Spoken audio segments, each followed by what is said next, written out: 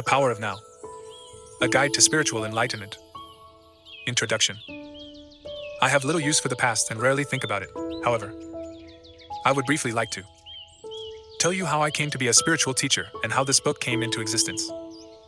Until my 30th year, I lived in a state of almost continuous anxiety interspersed with periods of if I am talking about some past lifetime or somebody else's life. One night not long after my 29th birthday, I woke up in the early hours with a feeling of absolute dread. I had woken up with such a feeling many times before, but this time it was more intense than it had ever been. The silence of the night, the vague outlines of the furniture in the dark room, the distant noise of a passing train. Everything felt so alien, so hostile, and so utterly meaningless that it created in me a deep loathing of the world. The most loathsome thing of all, however, was my own existence. What was the point in continuing to live with this burden of misery? Why carry on with this continuous struggle? I could feel that a deep longing for annihilation, for non-existence, was now becoming much stronger than the instinctive desire to continue to live. I cannot live with myself any longer. This was the thought that kept repeating itself in my mind. Then suddenly I became aware of what a peculiar thought it was. Am I one or two? If I cannot live with myself, there must be two of me. The I and the self that I cannot live with. Maybe, I thought, only one of them is real. I was so stunned by this strange realization that my mind stopped. I was fully conscious, but there were no more thoughts. Then I felt drawn into what seemed like a vortex of energy. It was a slow movement at first and then accelerated. I was gripped by an intense fear, and my body started to shake. I heard the words resist. Nothing. As if spoken inside my chest. I could feel myself being sucked into a void. It felt as if the void was inside myself rather than outside. Suddenly, there was no more fear, and I let myself fall into that void. I have no recollection of what happened after that. I was awakened by the chirping of a bird outside the window. I had never heard such a sound before. My eyes were still closed, and I saw the image of a precious diamond. Yes, if a diamond could make a sound, this is what it would be like. I opened my eyes. The first light of dawn was filtering through the curtains. Without any thought, I felt. I knew that there is infinitely more to light than we realize. That soft luminosity filtering through the curtains was love itself. Tears came into my eyes. I got up and walked around the room. I recognized the room, and yet I knew that I had never truly seen it before. Everything was fresh and pristine, as if it had just come into existence. I picked up things, a pencil, an empty bottle, marveling at the beauty and aliveness of it all. That day I walked around the city in utter amazement at the miracle of life on earth, as if I had just been born into this world. For the next 5 months, I lived in a state of uninterrupted deep peace and bliss. After that, it diminished somewhat in intensity. Or perhaps it just seemed to because it became my natural state. I could still function in the world, although I realized that nothing I ever did could possibly add anything to what I already had. I knew, of course, that something profoundly significant had happened to me, but I didn't understand it at all. It wasn't until several years later, after I had read spiritual texts and spent time with spiritual teachers, that I realized that what everybody was looking for had already happened to me. I understood that the intense pressure of suffering that night must have forced my consciousness to withdraw from its identification with the unhappy and deeply fearful self, which is ultimately a fiction of the mind. This withdrawal must have been so complete that this false suffering self immediately collapsed, just as if a plug had been pulled out of an inflatable toy. What was left then was my true nature as the ever-present I am. Consciousness in its pure state prior to identification with form. Later I also learned to go into that inner timeless and deathless realm that I had originally perceived as a void and remained fully conscious. I dwelt in states of such indescribable bliss and sacredness that even the original experience I just described pales in comparison. A time came when, for a while, I was left with nothing on the physical plane. I had no relationships, no job, no home, no socially defined identity. I spent almost 2 years sitting on park benches in a state of the most intense joy. But even the most beautiful experiences come and go. More fundamental, perhaps, than any experience is the undercurrent of peace that has never left me since then. Sometimes it is very strong, almost palpable, and others can feel it too. At other times, it is somewhere in the background, like a distant melody. Later, people would occasionally come up to me and say, "I want what you have. Can you give it to me? Or show me how to get it?" And I would say, "You have it already. You just can't feel it because your mind is malting too much noise." That answer later grew into the book that you are holding in your hands. Before I knew it, I had an external identity again. I had become a spiritual teacher. The truth that is within you, this book represents the essence of my work, as far as it can be conveyed in words. With individuals and small groups of spiritual seekers during the past 10 years, in Europe and in North America, in deep love and appreciation, I would like to thank those exceptional people for their courage, their willingness to embrace inner change, their challenging questions, and their readiness to listen. This book would not have come into existence without them. They belong to what is as yet a small but fortunately growing minority of spiritual pioneers. People who are reaching a point where they become capable of breaking out of inherited collective mind patterns that have kept humans in bondage to suffering for eons. I trust that this book will find its way to those who are ready for such radical inner transformation and so act as a catalyst for it. I also hope that it will reach many others who will find its content worthy of consideration. Although they may not be ready to fully live or practice it, it is possible that at a later time, the seed that was sown when reading this book will merge with the seed of enlightenment that each human being carries within. And suddenly that seed will sprout and come alive within them. The book in its present form originated, often spontaneously, in response to questions asked by individuals in seminars, meditation classes, and private counseling sessions. And so I have kept the question and answer format. I learned and received as much in those classes and sessions as the questioners. Some of the questions and answers I wrote down almost verbatim. Others are generic, which is to say I combined certain types of questions that were frequently asked into one and extracted the essence from different answers to form one generic answer. Sometimes, in the process of writing, an entirely new answer came that was more profound or insightful than anything I had ever uttered. Some additional questions were asked by the editor so as to provide further clarification of certain points. You will find that from the first to the last page. The dialogues continuously alternate between two different levels.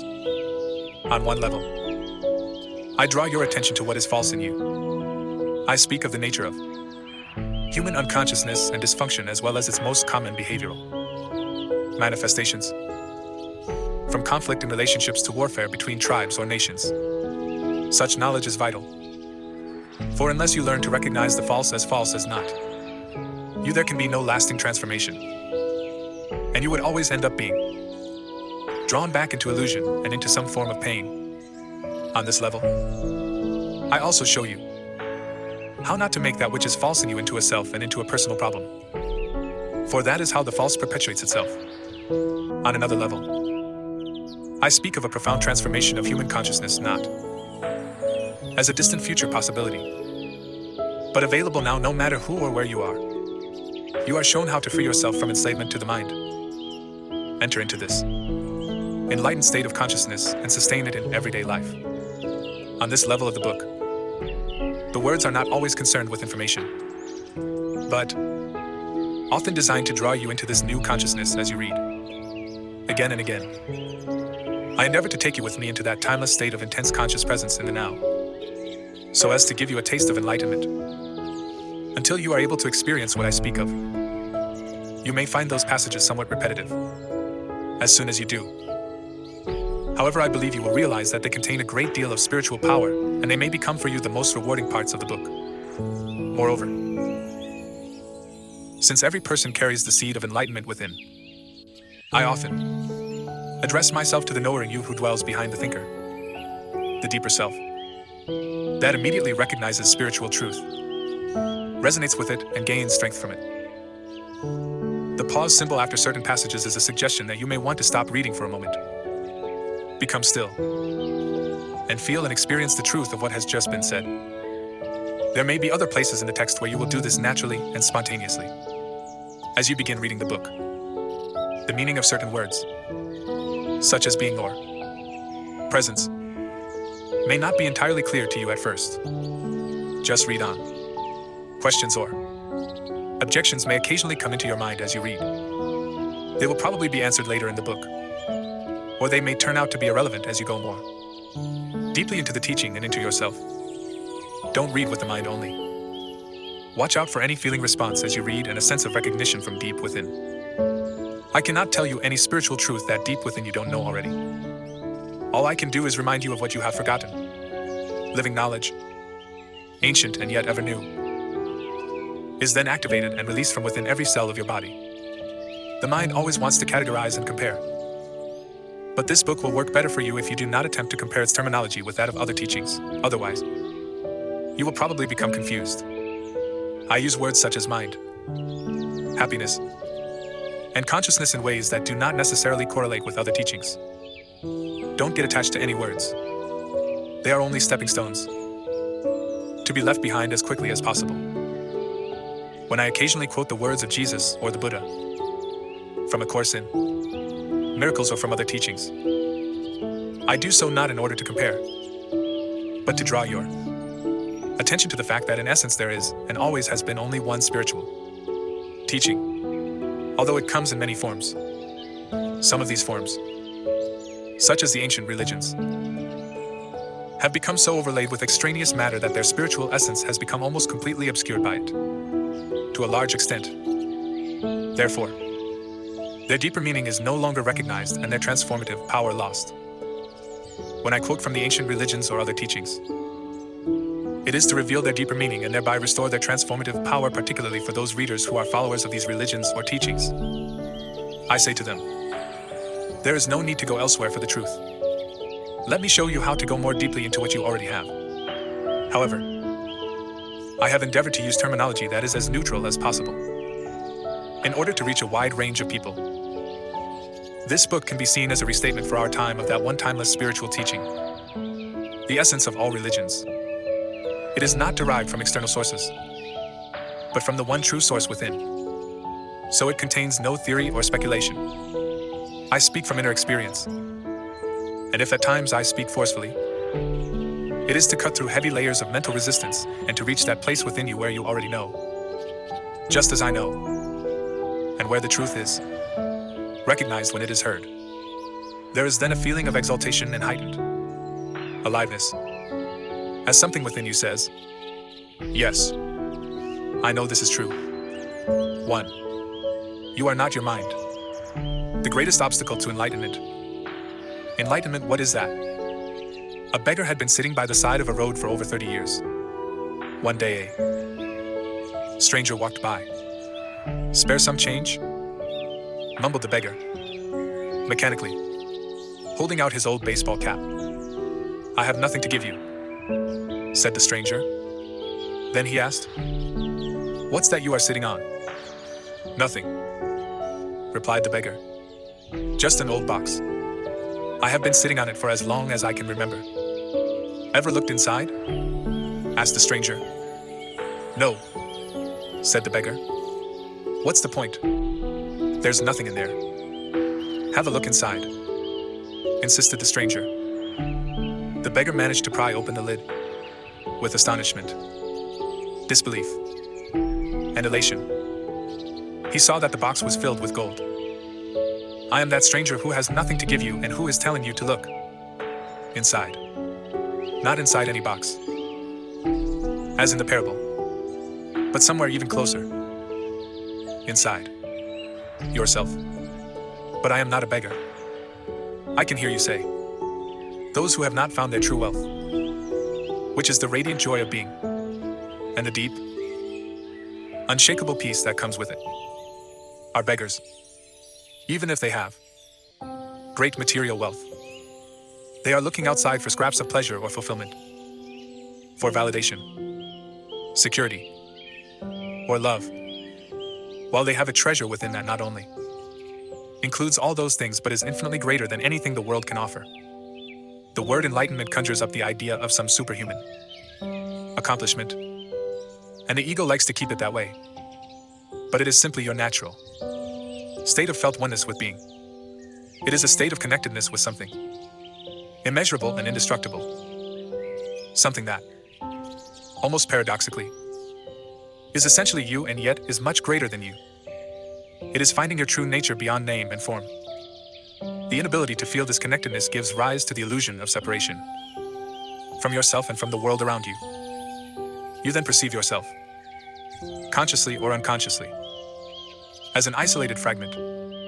Fear arises, and conflict within and without becomes the norm. I love the Buddha's simple definition of enlightenment as the end of suffering. There is nothing superhuman in that.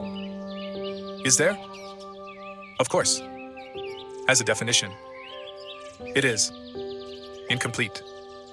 It only tells you what enlightenment is not. No suffering. But what's left? When there is no more suffering? The Buddha is silent on that. And his silence implies that you'll have to find out for yourself. He uses a negative definition so that the mind cannot make it into something to believe in or into a superhuman accomplishment, a goal that is impossible for you to attain. Despite this precaution, the majority of Buddhists still believe that enlightenment is for the Buddha, not for them. At least not in this lifetime. You use the word being. Can you explain what you mean by that? Being is the eternal, ever-present one life beyond the myriad forms of life that are subject to birth and death. However, being is not only beyond but also deep, within every form as its innermost invisible and indestructible essence.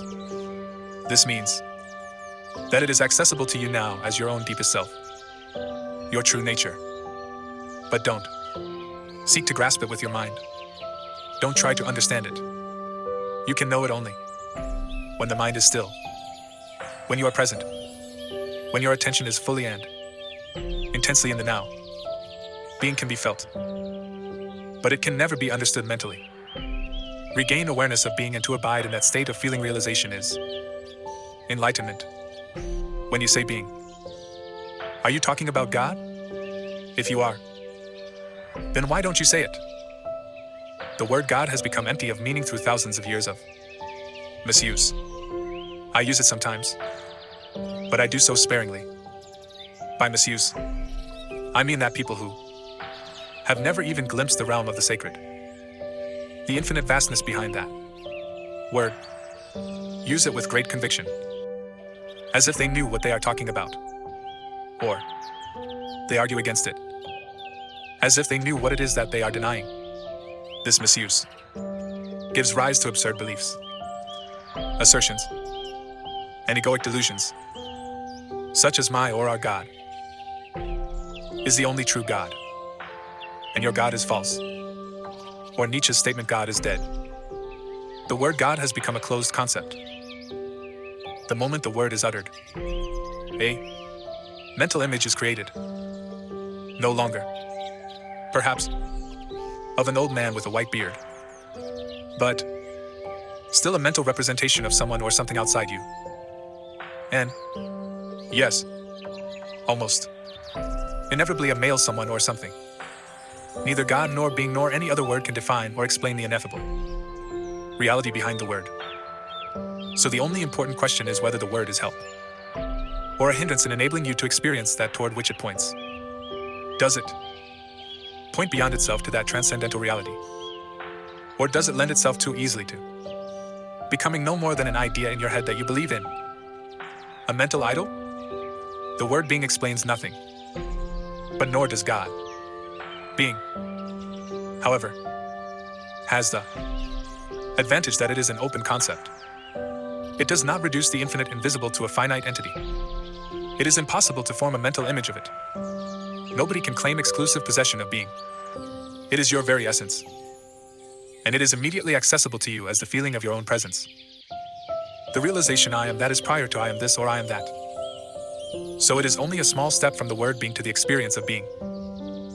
What is the greatest obstacle to experiencing this reality? Identification with your mind, which causes thought to become compulsive. Not to be able to stop thinking is a dreadful affliction. But we don't realize this because almost everybody is suffering from it. So it is considered normal.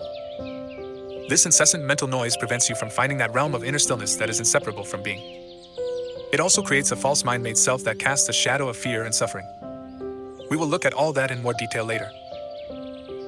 The philosopher Eckart believed that he had found the most fundamental truth when he made his famous statement, "I think, therefore I am." He had, in fact, given expression to the most basic error, to equate thinking with being and identity. With thinking, the compulsive thinker, which means almost everyone, lives in a state of apparent separateness, in an insanely complex world of continuous problems and conflict. A world that reflects the ever-increasing fragmentation of the mind. Enlightenment is a state of wholeness, of being at one and therefore at peace. At one with life in its manifested aspect, the world, as well as with your deepest self and life unmanifested at one with being.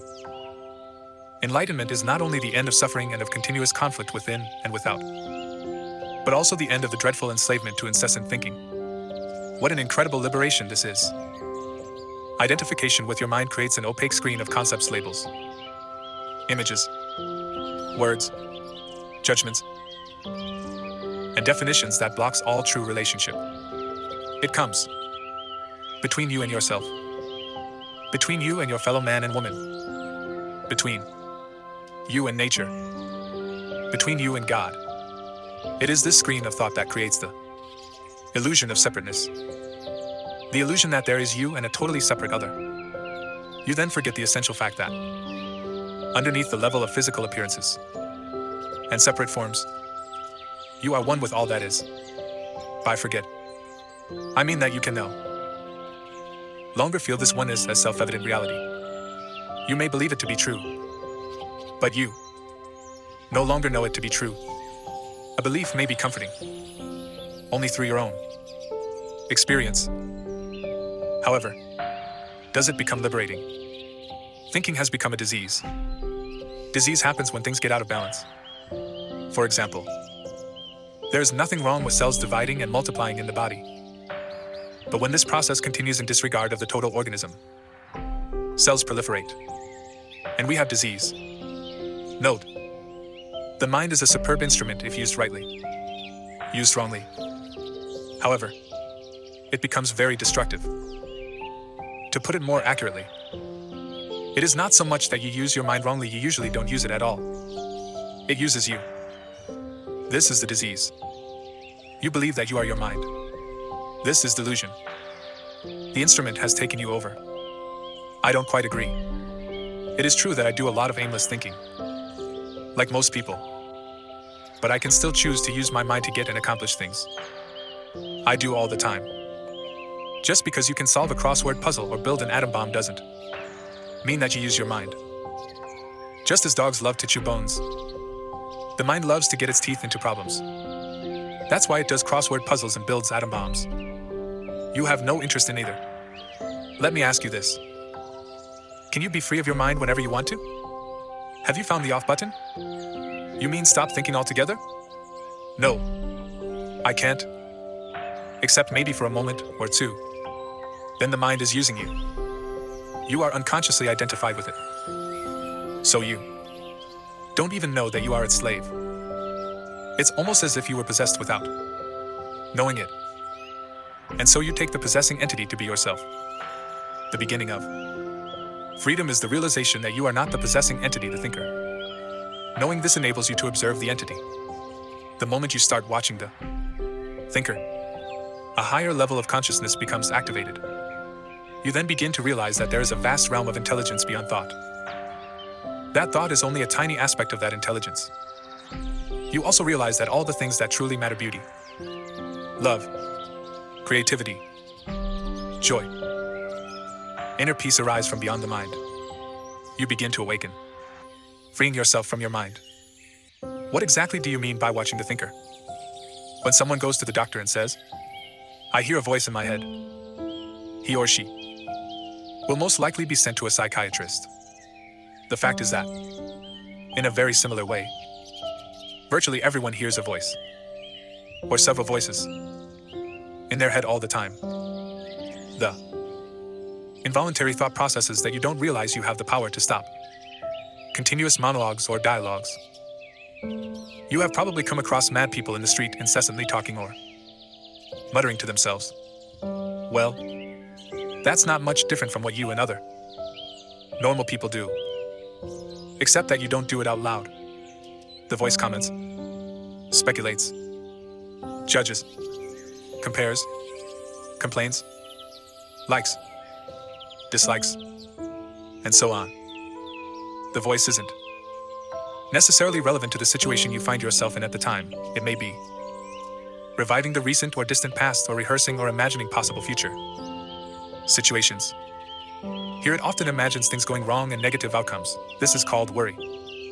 Sometimes this soundtrack is accompanied by visual images or mental movies. Even if the voice is relevant to the situation at hand, it will interpret it in terms of the past. This is because the voice belongs to your conditioned mind, which is the result of all your past history as well as of the collective cultural mindset you inherited. So you see and judge the present through the eyes of the past and get a totally distorted view of it. It is not uncommon for the voice to be a person's own worst enemy. Many people live with a tormentor in their head that continuously attacks and punishes them and drains them of vital energy. It is the cause of untold misery and unhappiness, as well as of disease. The good news is that you can free yourself from your mind. This is the only true liberation. You can take the first step right now. Start listening to the voice in your head as often as you can. Pay particular attention to any repetitive thought patterns, those old gramophone records that have been playing in your head perhaps for many years. This is what I mean by watching the thinker, which is another way of saying, listen to the voice in your head. Be there as the witnessing presence. When you listen to that voice, listen to it impartially. That is to say, do not judge. Do not judge or condemn what you hear. For doing so would mean that the same voice has come in again through the back door. You'll soon realize, there is the voice, and here I am listening to it, watching it. This I am realization, this sense of your own presence, is not a thought. It arises from beyond the mind. So when you listen to a thought, you are aware, not only of the thought but also of yourself as the witness of the thought. A new dimension of consciousness has come in. As you listen to the thought, you feel a conscious presence, your deeper self, behind or underneath the thought.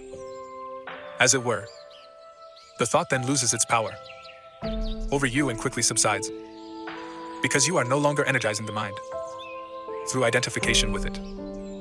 This is the beginning of the end of involuntary and compulsive thinking. When a thought subsides, you experience a discontinuity in the mental stream, a gap of no mind. At first, the gaps will be short, a few seconds perhaps, but gradually they will become longer. When these gaps occur, you feel a certain stillness and peace inside you. This is the beginning of your natural state of felt oneness with being, which is usually obscured by the mind. With practice, the sense of stillness and peace will deepen. In fact, there is no end to its depth. You will also feel a subtle emanation of joy arising from deep within. The joy of being. It is not a trance-like state. Not at all. There is no loss of consciousness here. The opposite is the case. If the price of peace were a lowering of your consciousness, the price of stillness a lack of vitality and alertness, they would not be worth having. In this state of interconnectedness, you are much more alert, more awake, than in the mind-identified state. You are fully present. It also raises the vibrational frequency of the energy field that gives life to the physical body. As you go more deeply into this realm of no mind, as it is sometimes called in the East, you realize the state of pure consciousness. In that state, you feel your own presence with such intensity and such joy that all emotions, your physical body, as well as the whole external world become relatively insignificant in comparison to it. And yet this is not a selfish but a selfless state. It takes you beyond what you previously thought of as yourself. That presence is essentially you and at the same time inconceivably greater than you. What I am trying to convey here may sound paradoxical or even contradictory, but there is no other way that I can express it.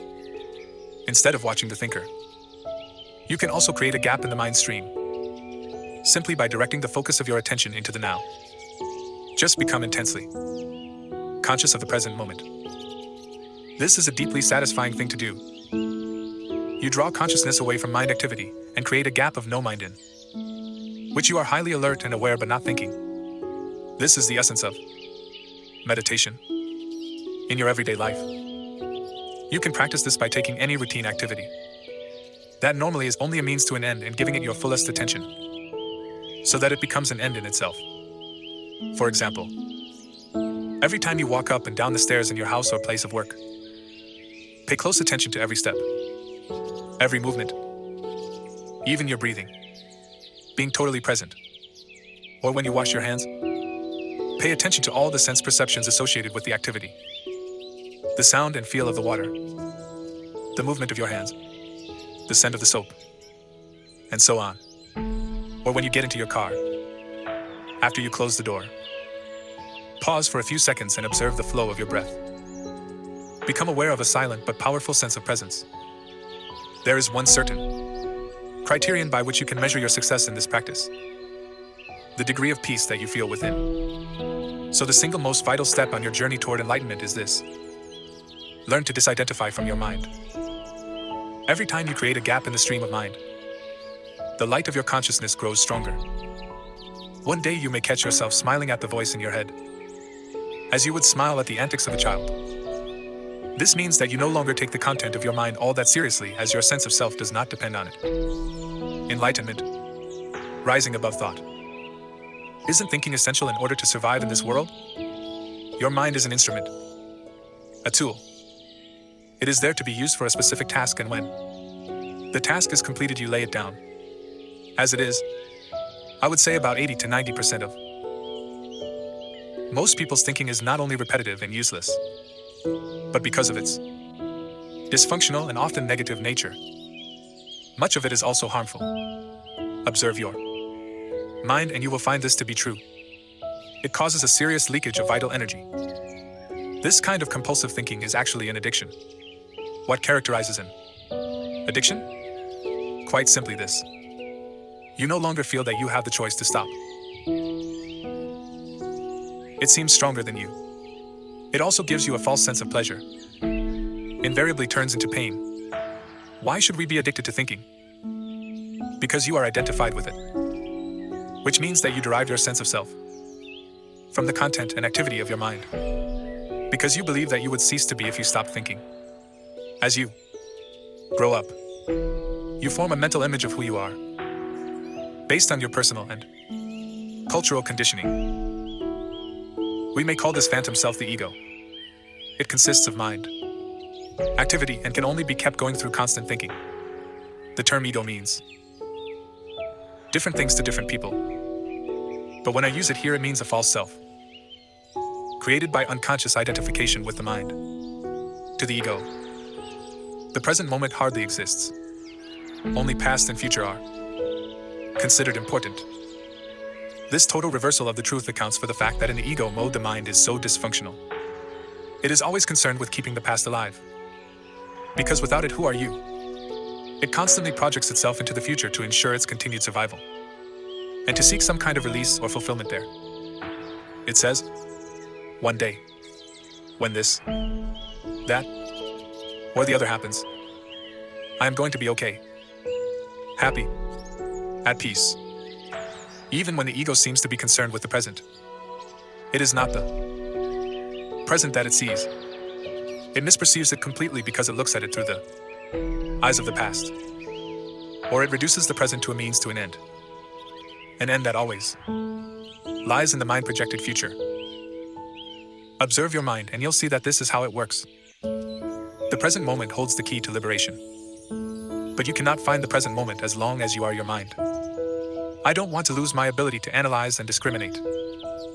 I wouldn't mind learning to think more clearly, in a more focused way. But I don't want to lose my mind. The gift of thought is the most precious thing we have. Without it, we would just be another species of animal. Predominance of mind is no more than a stage in the evolution of consciousness. We need to go on to the next stage now as a matter of urgency, otherwise we will be destroyed by the mind, which has grown into a monster. Thinking and consciousness are not synonymous.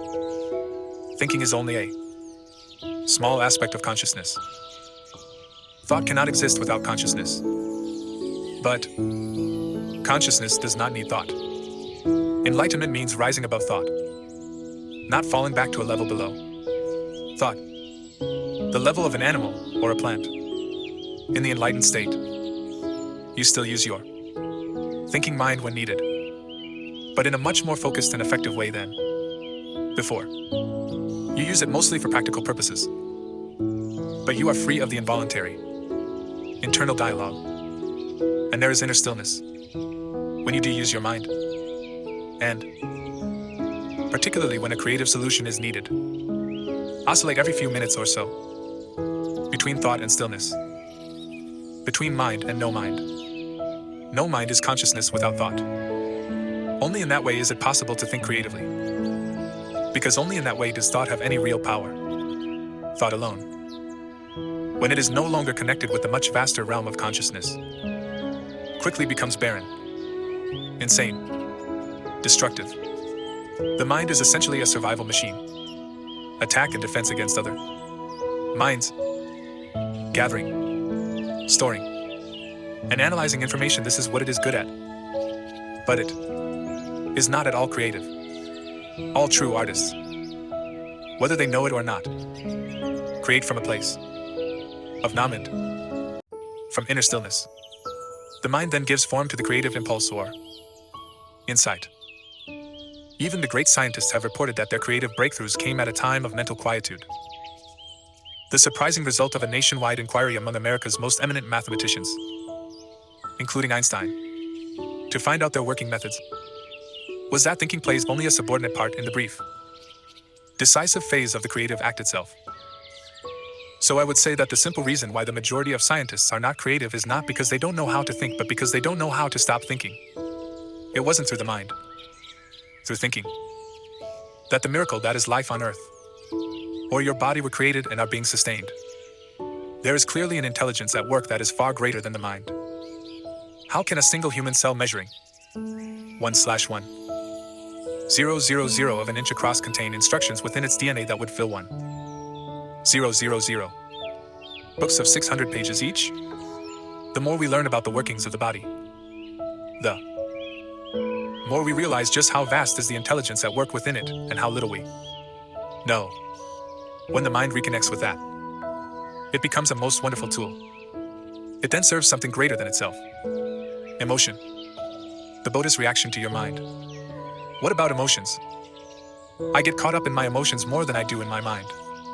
Mine, in the way I use the word, is not just thought. It includes your emotions as well as all unconscious mental emotional reactive patterns. Emotion arises at the place where mind and body meet. It is the Buddhist reaction to your mind, or you might say, a reflection of your mind in the body. For example, an attack thought or a hostile thought will create a buildup of energy in the body that we call anger. The body is getting ready to fight. The thought that you are being threatened, physically or psychologically, causes the body to contract. And this is the physical side of what we call fear. Research has shown that strong emotions even cause changes in the biochemistry of the body. These biochemical changes represent the physical or material aspect of emotion. Of course, you are not usually conscious of all your thought patterns, and it is often only through watching your emotions that you can bring them into awareness. The more you are identified with your thinking, your likes and dislikes, judgments and interpretations, which is to say the less present you are as the watching consciousness, the stronger the emotional energy charge will be, whether you are aware of it or not. If you cannot feel your emotions, If you are cut off from them, you will eventually experience them on a purely physical level, as a physical problem or symptom. A great deal has been written about this in recent years, so we don't need to go into it here. A strong unconscious emotional pattern may even manifest as an external event that appears to just happen to you. For example, I have observed that people who carry a lot of anger inside without being aware of it and without expressing it are more likely to be attacked verbally or even physically by other angry people, and often for no apparent reason. They have a strong emanation of anger that certain people pick up subliminally, and that triggers their own latent anger. If you have difficulty feeling your emotions, start by focusing attention on the inner energy field of your body. Feel the body from within. This will also put you in touch with your emotions. We will explore this in more detail later. You say that an emotion is the mind's reflection in the body, but sometimes there is conflict between the two. The mind says no while the emotion says yes, or the other way around. If you really want to know your mind, the body will always give you a truthful reflection. So look at the emotion, or rather feel it in your body. If there is an apparent conflict between them, the thought will be the lie. The emotion will be the truth. Not the ultimate truth of who you are, but the relative truth of your state of mind at that time. Conflict between surface thoughts and unconscious mental processes is certainly common. You may not yet be able to bring your unconscious mind activity into awareness as thoughts, but it will always be reflected in the body as an emotion. Of this you can become aware. To watch an emotion in this way is basically the same as listening to or watching a thought, which I described earlier. The only difference is that while a thought is in your head, an emotion has a strong physical component, and so is primarily felt in the body. You can then allow the emotion to be there without being controlled by it. You no longer are the emotion, you are the watcher, the observing presence. If you practice this, all that is unconscious in you will be brought into the light of consciousness. So observing our emotions is as important as observing our thoughts? Yes. Make it a habit to ask yourself, what's going on inside me at this moment? Such question will point you in the right direction. But don't analyze. Just watch. Focus your attention within. Feel the energy of the emotion. If there is no emotion present, take your attention more deeply into the inner energy field of your body. It is the doorway into being. An emotion usually represents an amplified and energized thought pattern. And because of its often overpowering energetic charge, it is not easy initially to stay present enough to be able to watch it. It wants to take you over. And it usually succeeds unless there is enough presence in you.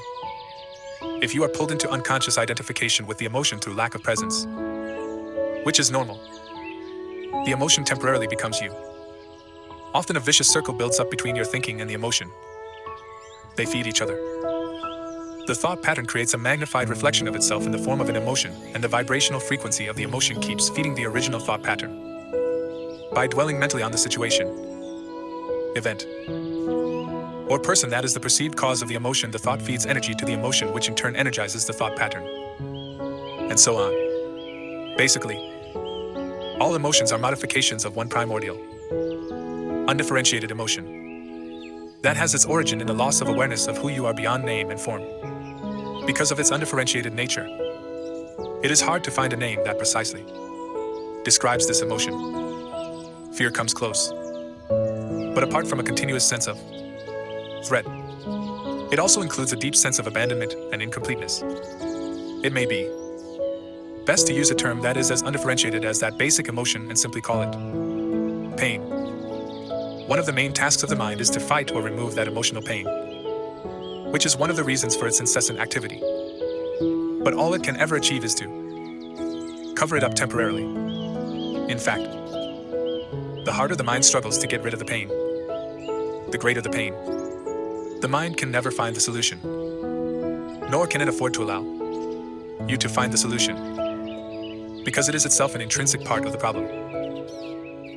Imagine police trying to find an arsonist when the arsonist is the chief of police. You will not be free of that pain until you cease to derive your sense of self from identification with the mind, which is to say from ego. The mind is then toppled from its place of power, and being reveals itself as your true nature. Yes, I know what you are going to ask. I was going to ask, what about positive emotions such as love and joy? They are inseparable from your natural state of interconnectedness with being. Glimpses of love and joy or brief moments of deep peace are possible whenever a gap occurs in the stream of thought. For most people, such gaps happen rarely and only accidentally, in moments when the mind is rendered speechless. Sometimes, triggered by great beauty, extreme physical exertion, or even great danger, suddenly, inner stillness comes in. And within that stillness there is a subtle but intense joy, there is love and peace. Usually, such moments are short-lived, as the mind quickly resumes its noise, making activity that we call thinking.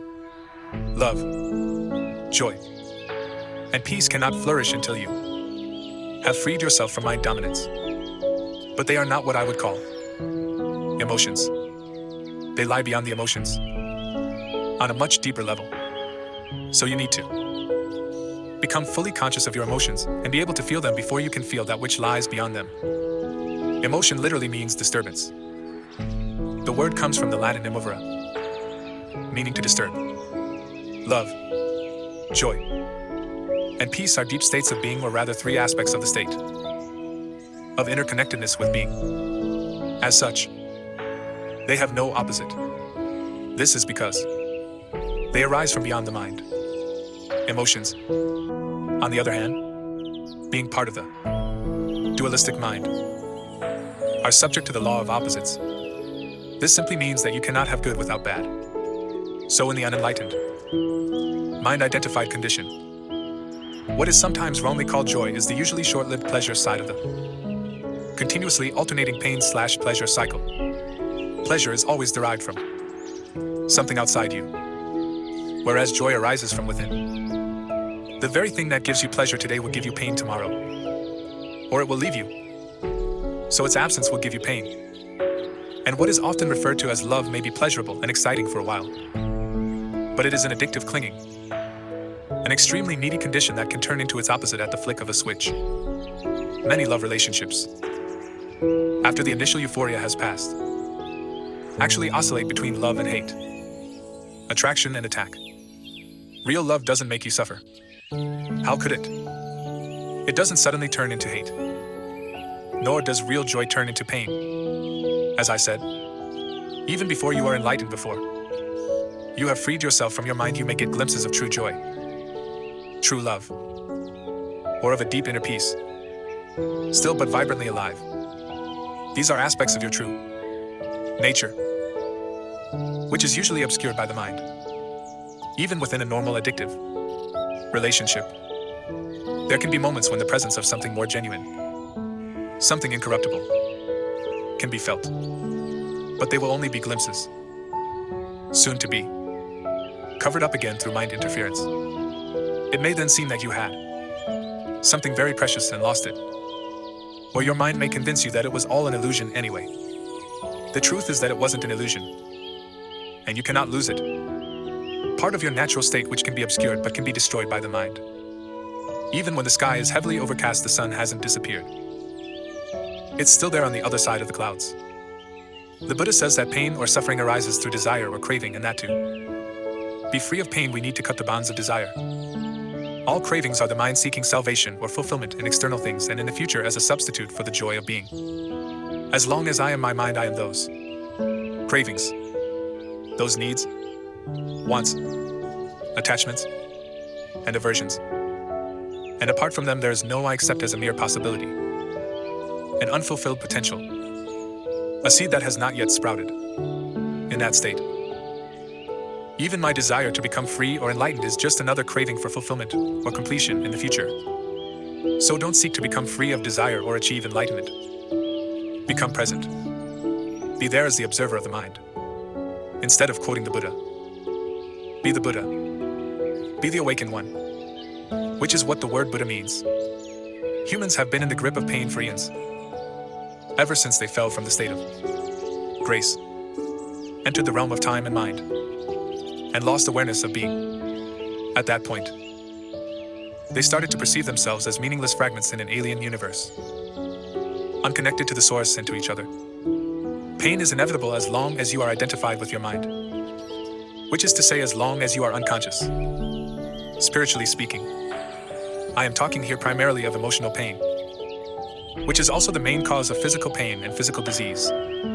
Resentment, hatred, self-pity, guilt, anger, depression, jealousy, and so on. Even the slightest irritation are all forms of pain. And every pleasure or emotional high contains within itself the seed of pain. Inseparable opposite, which manifest in time. Anybody who has ever taken drugs to get high will know that the high eventually turns into a low, that the pleasure turns into some form of pain. Many people also know from their own experience how easily and quickly an intimate relationship can turn from a source of pleasure to a source of pain.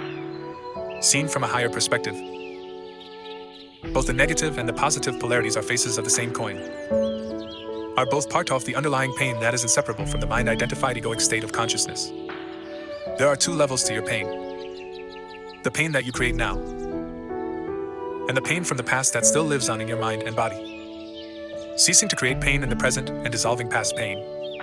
2. Consciousness. The way out of pain. Create no more pain in the present. Nobody's life is entirely free of pain and sorrow. Isn't it a question of learning to live with them rather than trying to avoid them? The greater part of human pain is unnecessary. It is self-created as long as the unobserved mind runs your life. The pain that you create now is always some form of non-acceptance, some form of unconscious resistance to what is. On the level of thought, the resistance is some form of judgment. On the emotional level, it is some form of negativity. The intensity of the pain depends on the degree of resistance to the present moment. And this in turn depends on how strongly you are identified with your mind. The mind always seeks to deny the now and to escape from it.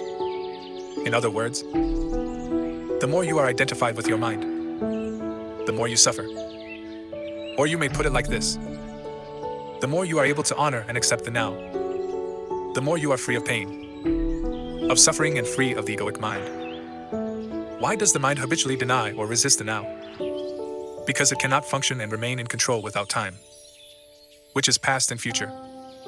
So it perceives the timeless now as threatening. Time and mind are in fact inseparable. Imagine the earth devoid of human life, inhabited only by plants and animals. Would it still have a past and a future? Could we still speak of time in any meaningful way? The question, what time is it? Or what's the date today? If anybody were there to ask, it would be quite meaningless. The oak tree or the eagle would be bemused by such a question. What time? They would ask. Well, of course, it's now. The time is now. What else is there? Yes, we need the mind as well as time to function in this world. But a point where they take over our lives. And this is where dysfunction, pain, and sorrow set in. The mind, to ensure that it remains in control, seeks continuously to cover up the present moment with past and future. And so, as the vitality and infinite creative potential of being, which is inseparable from the now, becomes covered up by time, your true nature becomes obscured by the mind. An increasingly heavy burden of time has been accumulating in the human mind. All individuals are suffering under this burden. But they also keep adding to it every moment whenever they ignore or deny that precious moment, or reduce it to a means of getting to some future moment, which only exists in the mind, never in actuality. The accumulation of time in the collective and individual human mind also holds a vast amount of residual pain from the past. If you no longer want to create pain for yourself and others, if you no longer want to add to the residue of past pain that still lives on in you, then don't create any more time. Or at least no more than is necessary to deal with the practical aspects of your life. How to stop creating time? Realize deeply that the present moment is all you ever have. Make the now the primary focus of your life.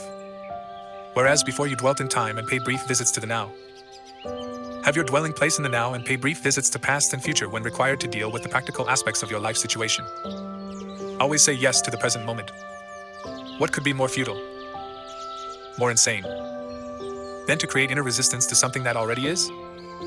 What could be more insane than to oppose life itself, which is now and always now? Surrender to what is. Say yes to life and see how life suddenly starts working for you rather than against you. The present moment is sometimes unacceptable, unpleasant, or awful. It is as it is. Observe how the mind labels it and how this labeling process, this continuous sitting in judgment, creates pain and unhappiness. By watching the mechanics of the mind, you step out of its resistance patterns. You can then allow the present moment to be.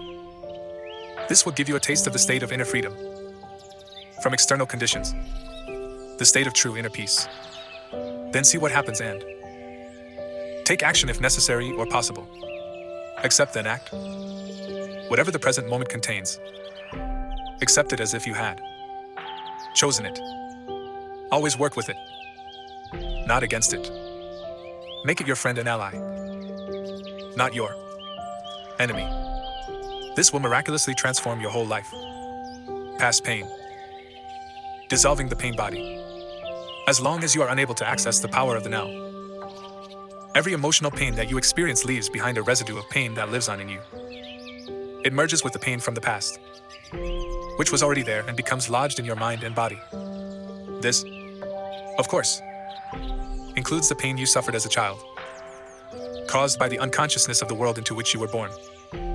This accumulated pain is a negative energy field that occupies your body and mind. If you look on it as an invisible entity in its own right, getting quite close to the truth, it's the emotional pain body.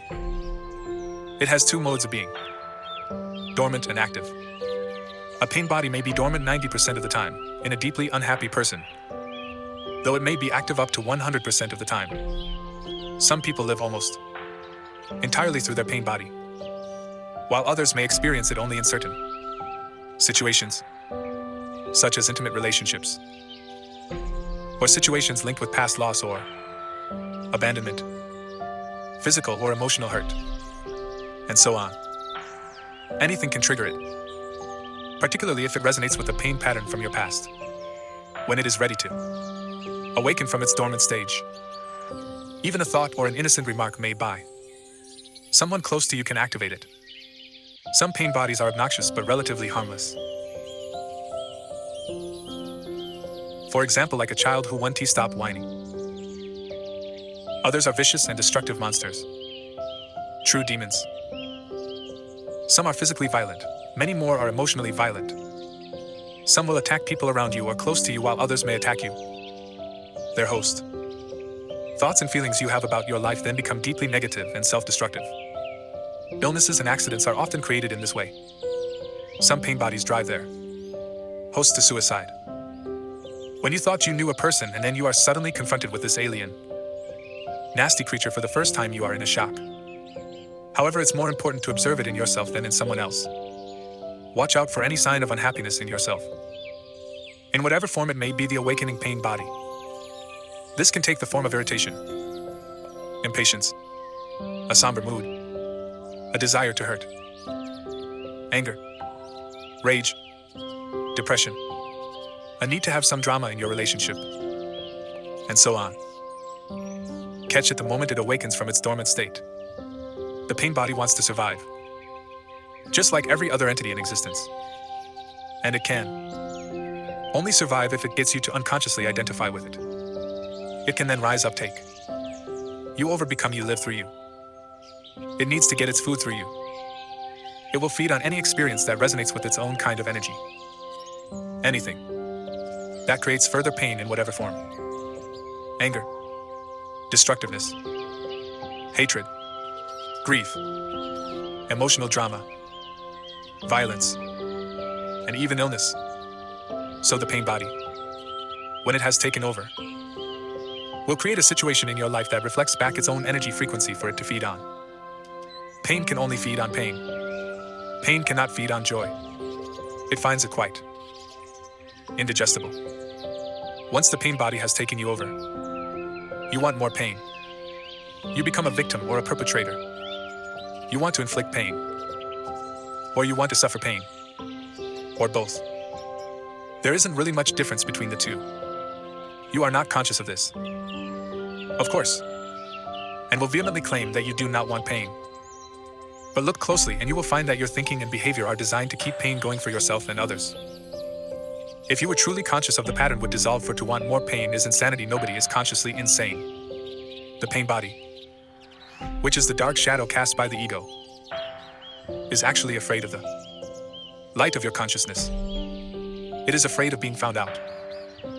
Its survival depends on your unconscious identification with it, as well as on your unconscious fear of facing the pain that lives in you.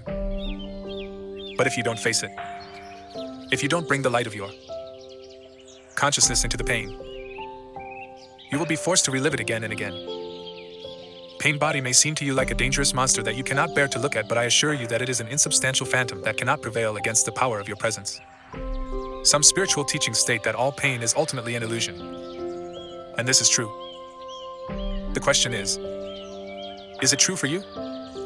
A mere belief doesn't make it true. Do you want to experience pain for the rest of your life and keep saying that it is an illusion? Does that free you from the pain?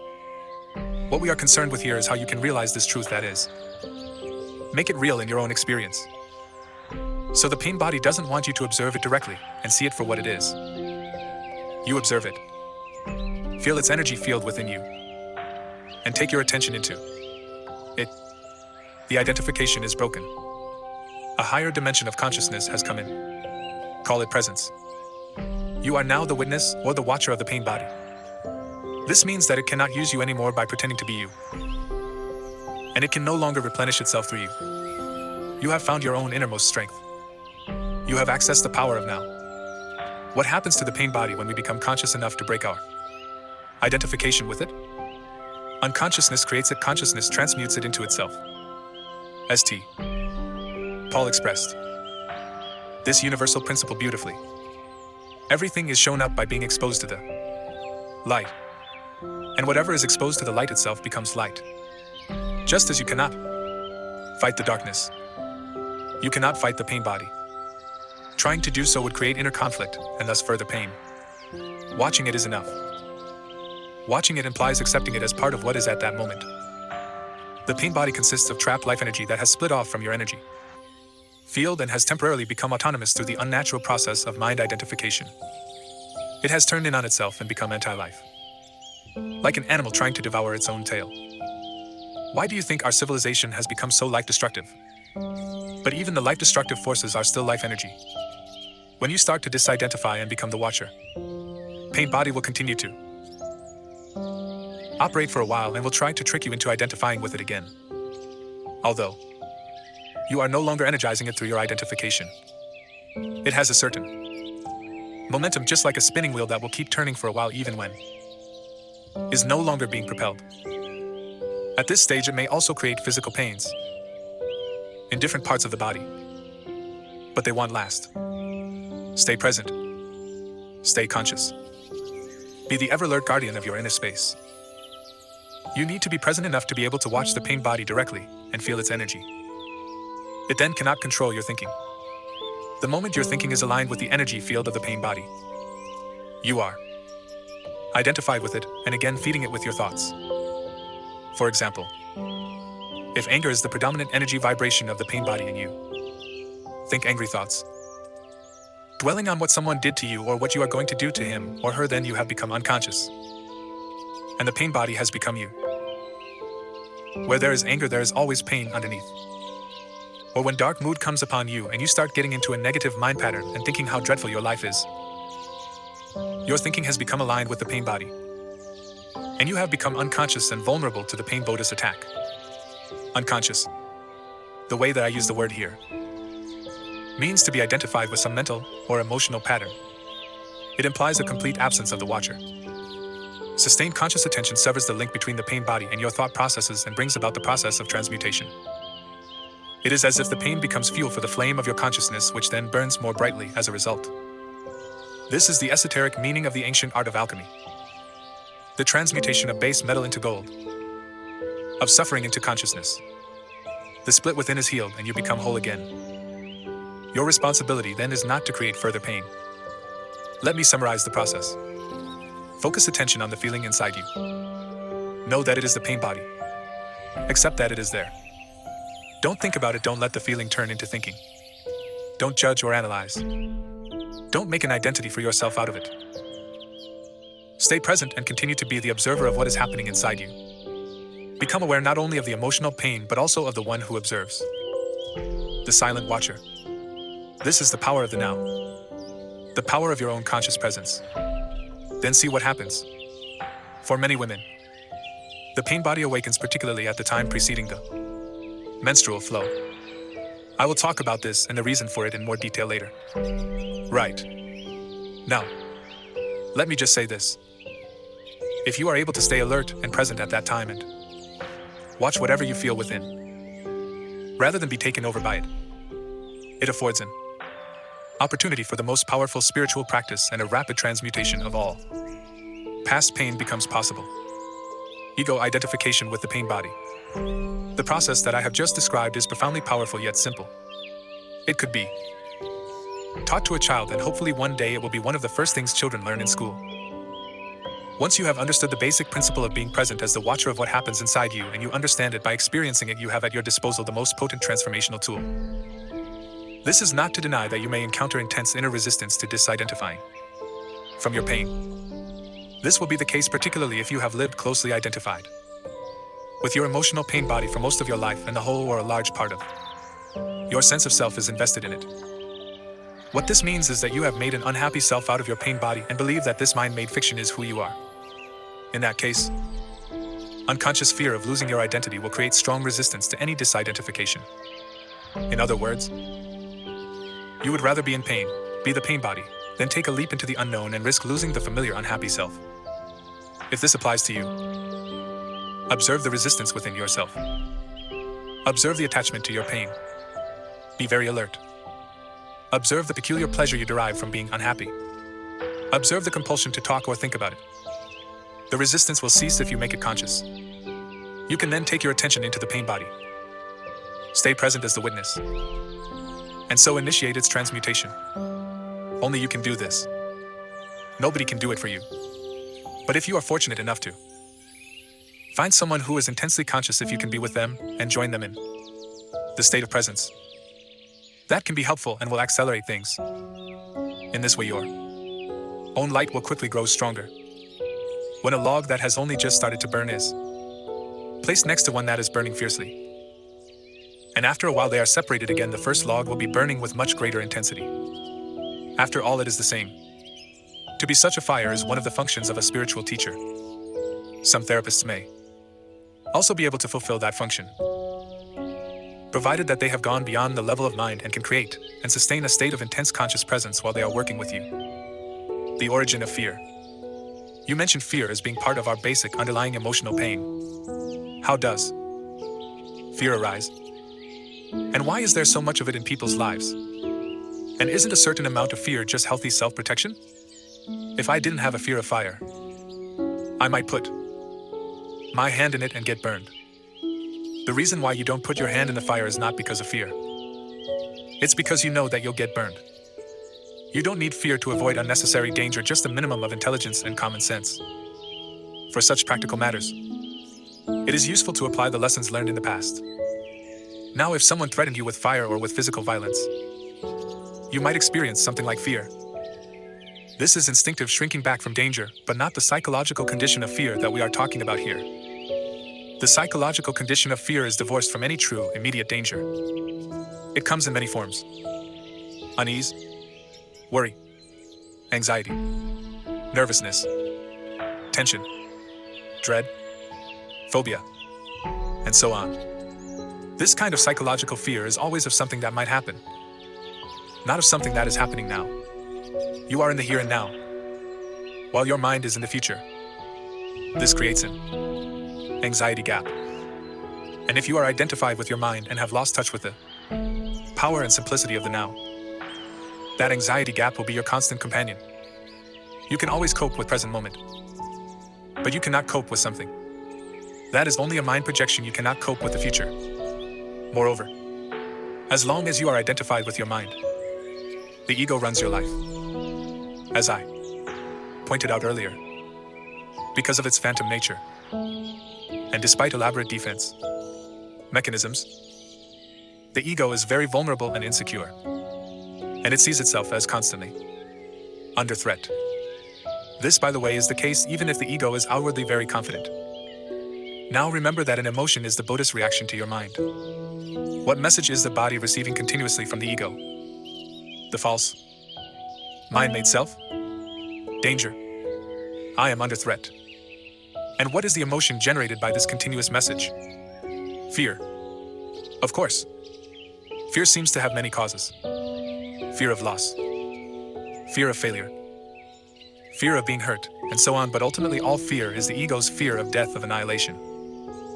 To the ego, death is always just around the corner. In this mind-identified state, fear of death affects every aspect of your life. For example, even such a seemingly trivial and normal thing as the compulsive need to be right in an argument and make the other person wrong, defending the mental position with which you have identified, is due to the fear of death. If you identify with a mental position, then if you are wrong, your mind-based sense of self is seriously threatened with annihilation. So you as the ego cannot afford to be wrong. To be wrong is to die. Wars have been fought over this and countless relationships have broken down. Once you have disidentified from your mind, whether you are right or wrong makes no difference to your sense of self at all. So the forcefully compulsive and deeply unconscious need to be right, which is a form of violence, will no longer be there. You can state clearly and firmly how you feel or what you think, but there will be no aggressiveness or defensiveness about it. Your sense of self is then derived from a deeper and truer place within yourself, not from the mind. Watch out for any kind of defensiveness within yourself. What are you defending? An illusory identity, image in your mind, a fictitious entity. By making this pattern conscious, by witnessing it, you disidentify from it. In the light of your consciousness, the unconscious pattern will then quickly dissolve. This is the end of all arguments and power games, which are so corrosive to relationships. Power over others is weakness, disguised as strength. True power is within, and it is available to you now. So anyone who is identified with their mind and, therefore, disconnected from their true power, their deeper self rooted in being, will have fear as their constant companion. The number of people who have gone beyond mind is as yet extremely small. So you can assume that virtually everyone you meet or know lives in a state of fear. Only the intensity of it varies. It fluctuates between anxiety and dread at one end of the scale and a vague unease and distant sense of threat at the other. Most people become conscious of it only when it takes on one of its more acute forms. The ego's search for wholeness. Another aspect of the emotional pain that is an intrinsic part of the egoic mind is a deep-seated sense of lack or incompleteness, of not being whole. In some people, conscious. In others, unconscious. If it is conscious, it manifests as the unsettling and constant feeling of not being worthy or good enough. If it is unconscious, it will only be felt indirectly as an intense craving, wanting and needing. In either case, people will often enter into a compulsive pursuit of ego gratification and things to identify with in order to fill this hole they feel within. So they strive after possessions, money, success, power, recognition, or a special relationship, basically so that they can feel better about themselves, feel more complete. But even when they attain all these things, they soon find that the hole is still there, that it is bottomless. Then they are really in trouble, because they cannot delude themselves anymore. Well, they can and do, but it gets more difficult. As long as the egoic mind is running your life, you cannot truly be at ease. You cannot be at peace or fulfilled except for brief intervals when you obtained what you wanted, when a craving has just been fulfilled. Since the ego is a derived sense of self, it needs to identify with external things. It needs to be both defended and fed constantly. The most common ego identifications have to do with possessions, the work you do, social status and recognition, knowledge and education, physical appearance, special abilities, relationships, personal and family history, belief systems, and often also political, nationalistic, racial, religious, and other collective identifications. None of these is you. Do you find this frightening? Or is it a relief to know this? All of these things you will have to relinquish sooner or later. Perhaps you find it as yet hard to believe. I am certainly not asking you to believe that your identity cannot be found in any of those things. You will know the truth of it for yourself. You will know it at the latest, when you feel death approaching. Death is a stripping away of all that is not you. The secret of life is to die before you die and find that there is no death. 3. Moving deeply into the now. Don't seek yourself in the mind. I feel that there is still a great deal I need to learn about the workings of my mind before I can get anywhere near full consciousness or spiritual enlightenment. No, you don't. The problems of the mind cannot be solved on the level of the mind. Once you have understood the basic dysfunction, there isn't really much else that you need to learn or understand. Studying the complexities of the mind may make you a good psychologist, but doing so won't take you beyond the mind. Just as the study of madness isn't enough to create sanity, you have already understood the basic mechanics of the unconscious state. Identification with the mind, which creates a false self, the ego. As a substitute for your true self rooted in being, you become as a branch cut off from the vine. As Jesus puts it, the ego's needs are endless. It feels vulnerable and threatened, and so lives in a state of fear and want. Once you know how the basic dysfunction operates, there is no need to explore all its countless manifestations. No need to make it into a complex personal problem. The ego, of course, loves that. It is always seeking for something to attach itself to in order to uphold and strengthen its illusory sense of self. And it will readily attach itself to your problems. This is why, for so many people's sense of self is intimately connected with their problems. Once this has happened, the last thing they want is to become free of them. That would mean loss of self. There can be a great deal of unconscious ego investment in pain and suffering. So once you recognize the root of unconsciousness as identification with the mind, which of course includes the emotions, you step out of it. You become present.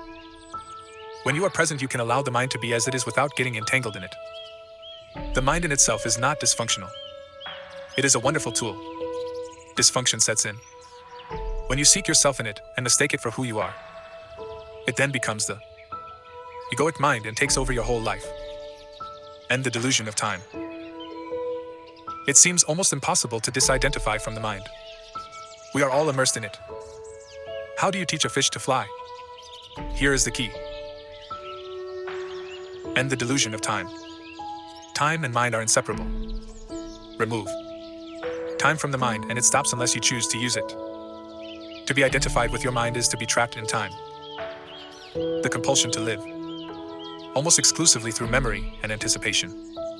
This creates an endless preoccupation with past and future, and an unwillingness to honor and acknowledge the present moment and allow it to be. The compulsion arises because the past gives you an identity, and the future holds the promise of salvation, of fulfillment in whatever form. Both are illusions, but without a sense of time, how would we function in this world? There would be no goals to strive toward anymore. I wouldn't even know who I am because my past makes me who I am today. I think time is something very precious, and we need to learn to use it wisely rather than waste it. Time isn't precious at all because it is an illusion. What you perceive as precious is not time, but the one point that is out of time. The now. That is precious indeed. The more you are focused on time past and future, the more you miss the now. The most precious thing there is. Why is it the most precious thing?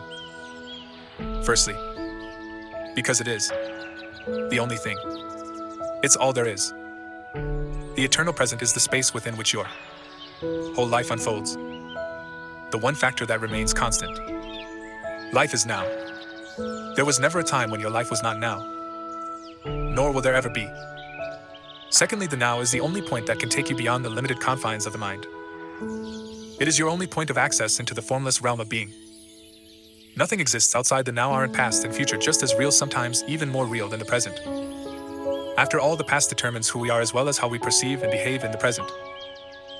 And our future goals determine which actions we take in the present. You haven't yet grasped the essence of what I am saying because you are trying to understand it mentally. The mind cannot understand this. Only you can. Just listen. Have you ever experienced done, thought or felt anything outside the now? Do you think you ever will? Is possible for anything to happen or be outside the now? The answer is obvious. Is it not? Nothing ever happened in the past. It happened in the now. Nothing will ever happen in the future. It will happen in the now. What you think of as the past is a memory trace stored in the mind of a former now. When you remember the past, you reactivate a memory trace and you do so now. The future is an imagined now, a projection of the mind. When the future comes, it comes as a now. When you think about the future, you do it now. Past and future obviously have no reality of their own. Just as the moon has no light of its own, but can only reflect the light of the sun, so are past and future only pale reflections of the light, power, and reality of the eternal present. Their reality is borrowed from the now. The essence of what I am saying here cannot be understood by the mind. The moment you grasp it, there is a shift in consciousness from mind to being, from time to presence. Suddenly, everything feels alive, radiates energy, emanates being. The key to the spiritual dimension. In life-threatening emergency situations, the shift in consciousness from time to presence sometimes happens naturally. The personality that has a past and a future momentarily recedes and is replaced by an intense conscious presence. Very still but very alert at the same time. Whatever response is needed then arises out of that state of consciousness. The reason why some people love to engage in dangerous activities, such as mountain climbing, car racing, and so on, although they may not be aware of it, is that it forces them into the now, that intensely alive state that is free of time, free of problems, free of thinking, free of the burden of the personality. Slipping away from the present moment even for a second may mean death. Unfortunately, they come to depend on a particular activity to be in that state. But you don't need to climb the north face of the Eiger. You can enter that state now. Since ancient times, spiritual masters of all traditions have pointed to the now as the key to the spiritual dimension. Despite this, it seems to have remained a secret. It is certainly not taught in churches and temples. If you go to a church, you may hear readings from the Gospels such as "Take no thought for the morrow, for the morrow shall take thought for the things of itself." Or "Nobody who puts his hands to the plow and looks back is fit for the kingdom of God." Or you might hear the passage about the beautiful flowers that are not anxious about tomorrow but live with ease in the timeless now and are provided for abundantly by God. The depth and radical nature of these teachings are not recognized. No one seems to realize that they are meant to be lived and so bring about a profound inner transformation. The whole essence of Zen consists in walking along the razor's edge of now, to be so utterly, so completely present that no problem, no suffering, nothing that is not who you are in your essence, can survive in you, in the now, in the absence of time. All your problems dissolve. Suffering needs time. It cannot survive in the now. The great Zen master Rinzai, in order to take his students' attention away from time, would often raise his finger and slowly ask, "What, at this moment, is lacking?" A powerful question that does not require an answer on the level of the mind. It is designed to take your attention deeply into the now. A similar question in the Zen tradition is this: if not now, when? The now is also central to the teaching of Sufism, the mystical branch of Islam. Sufis have a saying: the Sufi is the son of time present. And Rumi, the great poet and teacher of Sufism, declares, "Past and future veil God from our sight, burn up both of them with fire." Eckart, the 13th century spiritual teacher, summed it all up. Time is what keeps the light from reaching us. There is no greater obstacle to God than time. Accessing the power of the now. A moment ago, when you talked about the eternal present and the unreality of past and future, I found myself looking at that tree outside the window. I looked at it a few times before, but this time it was different. The external perception had not changed much. except that the colors seemed brighter and more vibrant. But there was now an added dimension to it. This is hard to explain. I don't know how. But I was aware of something invisible that I felt was the essence of that tree. Its inner spirit, if you like. And somehow I was part of that. I realize now that I hadn't truly seen the tree before. Just a flat and dead image of it. When I look at the tree now, some of that awareness is still present, but I can feel it slipping away. You see, the experience is already receding into the past. Can something like this ever be more than a fleeting glimpse? You were free of time for a moment. You moved into the now and therefore perceived the tree without the screen of mind. The awareness of being became part of your perception. With the timeless dimension comes a different kind of knowing, one that does not kill the spirit that lives within every creature and everything. A knowing that does not destroy the sacredness and mystery of life but contains a deep love and reverence for all that is. A knowing of which the mind knows nothing. The mind cannot know the tree. It can only know facts about the tree. My mind cannot know you. Only labels, judgments, facts, and opinions about you. Being alone knows directly. There is a place for mind and mind knowledge. It is in the practical realm of day-to-day living. However, when it takes over all aspects of your life, including your relationships with other human beings and with nature, it becomes a monstrous parasite that, unchecked, may well end up killing all life on the planet and finally itself by killing its host. You have had a glimpse of how the timeless can transform your perceptions. But an experience is not enough. No matter how beautiful or profound. What is needed? What we are concerned with is a permanent shift in consciousness. So break the old pattern of present moment denial and present moment resistance. Make it your practice to withdraw attention from past and future whenever they are not needed. Step out of the time dimension as much as possible in everyday life. If you find it hard to enter the now directly,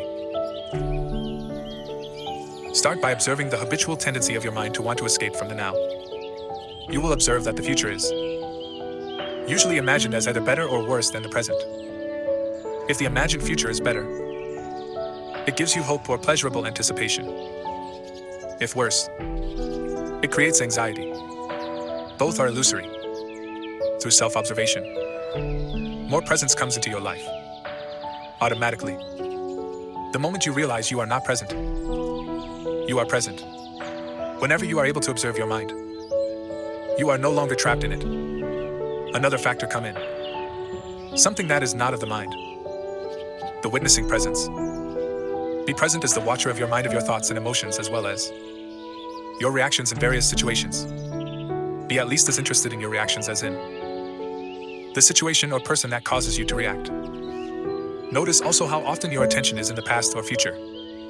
Don't judge or analyze what you observe. Watch the thought, feel the emotion, observe the reaction. Don't make personal problem out of them. You will then feel something more powerful than any of those things that you observe. The still, observing presence itself behind the content of your mind. The silent watcher. Intense presence is needed when certain situations trigger a reaction with a strong emotional charge, such as when your self-image is threatened, a challenge comes into your life that triggers fear. Things go wrong. Or an emotional complex from the past is brought up. In such moment, the tendency is to become unconscious. The reaction or emotion takes you over, you become it. You act it out. You justify. Attack. Defend. Except that it isn't you. It's the reactive pattern.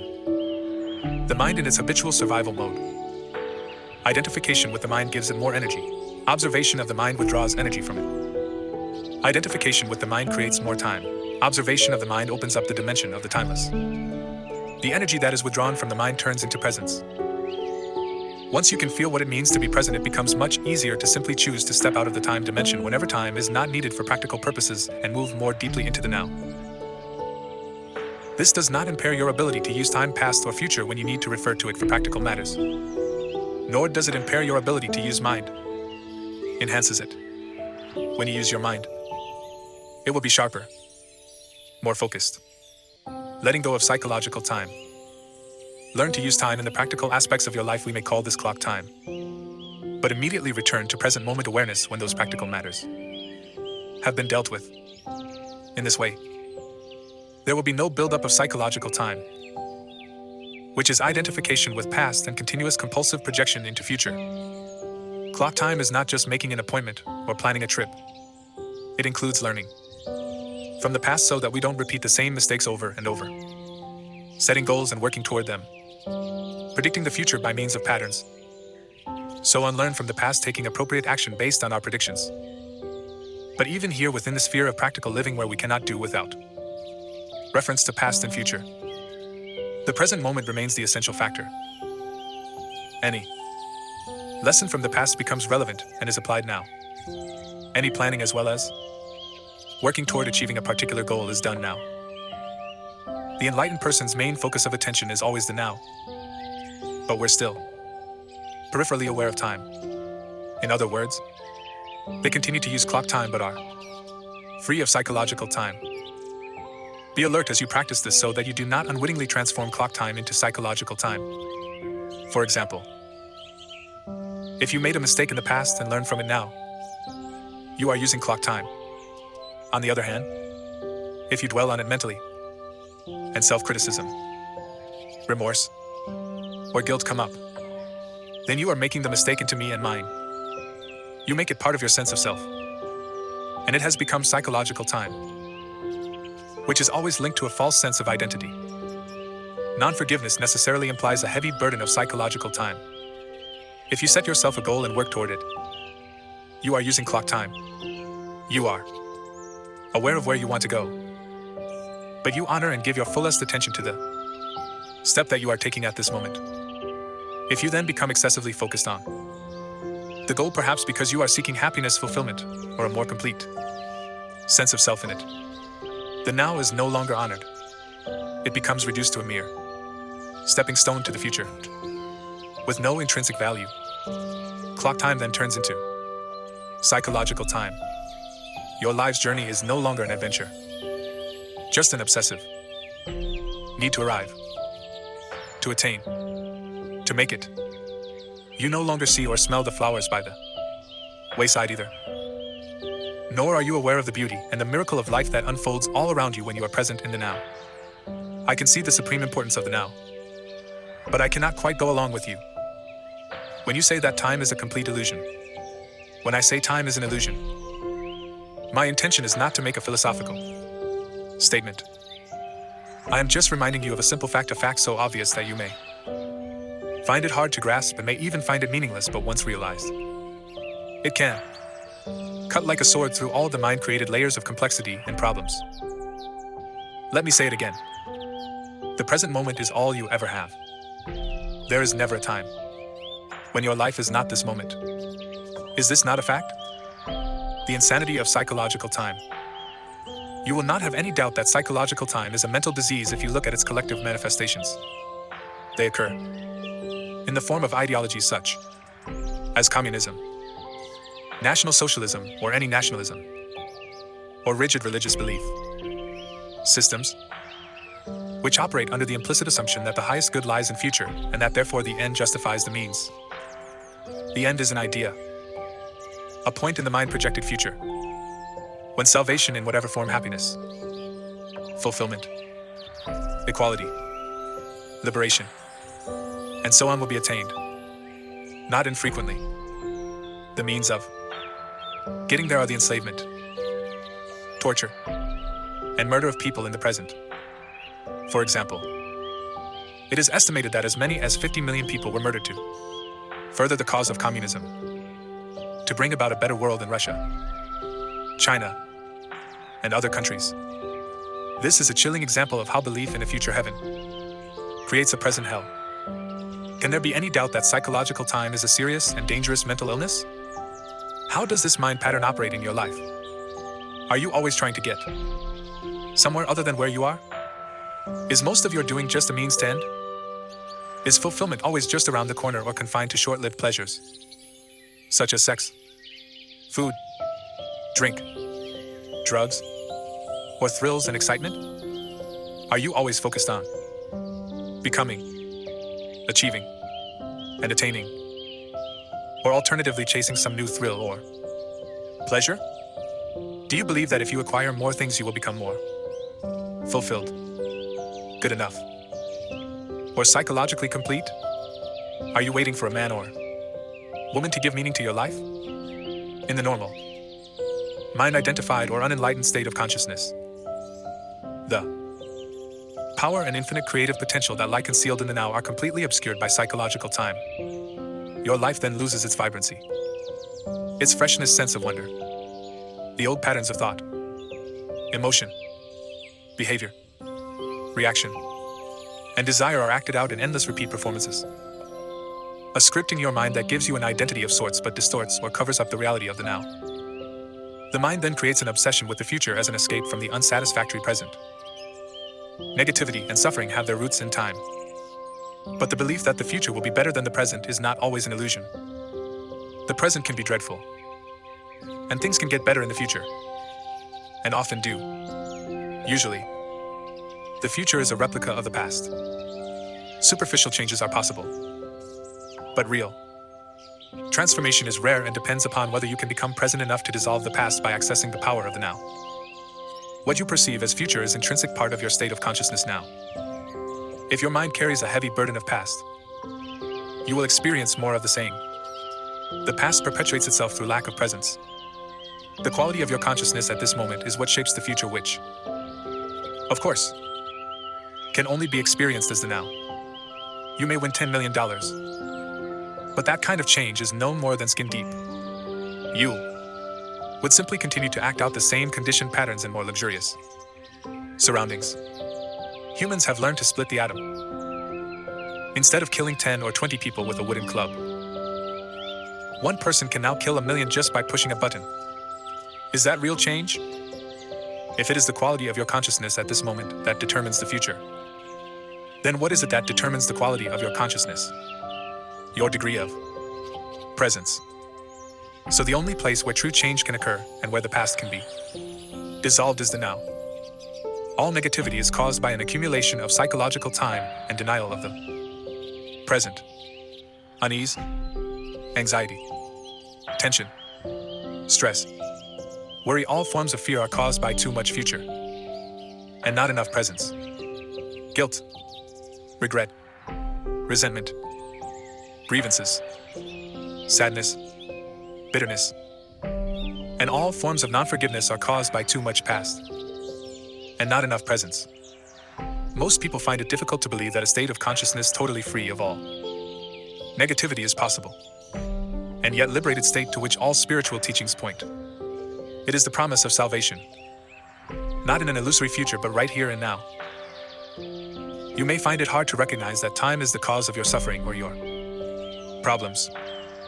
You believe that they are caused by specific situations in your life. And, seen from a conventional viewpoint, this is true. But until you have dealt with it, basic problem-making dysfunction of the mind, its attachment to past and future, and denial of the now problems are actually interchangeable. If all your problems or perceived causes of suffering or unhappiness were miraculously removed for you today, but you had not become more present, more conscious, you would soon find yourself with a similar set of problems or causes of suffering, like a shadow that follows you wherever you go. Ultimately, there is only one problem: the time-bound mind itself. I cannot believe that I could ever reach a point where I am free of my problems. You are right. You can never reach that point because you are at that point now. There is no salvation in time. You cannot be free in the future. Presence is the key to freedom. So you can only be free now. Finding the life underneath your life situation. I don't see how I can be free now. As it happens, I am extremely unhappy with my life at the moment. This is a fact. And I would be deluding myself if I tried to convince myself that all is well when it definitely isn't. To me, the present moment is very unhappy. It is not liberating at all. What keeps me going is the hope or possibility of some improvement in the future. You think that your attention is in the present moment when it's actually taken up completely by time. You cannot be both unhappy and fully present in the now. What you refer to as your life should more accurately be called your life situation. It is psychological time. past and future. Certain things in the past didn't go the way you wanted them to go. You are still resisting what happened in the past. And now you are resisting what is. Hope is what keeps you going. But hope keeps you focused on the future. And this continued focus perpetuates your denial of the now, and therefore your unhappiness. It is true that my present life situation is the result of things that happened in the past. But it is still my present situation. And being stuck in it is what makes me unhappy. Forget about your life situation for a while and pay attention to your life. What is the difference? Your life situation exists in time. Your life is now. Your life situation is mind stuff. Your life is real. Find the narrow gate that leads to life. It is called the now. Narrow your life down to this moment. Your life situation may be full of problems, most life situations are. But find out if you have any problem at this moment. Not tomorrow or in 10 minutes. But now. Do you have a problem now? When you are full of problems, there is no room for anything new to enter, no room for a solution. So whenever you can, make some room. Create some space. So that you find the life underneath your life situation. Use your senses fully. Be where you are. Look around. Just look. Don't interpret. See. The light. Shapes. Colors. Textures. Be aware of the silent presence of each thing. Be aware of the space that allows everything to be. Listen to the sounds, don't judge them. Listen to the silence underneath the sounds. Touch something, anything, and feel and acknowledge its being. Observe the rhythm of your breathing, feel the air flowing in and out. Feel the life energy inside your body. Allow everything to be, within and without.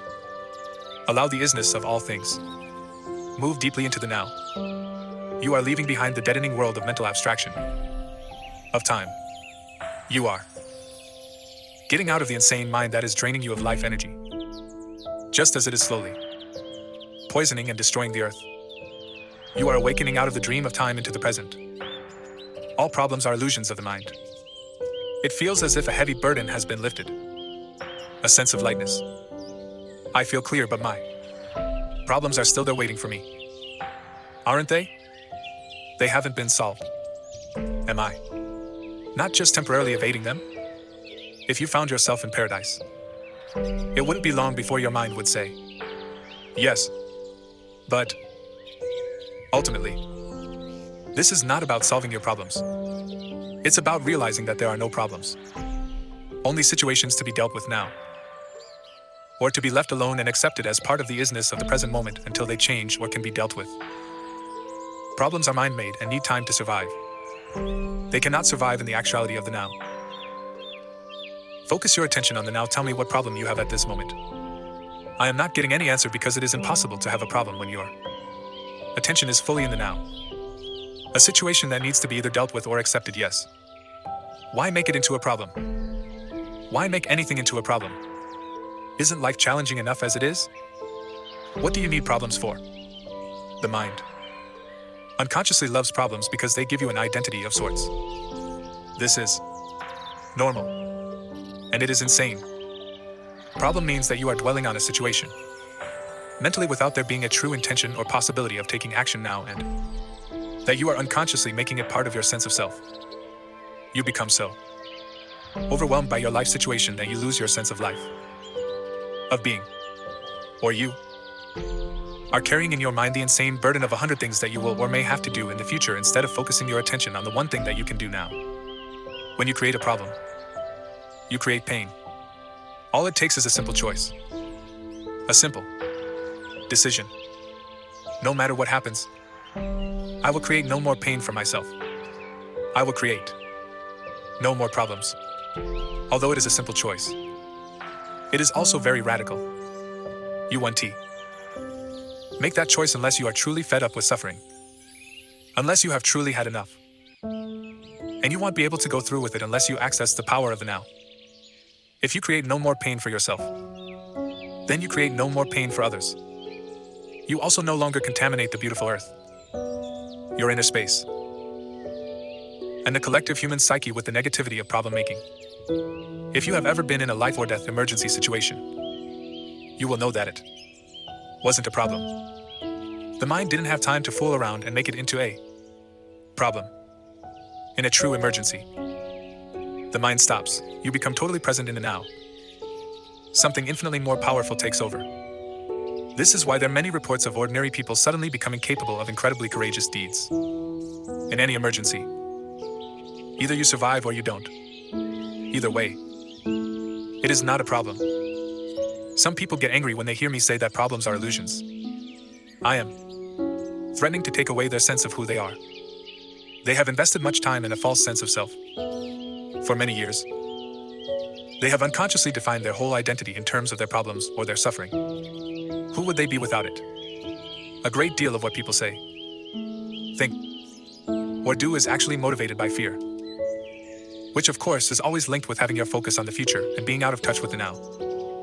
As there are no problems in the now, there is no fear either.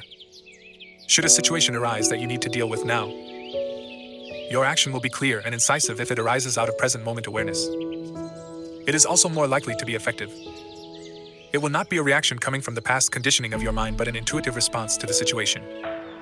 In other instances, when the time-bound mind would have reacted, you will find it more effective to do nothing, just stay centered in the now. A quantum leap in the evolution of consciousness. I have had glimpses of this state of freedom from mind and time that you describe. But past and future are so overwhelming linked that I cannot keep them out for long. The time-bound mode of consciousness is deeply embedded in the human psyche. But what we are doing here is part of a profound transformation that is taking place in the collective consciousness of the planet and beyond. The awakening of consciousness from the dream of matter, form, and separation. The ending of time. We are breaking mind patterns that have dominated human life for eons. Mind pat. Turns that have created unimaginable suffering on a vast scale. I am not using the word evil. It is more helpful to call it unconsciousness or insanity. This breaking up of the old mode of consciousness, or rather unconsciousness. Is it something we have to do, or will it happen anyway? I mean, is this change inevitable? That's a question of perspective. The doing and the happening is in fact a single process, because you are one with the totality of consciousness. You cannot separate the two. But there is no absolute guarantee that humans will make it.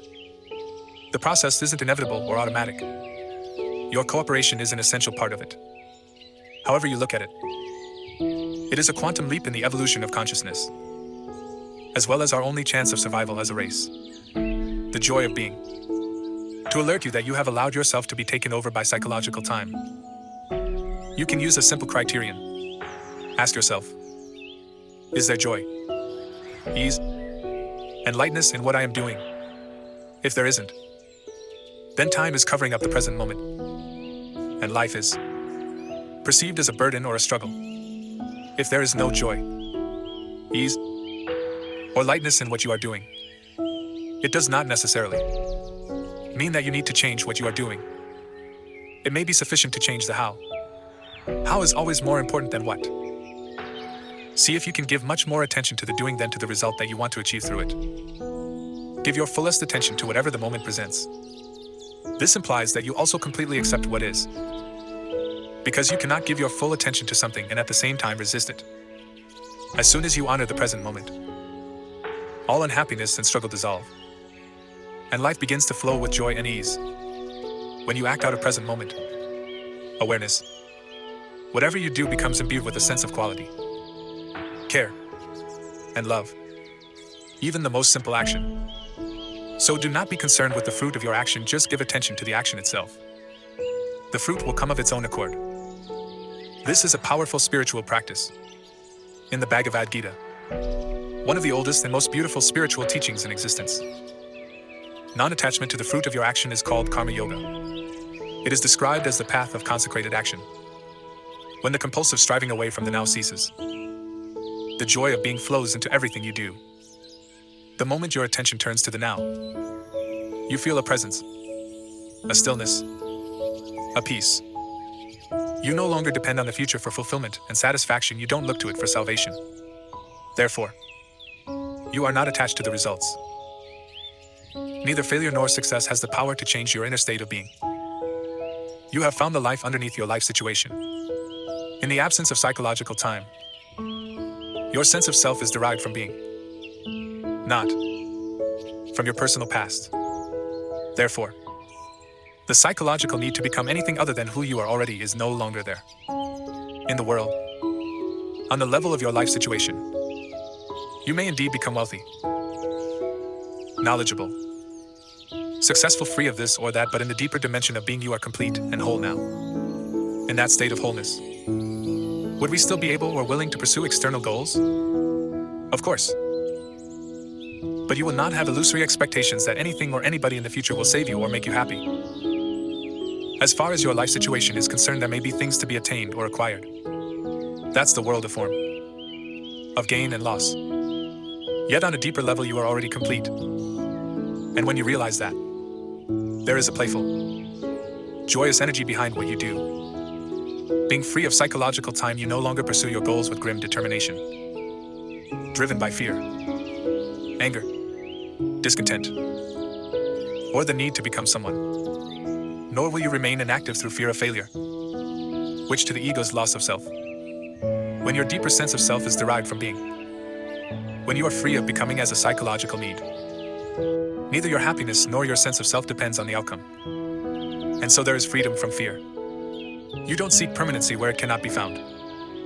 In the world of form, of gain and loss, birth and death, you don't demand that situations, conditions, places, or people should make you happy, and then suffer when they don't live up to your expectations. Everything is honored, but nothing matters. Forms are born and die. Yet you are aware of the eternal underneath the forms. You know that nothing real can be threatened. You succeeded already. 4. Mind strategies for avoiding the now. Loss of now. The core delusion. Even if I completely accept that ultimately time is an illusion, what difference is that going to make in my life? I still live in a world completely dominated by time. Intellectual agreement is just another belief and won't make much difference to your life. To realize this truth, you need to live it. When every cell of your body is so present that it feels vibrant with life, and when you can feel that life every moment as the joy of being, then it can be said that you are free of time. But I still have to pay the bills tomorrow.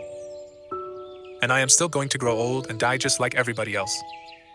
So how can I ever say that I am free of time? Tomorrow's bills are not the problem. The dissolution of the physical body is not a problem. Loss of now is the problem. Or rather, the core delusion that turns a mere situation, event, or emotion into a personal problem and into suffering. Loss of now is loss of being. To be free of time is to be free of the psychological need of past for your identity and future for your fulfillment. It represents the most profound transformation of consciousness that you can imagine. In some rare cases, this shift in consciousness happens dramatically and radically, once and for all. When it does, it usually comes about through total surrender in the midst of intense suffering. Most people, however, have to work at it. When you have had your first few glimpses of the timeless state of consciousness, you begin to move back and forth between the dimensions of time and presence.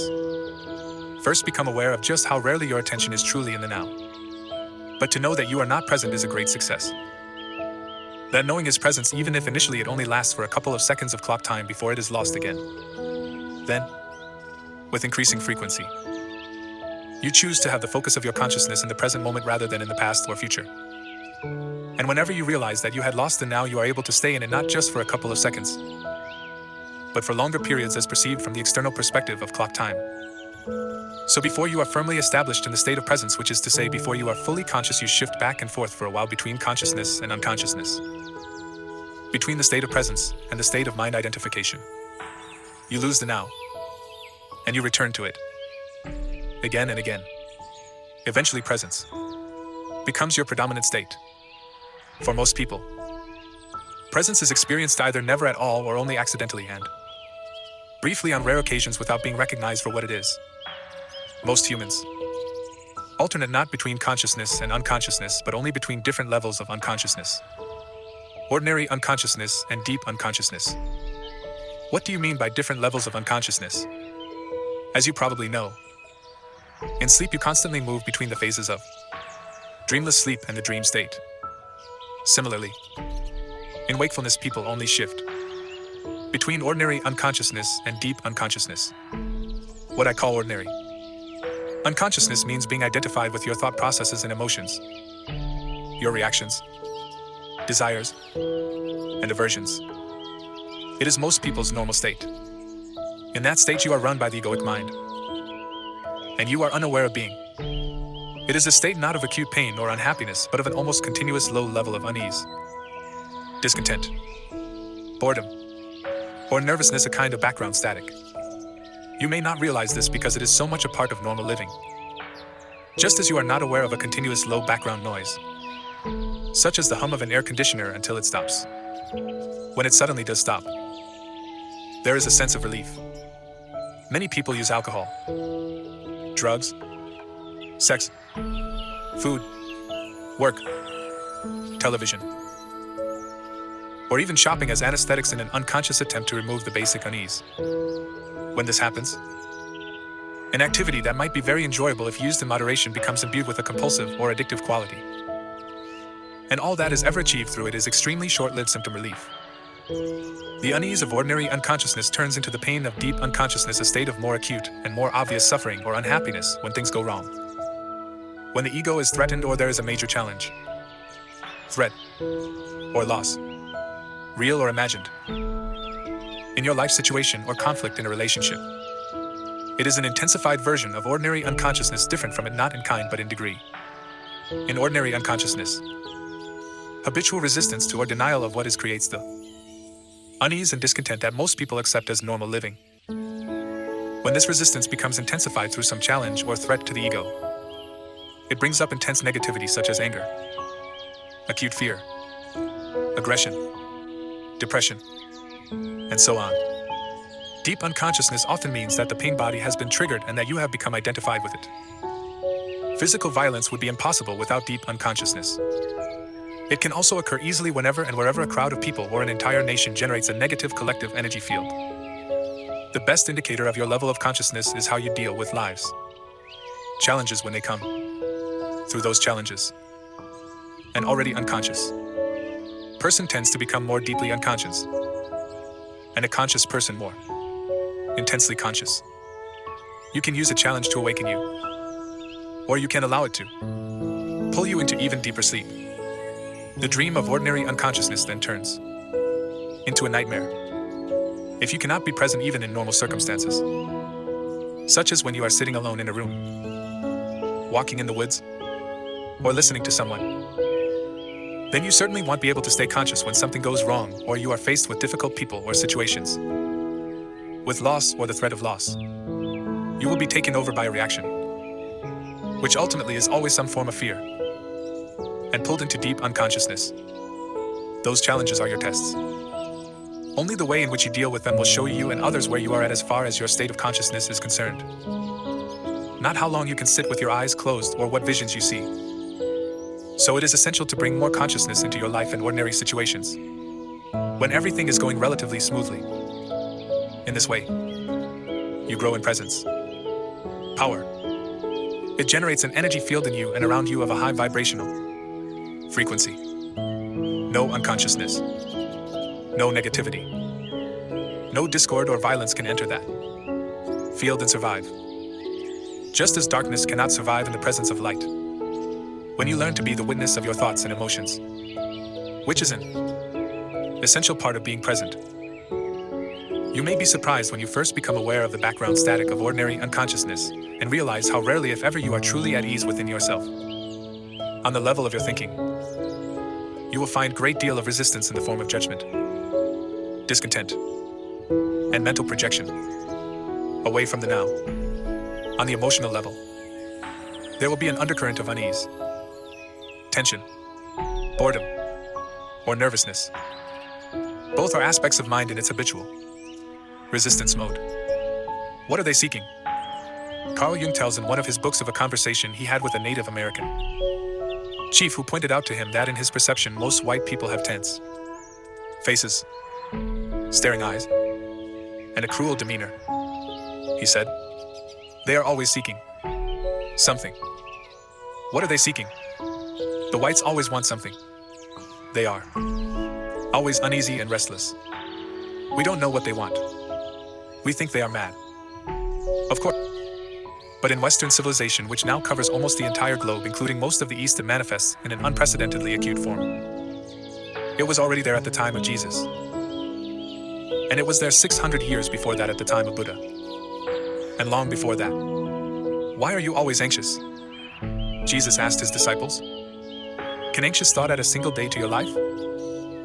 And the Buddha taught that the root of suffering is to be found in our constant wanting and craving. Resistance to the now as a collective dysfunction is intrinsically connected to loss of awareness of being informs the basis of our dehumanized industrial civilization. Freud, by the way, also recognized the existence of this undercurrent of unease and wrote about it in his book Civilization and its Discontents. But he did not recognize the true root of the unease and failed to realize that freedom from it is possible. This collective dysfunction has created a very unhappy and extraordinarily violent civilization that has become a threat not only to itself but also to all life on the planet, dissolving ordinary unconsciousness. So how can we be free of this affliction? Make it conscious. Observe the many ways in which unease, discontent, and tension arise within you through unnecessary judgment, resistance to what is, and denial of the now. Anything unconscious dissolves when you shine the light of consciousness on it. Once you know how to dissolve ordinary unconsciousness, the light of your presence will shine brightly, and it will be much easier to deal with deep unconsciousness whenever you feel its gravitational pull. However, ordinary unconsciousness may not be easy to detect initially because it is so normal. Make it a habit to monitor your mental emotional state through self-observation. Am I at ease at this moment? Is a good question to ask yourself frequently. Or you can ask, what's going on inside me at this moment? Be at least as interested in what goes on inside you as what happens outside. If you get the inside right, the outside will fall into place. Primary reality is within, secondary reality without. But don't answer these questions immediately. Direct your attention inward.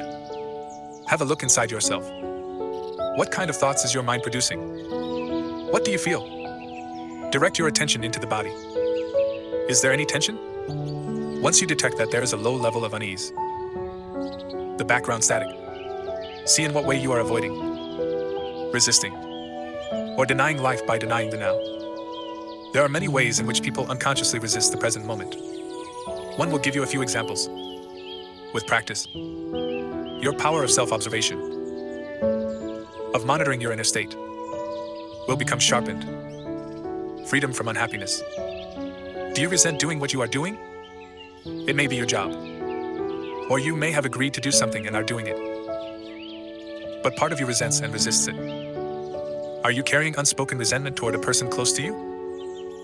Do you realize that the energy you thus emanate is so harmful in its effects that you are in fact contaminating yourself as well as those around you? Have a good look inside. Is there even the slightest trace of resentment? Unwillingness? If there is, observe it on both the mental and the emotional levels. What thoughts is your mind creating around this situation? Then look at the emotion. Which is the Buddhist reaction to those thoughts? Feel the emotion. Does it feel pleasant or unpleasant? Is it an energy that you would actually choose to have inside you? Do you have a choice? Maybe you are being taken advantage of. Maybe the activity you are engaged in is tedious. Maybe someone close to you is dishonest, irritating, or unconscious. But all this is irrelevant. Whether your thoughts and emotions about this situation are justified or not makes no difference. The fact is that you are resisting what is. You are making the present moment into an enemy. You are creating unhappiness, conflict between the inner and the outer. Your unhappiness is polluting not only your own inner being and those around you, but also the collective human psyche of which you are an inseparable part. The pollution of the planet is only an outward reflection of an inner psychic pollution. Millions of unconscious individuals not taking responsibility for their inner space. Either stop doing what you are doing, speak to the person concerned and express fully what you feel, or drop the negativity that your mind has created around the situation, and that serves no purpose whatsoever except to strengthen a false sense of self. Recognizing its futility is important. Negativity is never the optimum way of dealing with any situation. In fact, in most cases it keeps you stuck in it, blocking real change. Anything that is done with negative energy will become contaminated by it, and in time give rise to more pain, more unhappiness. Furthermore, any negative inner state is contagious. Unhappiness spreads more easily than a physical disease, through the law of resonance. It triggers and feeds latent negativity in others unless they are immune, that is, highly conscious. Are you polluting the world or cleaning up the mess? You are responsible for your inner space, nobody else is. Just as you are responsible for the planet, as within, so without. If humans clear inner pollution, then they will also cease outer pollution. How can we drop negativity? As you suggest? By dropping it. How do you drop a piece of hot coal that you are holding in your hand? How do you drop some heavy and useless baggage that you are carrying? By recognizing that you don't want to suffer the pain or carry the burden anymore, and then letting go of it. Deep unconsciousness, such as the pain body, or other deep pain, such as the loss of a loved one, usually needs to be transmuted through acceptance combined with the light of your presence, your sustained attention. Many patterns in ordinary unconsciousness, on the other hand, can simply be dropped once you know that you don't want them and don't need them anymore. Once you realize that you have a choice, that you are not just a bundle of conditioned reflexes. All this implies that you are able to access the power of now. Without it, you have no choice. If you call some emotions negative, aren't you creating a mental polarity of good and bad as you explained earlier? No. The polarity was created at an earlier stage when your mind judged the present moment as bad. This judgment then created the negative emotion. But if you call some emotions negative, aren't you really saying that they shouldn't be there? That it's not okay to have those emotions? My understanding is that we should give ourselves permission to have whatever feelings come up, rather than judge them as bad or say that we shouldn't have them. It's okay to feel resentful. It's okay to be angry, irritated, moody, or whatever otherwise. We get into repression, inner conflict, or denial. Everything is okay as it is. Of course, once a mind pattern, an emotion or a reaction is there, accept it. You were not conscious enough to have a choice in the matter. That's not a judgment, just a fact. If you had a choice, or realize that you do have a choice, would you choose suffering or joy? Ease or unease? Peace or conflict? Would you choose a thought or feeling that cuts you off from your natural state of well-being? The joy of life within? Any such feeling I call negative, which simply means bad. Not in the sense that you shouldn't have done that, but just plain factual bad. Like feeling sick in the stomach. How is it possible that humans killed in excess of 100 million fellow humans in the 20th century alone? Humans inflicting pain of such magnitude on one another is beyond anything you can imagine. And that's not taking into account the mental, emotional, and physical violence, the torture, pain, and cruelty continue to inflict on each other as well as on other sentient beings on a daily basis. Do they act in this way because they are in touch with their natural state? The joy of life within? Of course not. Only people who are in a deeply negative state, who feel very bad indeed, would create such a reality as a reflection of how they feel. Now, they are engaged in destroying nature and the planet that sustains them. Unbelievable but true. Humans are a dangerously insane and very sick species. That's not a judgment. It's a fact. It is also a fact that the sanity is there underneath the madness. Healing and redemption are available right now.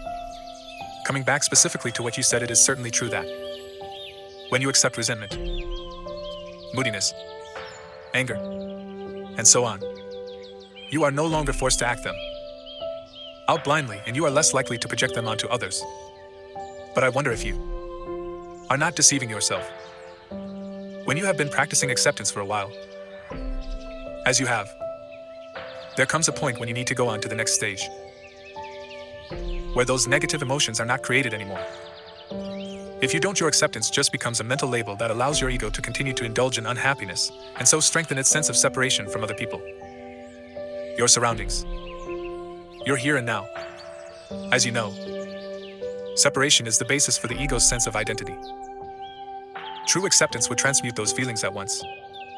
And if you really knew deeply that everything is okay, as you put it, and which of course is true, then would you have those negative feelings in the first place? Without judgment, without resistance to what is, they would not arise. You have an idea in your mind that everything is okay, but deep down you don't really believe it. And so the old mental emotional patterns of resistance are still in place. That makes you feel bad. That's okay. 2. Are you defending your right to be unconscious? Your right to suffer? Don't worry. Nobody is going to take that away from you. Once you realize that a certain kind of food makes you sick, would you carry on eating that food and keep asserting that it is okay to be sick? Wherever you are, be there totally. Can you give some more examples of ordinary unconsciousness?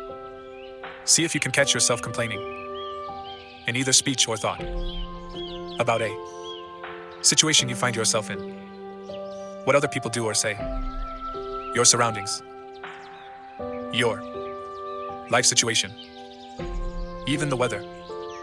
To complain is always non-acceptance of what is. It invariably carries an unconscious negative charge. When you complain, you make yourself into a victim. When you speak out, you are in your power. So change the situation by taking action or by speaking out if necessary or possible. Leave the situation or accept it. All else is madness. Ordinary unconsciousness is always linked in some way with denial of the now. The now, of course, also implies the here. Are you resisting your here and now? Some people would always rather be somewhere else. Their here is never good enough. Through self-observation, find out if that is the case in your life. Wherever you are, be there totally. If you find your now intolerable and it makes you unhappy, you have 3 options. Remove yourself from the situation, change it, or accept it. Totally. If you want to take responsibility for your life, you must choose one of those 3 options. You must choose now.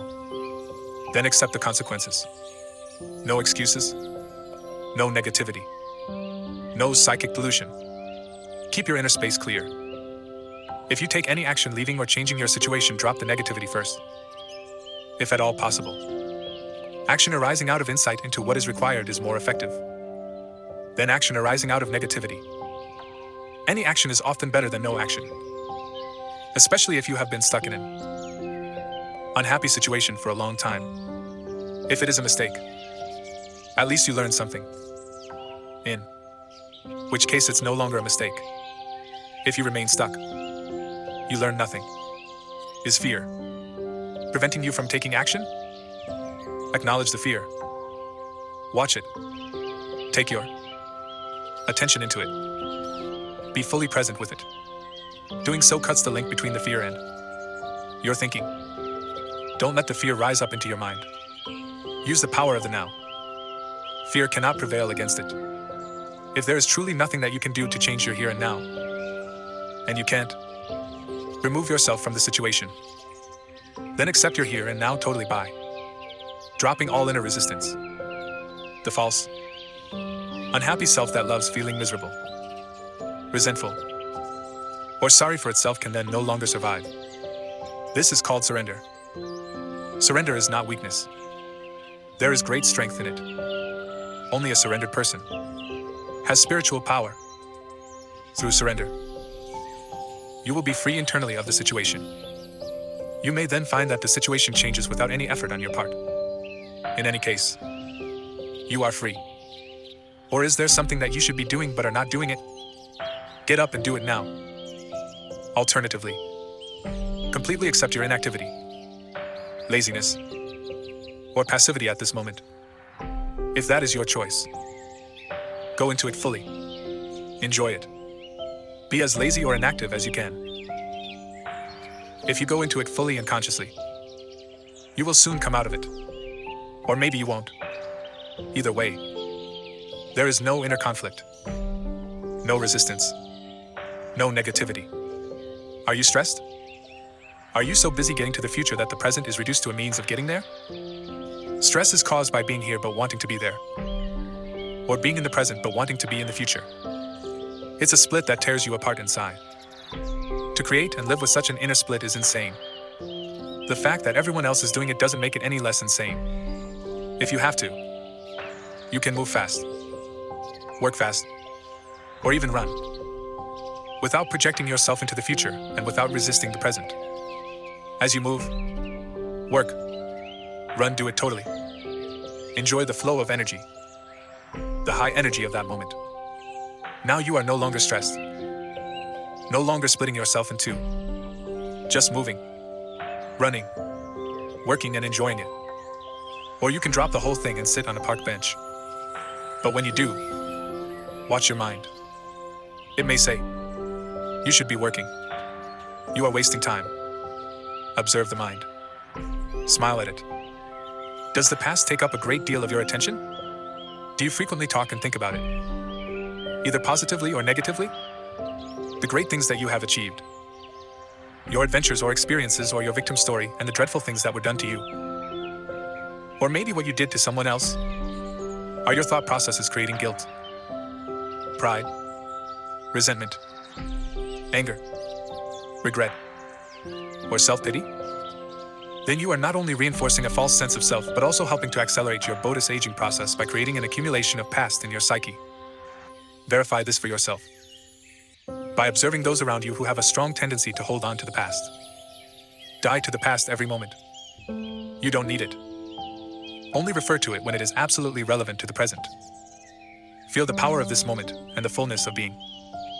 Feel your presence. Are you worried? Do you have many what-if thoughts? You are identified with your mind, which is projecting itself into an imaginary future situation and creating fear. There is no way you can cope with such a situation, because it doesn't exist. It's a mental phantom. You can stop this health and life-corroding insanity simply by acknowledging the present moment. Become aware of your breathing. Feel the air flowing in and out of your body. Feel your inner energy field. All that you ever have to deal with, cope with, in real life as opposed to imaginary mind projections, is this moment. Ask yourself what problem you have right now. Not next year, tomorrow, or 5 minutes from now. What is wrong with this moment? You can always cope with the now, but you can never cope with the future, nor do you have to. The answer? The strength. The right action or the resource will be there when you need it. Not before. Not after. One day you'll make it. Is your goal taking up so much of your attention that you reduce the present moment to a means to an end? Is it taking the joy out of your doing? Are you waiting to start living? If you develop such a mind pattern, no matter what you achieve or get, the present will never be good enough. The future will always seem better.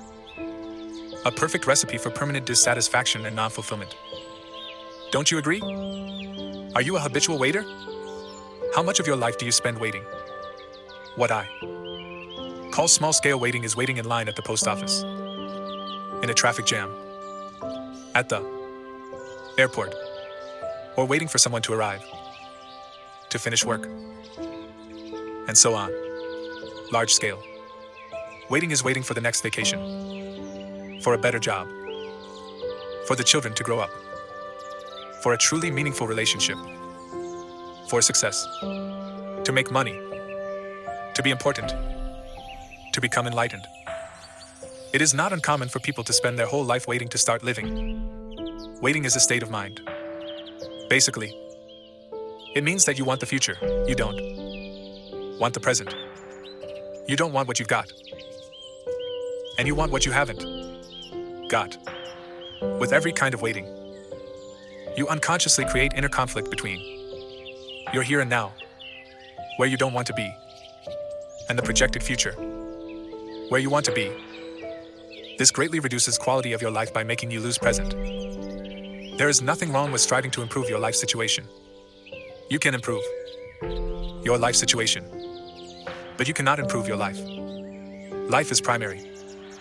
Life is your deepest inner being. It is already whole, complete, perfect. Your life situation consists of your circumstances and your experiences. There is nothing wrong with setting goals and striving to achieve things. The mistake lies in using it as a substitute for the feeling of life, for being. The only point of access for that is the now. You are then like an architect who pays no attention to the foundation of a building but spends a lot of time working on the superstructure. For example, many people are waiting for prosperity. It cannot come in the future. When you honor, acknowledge, and fully accept your present reality where you are, who you are, what you are doing right now, when you fully accept what you have got, you are grateful for what you have got, grateful for being. Gratitude for the present moment and the fullness of life now is true prosperity. It cannot come in the future. Then, in time, prosperity manifests in various ways. If you are dissatisfied with what you have got, or even frustrated or angry about your present lack, that may motivate you to become rich. But even if you do make millions, you will continue to experience the inner condition of lack. And deep down, you will continue to feel unfulfilled. You may have many exciting experiences that money can buy, but they will come and go and always leave you with an empty feeling and the need for further physical or psychological gratification.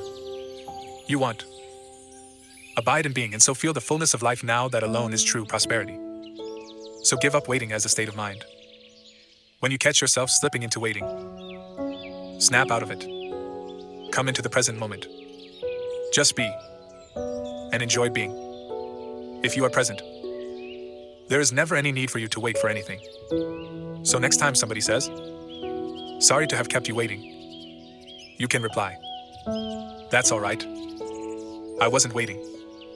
I was just standing here enjoying myself, enjoying myself."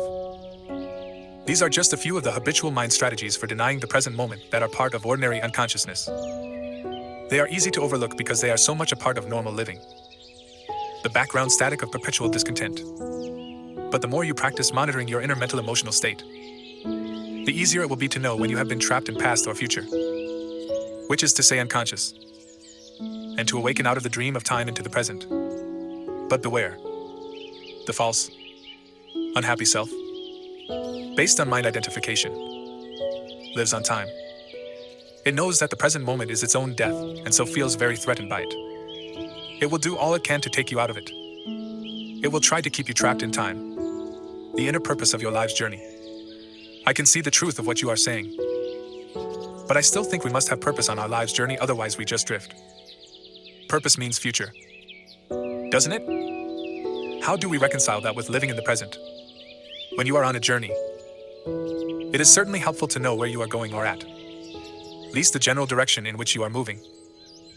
But don't forget, the only thing that is ultimately real about your journey is the step that you are taking at this moment. That's all there ever is. Your life's journey has an outer purpose and an inner purpose. The outer purpose is to arrive at your goal or destination, to accomplish what you set out to do, to achieve this or that, which implies future.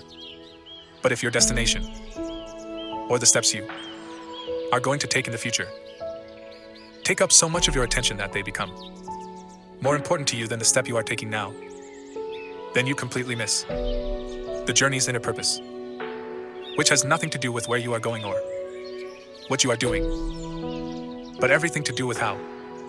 It has nothing to do with future, but everything to do with the quality of your consciousness at this moment. The outer purpose belongs to the horizontal dimension of space and time. The inner purpose concerns a deepening of your being in the vertical dimension of the timeless now. Your outer journey may contain 1,000,000 steps. Your inner journey only has one. The step you are taking right now. As you become more deeply aware of this one step, you realize that it already contains within itself all the other steps as well as the destination. This one step then becomes transformed into an expression of perfection, An act of great beauty and quality. It will have taken you into being, and the light of being will shine through it. This is both the purpose and the fulfillment of your inner journey, the journey into yourself. Does it matter whether we achieve our outer purpose? Whether we succeed or fail in the world? It will matter to you as long as you haven't realized your inner purpose. After that, outer purpose is just a game that you may continue to play because you enjoy it. It is also possible to fail completely in your outer purpose and at the same time totally succeed in your inner purpose. Or the other way around. Which is actually more common. Outer riches and inner poverty. Or to gain the world and lose your soul. As Jesus puts it. Ultimately. Of course. Every outer purpose is doomed to fail. Sooner or later. Simply because it is subject to the law of impermanence of things. The sooner you realize that your outer purpose cannot give you lasting fulfillment, the better. When you have seen the limitations of your outer purpose, you give up. Your unrealistic expectation that it should make you happy. And you make it subservient to your inner purpose. The past cannot survive in your presence. You mentioned that thinking or talking about the past unnecessarily is one of the ways in which we avoid the present. But apart from the past that we remember and perhaps identify with, isn't there another level of past within us that is much more deep-seated? I am talking about the unconscious past that conditions our lives, especially through early childhood experiences, perhaps even past life experiences. And then there is our cultural conditioning, which has to do with where we live, geographically and the historical time period in which we live. All these things determine how we see the world, how we react, what we think, what kind of relationships we have, how we live our lives. How could we ever become conscious of all that or get rid of it? How long would that take? And even if we did, what would there be left? What is left when illusion ends? There is no need to investigate the unconscious past in you except as it manifests at this moment as a thought, an emotion, a desire, a reaction, or external event that happens to you. Whatever you need to know about the unconscious past in you, the challenges of the present will bring it out. If you delve into the past, it will become a bottomless pit. There is always more. You may think that you need more time to understand the past or become free of it. In other words, that the future will eventually free you of the past. This is a delusion. Only the present can free you of the past. More time cannot free you of time. Access the power of now. That is key. What is the power of now? None other than the power of your presence. Your consciousness liberated from thought forms. So deal with the past on the level of the present. The more attention you give to the past, the more you energize it, and the more you are to make a self out of it.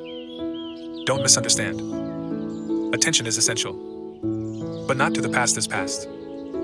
Give attention to the present. Give attention to your behavior, to your reactions, moods, thoughts, emotions, fears, and desires as they occur in the present. There's the past in you. If you can be present enough to watch all those things, not critically or analytically but non-judgmentally, then you are dealing with the past and dissolving it through the power of your presence. You cannot find yourself by going into the past. You find yourself by coming into the present.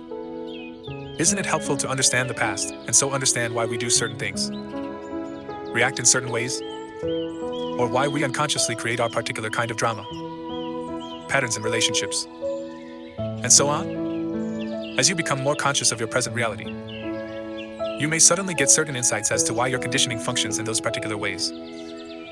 For example, why your relationships follow certain patterns, and you may remember things that happened in the past or see them more clearly. That is fine and can be helpful, but it is not essential. What is essential is your conscious presence. That dissolves the past. That is the transformative agent. So don't seek to understand the past, but be as present as you can. The past cannot survive in your presence. It can only survive in your absence. 5. The state of presence. It's not what you think it is. You keep talking about the state of presence as the key. I think I understand it, intellectually, but I don't know if I have ever truly experienced it. I wonder, is it what I think it is? Or is it something entirely different? It's not what you think it is. You can't think about presence. And the mind can't understand it. Understanding presence is being present. Try a little experiment. Close your eyes and say to yourself, I wonder what my next thought is going to be. Then become very alert and wait for the next thought. Be like a cat watching a mouse hole. What thought is going to come out of the mouse hole? Try it now. Well, I had to wait for quite a long time before a thought came in. Exactly. As long as you are in a state of intense presence, you are free of thought. You are still, yet highly alert. The instant your conscious attention sinks below a certain level, thought rushes in. The mental noise returns. The stillness is lost. You are back in time. To test their degree of presence, some Zen masters have been known to creep up on their students from behind and suddenly hit them with a stick. Quite a shock. If the student had been fully present and in a state of alertness, if he had kept his loin girded and his lamp burning, which is one of the analogies that Jesus uses for presence, he would have noticed the master coming up from behind and stopped him or stepped aside. But if he were hit, that would mean he was immersed in thought, which is to say absent, unconscious. To stay present in everyday life, it helps to be deeply rooted within yourself. Otherwise, the mind, which has incredible momentum, will drag you along the river. What do you mean by rooted within yourself? It means to inhabit your body fully. To always have some of your attention in the inner energy field of your body. To feel the body from within. So to speak. Body. Awareness keeps you present. It anchors you in the now, see chapter 6. The esoteric meaning of waiting. In a sense, the state of presence could be compared to waiting. Jesus used analogy of waiting in some of his parables. This is not the usual bored or restless kind of waiting that is a denial of the present and that I spoke about already. It is not a waiting in which your attention is focused on some point in the future and the present perceived as an undesirable obstacle that prevents you from having what you want. There is a qualitatively different kind of waiting, one that requires your total alertness. Something could happen at any moment. And if you are not absolutely awake, absolutely still, you will miss it. This is the kind of waiting Jesus talks about. In that state, all your attention is in the now. There is none left for daydreaming, thinking, remembering, anticipating. There is no tension in it. No fear. Just alert presence. You are present with your whole being. With every cell of your body. In that state, the you that has a past and a future, the personality, if you like, is hardly there anymore. And yet nothing of value is lost. You are still essentially yourself. In fact, you are more fully yourself than you ever were before. Or rather, it is only now that you are truly yourself. Be like a servant waiting for the return of the master. Says Jesus, the servant does not know at what hour the master is going to come. So he stays awake, alert, poised, still, lest he miss the master's arrival. In another parable, Jesus speaks of the 5 careless, unconscious women who do not have enough oil, consciousness, to keep their lamps burning, stay present, and so miss the bridegroom, the now, and don't get to the wedding feast, enlightenment. These 5 stand in contrast to the 5 wise women who have enough oil, stay conscious. Even the men who wrote the Gospels did not understand the meaning of these parables. So the first misinterpretations and distortions crept in as they were written down, with subsequent erroneous interpretations. The real meaning was completely lost. These are parables not about the end of the world, but about the end of psychological time. They point to the transcendence of the egoic mind and the possibility of living in an entirely new state of consciousness. Beauty arises in the stillness of your presence. What you have just described is something that I occasionally experience for brief moments when I am alone and surrounded by nature. Yes. Zen masters use the word satori to describe a flash of insight. A moment of no mind and total presence. Although satori is not a lasting transformation, be grateful when it comes, for it gives you a taste of enlightenment. You may, indeed, have experienced it many times without knowing what it is and realizing its importance. Presence is needed to become aware of the beauty, the majesty, the sacredness of nature. Have you ever gazed up into the infinity of space on a clear night? Yes, but only as seen from the limited perspective of the manifested universe. In the Bible, God declares, "I am the Alpha and the Omega, and I am the living one," in the timeless realm where God dwells, which is also your home, the beginning and the end. The Alpha and the Omega are one, and the essence of everything that ever has been and ever will be is eternally present in an unmanifested state of oneness and perfection totally beyond anything the human mind can ever imagine or comprehend. In our world of seemingly separate forms, however, timeless perfection is an inconceivable concept. Here even consciousness, which is the light emanating from the eternal source, seems to be subject to a process of development. But this is due to our limited perception. It is not so in absolute terms. Nevertheless, let me continue to speak for a moment about the evolution of consciousness in this world. Everything that exists has being, has God essence, has some degree of consciousness. Even a stone has rudimentary consciousness, otherwise it would not be, and its atoms and molecules would disperse. Everything is alive. The sun, the earth, plants, animals, humans, all are expressions of consciousness in varying degrees. Consciousness manifesting as form. The world arises when consciousness takes on shapes and forms. Thought forms and material forms. Look at the millions of life forms on this planet alone. In the sea, on land, in the air, and then each life form is replicated millions of times. To what end? Is someone or something playing a game? A game with form? This is what the ancient seers of India asked themselves. They saw the world as Lila, a kind of divine game that God is playing. The individual life forms are obviously not very important in this game. In the sea, most life forms don't survive for more than a few minutes after being born. The human form turns to dust pretty quickly too. And when it is gone, it is as if it had never been. Is that tragic or cruel? Only if you create a separate identity for each form. If you forget that its consciousness is God essence expressing itself in form. But you don't truly know that until you realize your own God essence as pure consciousness. Awestruck by the absolute stillness and inconceivable vastness of it. Have you listened? Truly listened? To the sound of a mountain stream in the forest? Or to the song of a blackbird at dusk on a quiet summer evening? To become aware of such things, the mind needs to be still. You have to put down for a moment your personal baggage of problems, of past and future, as well as all your knowledge. Otherwise you will see but not see, hear but not hear. Your total presence is required. Beyond the beauty of the external forms, there is more here. Something that cannot be named. Something ineffable. Some deep, inner, holy essence. Whenever and wherever there is beauty, this inner essence shines through somehow. It only reveals itself to you when you are present. Could it be that this nameless essence and your presence are one and the same? Would it be there without your presence? Go deeply into it. Find out for yourself. When you experience those moments of presence, you likely didn't realize that you were briefly in a state of no mind. This is because the gap between that state and the influx of thought was too narrow. Your satori may only have lasted for a few seconds before the mind came in. But it was there, otherwise you would not have experienced the beauty. Mind can neither recognize nor create beauty. Only for a few seconds, while you were completely present.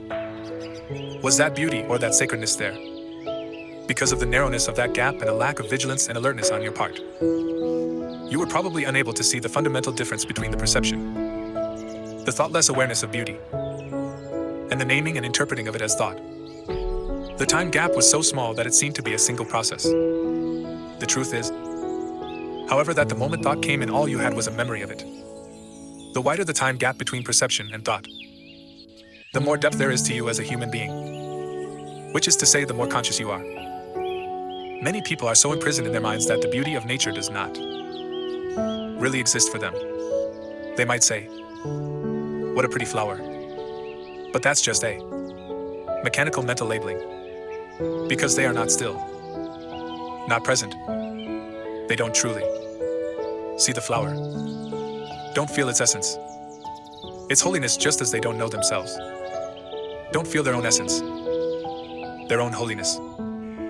Because we live in such a mind-dominated culture. Most modern art, architecture, music and literature are devoid of beauty, of inner essence, with very few exceptions. The reason is that the people who create those things cannot even for a moment free themselves from their mind. So they are never in touch with that place within, where true creativity and beauty arise. The mind left to itself creates monstrosities. And not only in art galleries. Look at our urban landscapes, industrial wastelands. No civilization has ever produced so much ugliness. Realizing pure consciousness. Is presence the same as being? When you become conscious of being, what is really happening is that being becomes conscious of itself. When being becomes conscious of itself, that's presence. Since being, consciousness, and life are synonymous, we could say that presence means consciousness becoming conscious of itself, or life attaining self consciousness. But don't get attached to the words, and don't make an effort to understand this. There is nothing that you need to understand before you can become present. I do understand what you just said, but it seems to imply that being, the ultimate transcendental reality, is not yet complete, that it is undergoing a process of development. Does God need time for personal growth? If a fish is born in your aquarium and you call it John, write out a birth certificate. Tell him about his family history. And 2 minutes later he gets eaten by another fish. That's tragic. But it's only tragic because you projected a separate self where there was none. You got hold of a fraction of a dynamic process, a molecular dance, and made a separate entity out of it. Consciousness takes on the disguise of forms until they reach such complexity that it completely loses itself in them. In present-day humans, consciousness is completely identified with its disguise. It only knows itself as form and therefore lives in fear of the annihilation of its physical or psychological form. This is the egoic mind. And this is where considerable dysfunction sets in. It now looks as if something had gone very wrong somewhere along the line of evolution. But even this is part of Lila, the divine game. Finally, the pressure of suffering created by this apparent dysfunction forces consciousness to disidentify from form and awakens it from its dream of form. It regains self-consciousness, but it is at a far deeper level than when it lost it. This process is explained by Jesus in his parable of the lost son, who leaves his father's home, squanders his wealth, becomes destitute, and is then forced by his suffering to return home. When he does, his father loves him more than before. The son's state is the same as it was before, yet not the same. It has an added dimension of depth. The parable describes a journey from unconscious perfection, through apparent imperfection and evil, to conscious perfection. Can you now see the deeper and wider significance of becoming present as the watcher of your mind? Whenever you watch the mind, you withdraw consciousness from mind forms, which then becomes what we call the watcher or the witness. Consequently, the watcher pure consciousness beyond form becomes stronger. The mental formations become weaker. When we talk about watching the mind, we personate an event that is truly of cosmic significance. Through you, consciousness is awakening out of its dream of identification with form and withdrawing from form. This foreshadows, but is already part of, an event that is probably still in the distant future as far as chronological time is concerned. The event is called the end of the world. When consciousness frees itself from its identification with physical and mental forms, it becomes what we may call pure enlightened consciousness, or presence. This has already happened in a few individuals, and it seems destined to happen soon on a much larger scale. Although there is no absolute guarantee it will happen, most humans are still in the grip of the egoic mode of consciousness, identified with their mind and run by their mind. If they do not free themselves from their mind in time, they will be destroyed by it. They will experience increasing confusion, conflict, violence, illness, despair, madness. Egoic mind has become like a sinking ship. If you don't get off, you will go down with it. The collective egoic mind is the most dangerously insane and destructive entity ever to inhabit this planet. What do you think will happen on this planet if human consciousness remains unchanged? Already for most humans, the only respite they find from their own minds is to occasionally revert to a level of consciousness below thought. Everyone does that, every night during sleep. But this also happens to some extent through sex, alcohol, and other drugs that suppress excessive mind activity. If it weren't for alcohol, tranquilizers, antidepressants, as well as the illegal drugs, which are all consumed in vast quantities, the insanity of the human mind would become even more glaringly obvious than it is already. I believe that, if deprived of their drugs, a large part of the population would become a danger to themselves and others. These drugs, of course, simply keep you stuck in dysfunction. Their widespread use only delays the breakdown of the old mind structures and the emergence of higher consciousness. While individual users may get some relief from the daily torture inflicted on them by their minds, they are prevented from generating enough conscious presence to rise above thought and so find true liberation. Falling back to a level of consciousness below mind, which is the pre-thinking level of our distant ancestors and of animals and plants, is not an option for us. There is no way back. If the human race is to survive, it will have to go on to the next stage. Consciousness is evolving throughout the universe in billions of forms. So even if we didn't make it, this wouldn't matter on a cosmic scale. No gain in consciousness is ever lost. So it would simply express itself through some other form. But the very fact that I am speaking here and you are listening or reading this is a clear sign that the new consciousness is gaining a foothold on the planet. There is nothing personal in this. I am not teaching you. You are consciousness. And you are listening to yourself. There is an Eastern saying, the teacher and the taught together create the teaching.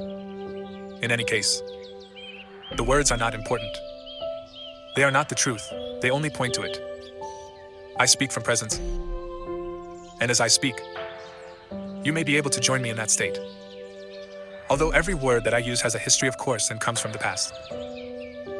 As all language does, the words that I speak to you now are carriers of the high energy frequency of presence. Quite apart from the meaning they convey as words. Silence is an even more potent carrier of presence. So when you read this or listen to me speak, be aware of the silence between and underneath the words. Be aware of the gaps. To listen to the silence, wherever you are, is an easy and direct way of becoming present. Even if there is noise, there is always some silence underneath and in between the sounds. Listening to the silence immediately creates stillness inside you. Only the stillness and you can perceive the silence outside. And what is stillness other than presence? Consciousness freed from thought forms?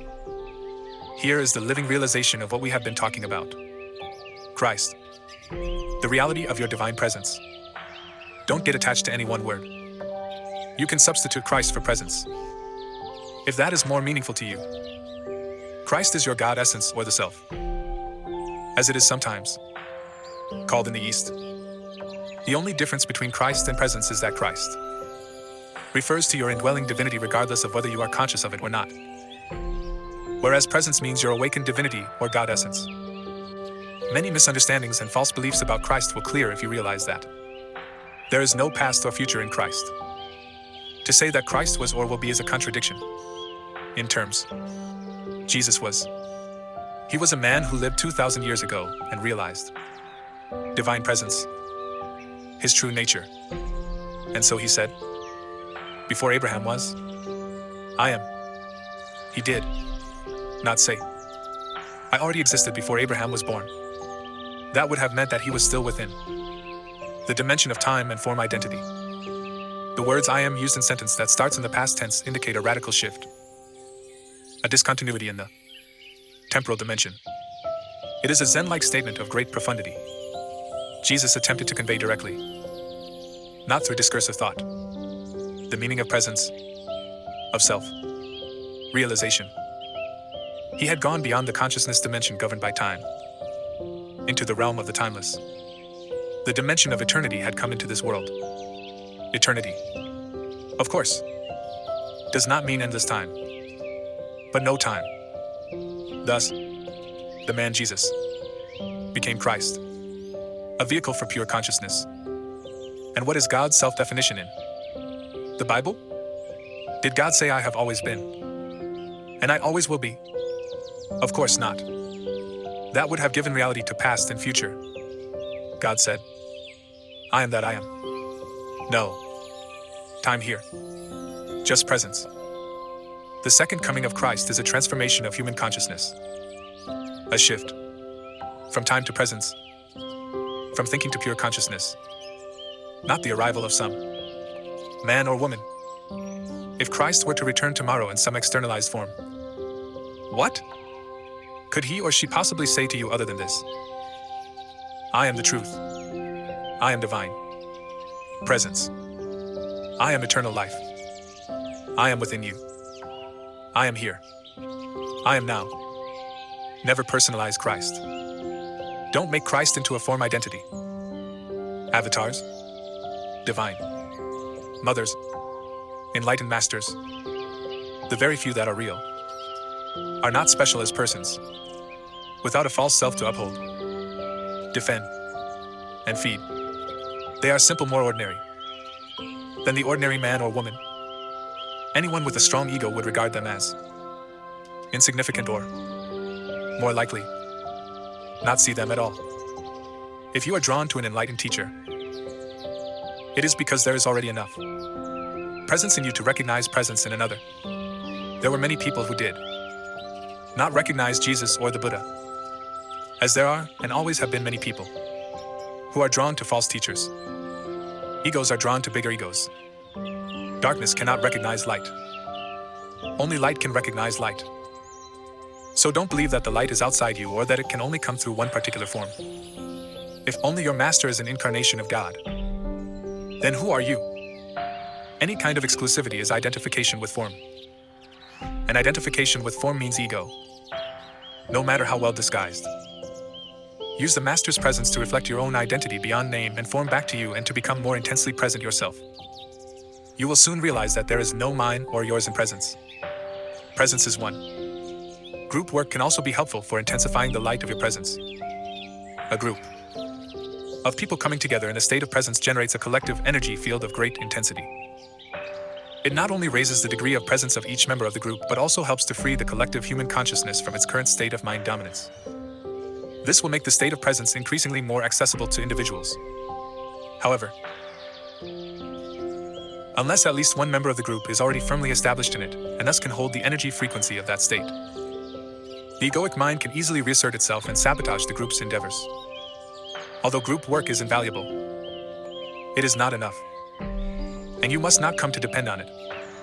Nor must you come to depend on a teacher or a master. Except during the transitional period, when you are learning meaning of presence practice. 6. The inner body. Being is your deepest self. You spoke earlier about the importance of having deep roots within or inhabiting the body. Can you explain what you meant by that? The body can become a point of access into the realm of being. Let's go into that more deeply now. I am still not quite sure if I fully understand what you mean by being. Water? What do you mean by that? I don't understand it. This is what a fish would say if it had a human mind. Please stop trying to understand being.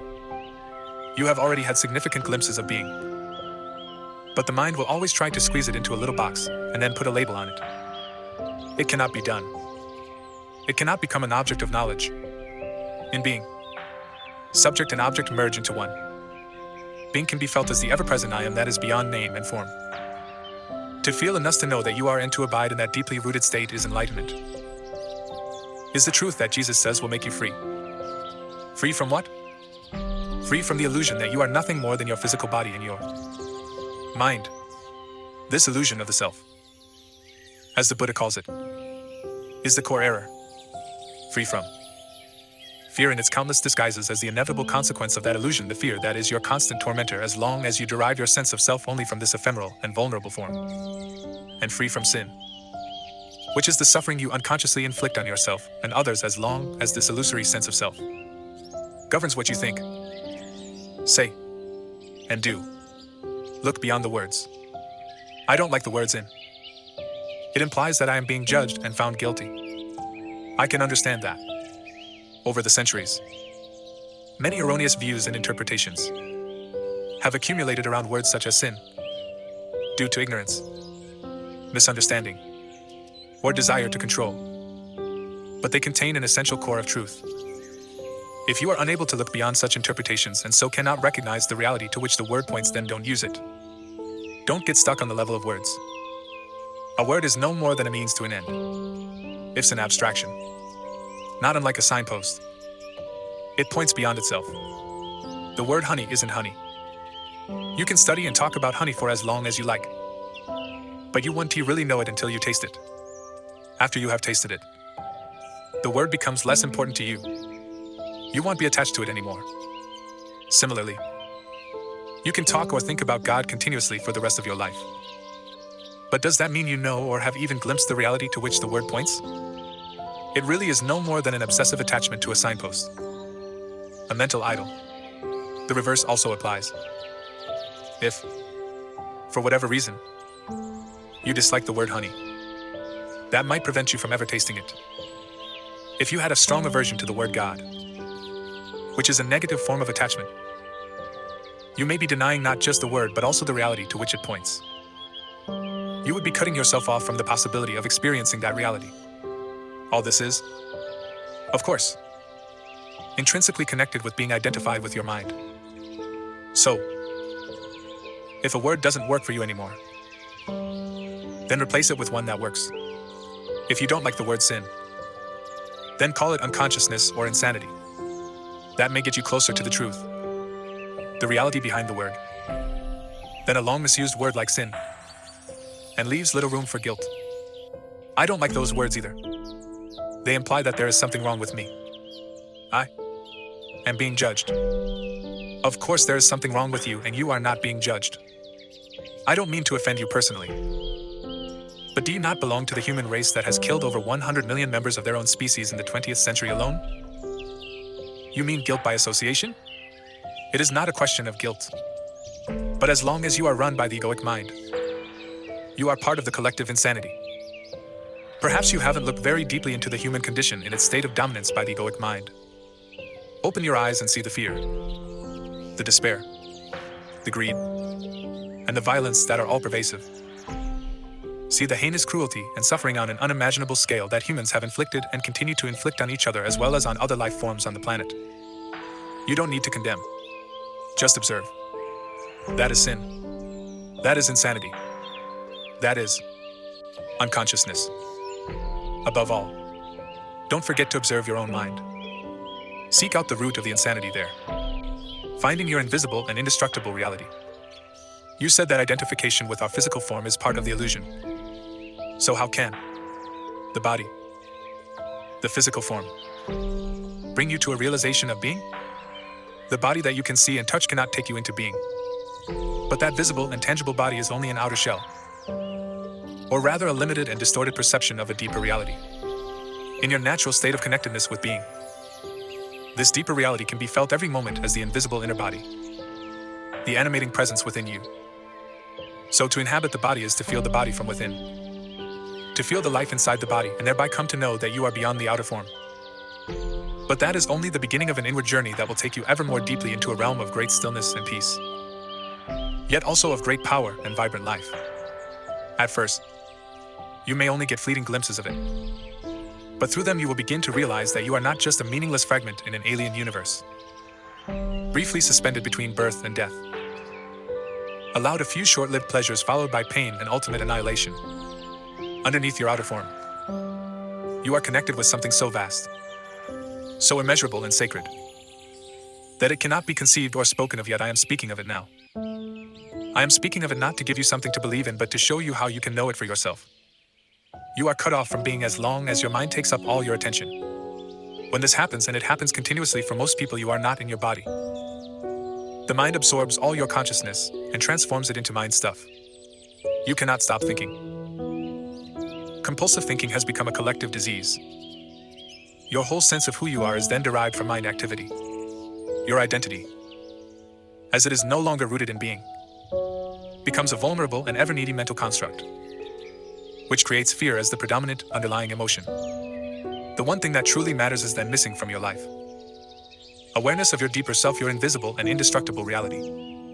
To become conscious of being, you need to reclaim consciousness from the mind. This is one of the most essential tasks on your spiritual journey. It will free vast amounts of consciousness that previously had been trapped in useless and compulsive thinking. A very effective way of doing this is simply to take the focus of your attention away from thinking and direct it into the body,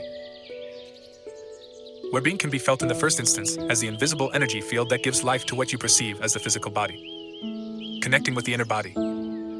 Please try it now. You may find it helpful to close your eyes for this practice. Later on, when being in the body has become natural and easy, this will no longer be necessary. Direct your attention into the body. Feel it from within. Is it alive? Is there life in your hands, arms, legs, and feet in your abdomen? Your chest? Can you feel the subtle energy field that pervades the entire body and gives vibrant life to every organ and every cell? Can you feel it simultaneously in all parts of the body as a single field of energy? Keep focusing on the feeling of your inner body for a few moments. Do not start to think about it. Feel it. The more attention you give it, the clearer and stronger this feeling will become. It will feel as if every cell is becoming more alive. And if you have a strong visual sense, you may get an image of your body becoming luminous. Although such an image can help you temporarily, pay more attention to the feeling than to any image that may arise. An image, no matter how beautiful or powerful, is already defined in form. So there is less scope for penetrating more deeply. The feeling of your inner body is formless, limitless, and unfathomable. You can always go into it more deeply. If you cannot feel very much at this stage, pay attention to whatever you can feel. Perhaps there is just a slight tingling in your hands or feet. That's good enough for the moment. Just focus on the feeling. Your body is coming alive. Later, we will practice some more. Please open your eyes now. But keep some attention in the inner energy field of the body even as you look around the room. The inner body lies at the threshold between your form identity and your essence identity. Your true nature. Never lose touch with it. Transformation through the body. Why have most religions condemned or denied the body? It seems that spiritual seekers have always regarded the body as a hindrance, or even as sinful. Why have so few seekers become finders?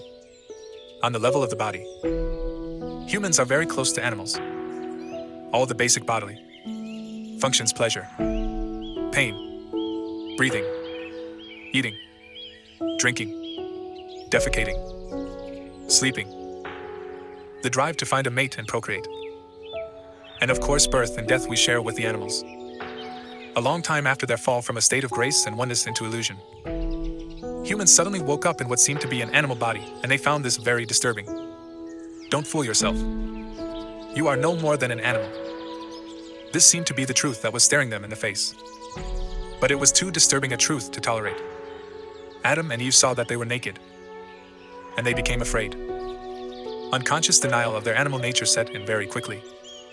The threat that they might be taken over by powerful instinctual drives and revert back to complete unconsciousness was indeed a very real one.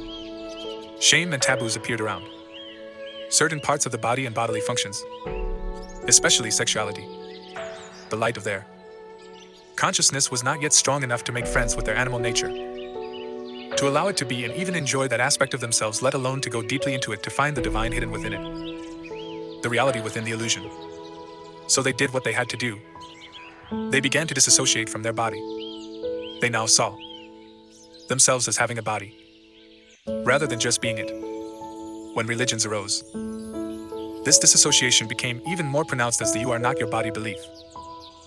Countless people in East and West throughout the ages have tried to find God, salvation, or enlightenment through denial of the body.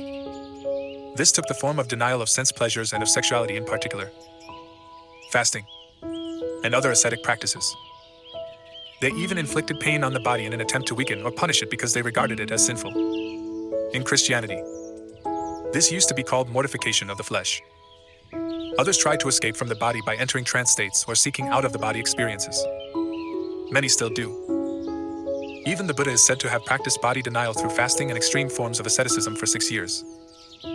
But he did not attain enlightenment until after he had given up this practice. The fact is that no one has ever become enlightened through denying or fighting the body or through an out-of-the-body experience. Although such an experience can be fascinating and can give you a glimpse of the state of liberation from the material form, in the end you will always have to return to the body, where the essential work of transformation takes place. Transformation is through the body, not away from it. This is why no true master has ever advocated fighting or leaving the body, although their mind-based followers often have. Of the ancient teachings concerning the body, only certain fragments survive as Jesus' statement that your whole body will be filled with light, or they survive as myths. Such is the belief that Jesus never relinquished his body but remained one with it and ascended into heaven with it. Almost no one to this day has understood those fragments, or the hidden meaning of certain myths. And the "you are not your body" belief has prevailed universally, leading to body denial and attempts to escape from the body. Countless seekers have thus been prevented from attaining spiritual realization for themselves and becoming finders. Is it possible to recover the lost teachings on the significance of the body or to reconstruct them from the existing fragments? There is no need for that. All spiritual teachings originate from the same source. In that sense, there is and always has been only one master, who manifests in many different forms. I am that master, and so are you. Once you are able to access the source within, and the way to it is through the inner body. Although all spiritual teachings originate from the same source, once they are verbalized and written down, they are obviously no more than collections of words, and a word is nothing but a signpost. As we talked about earlier, all such teachings are signposts pointing the way back to the source.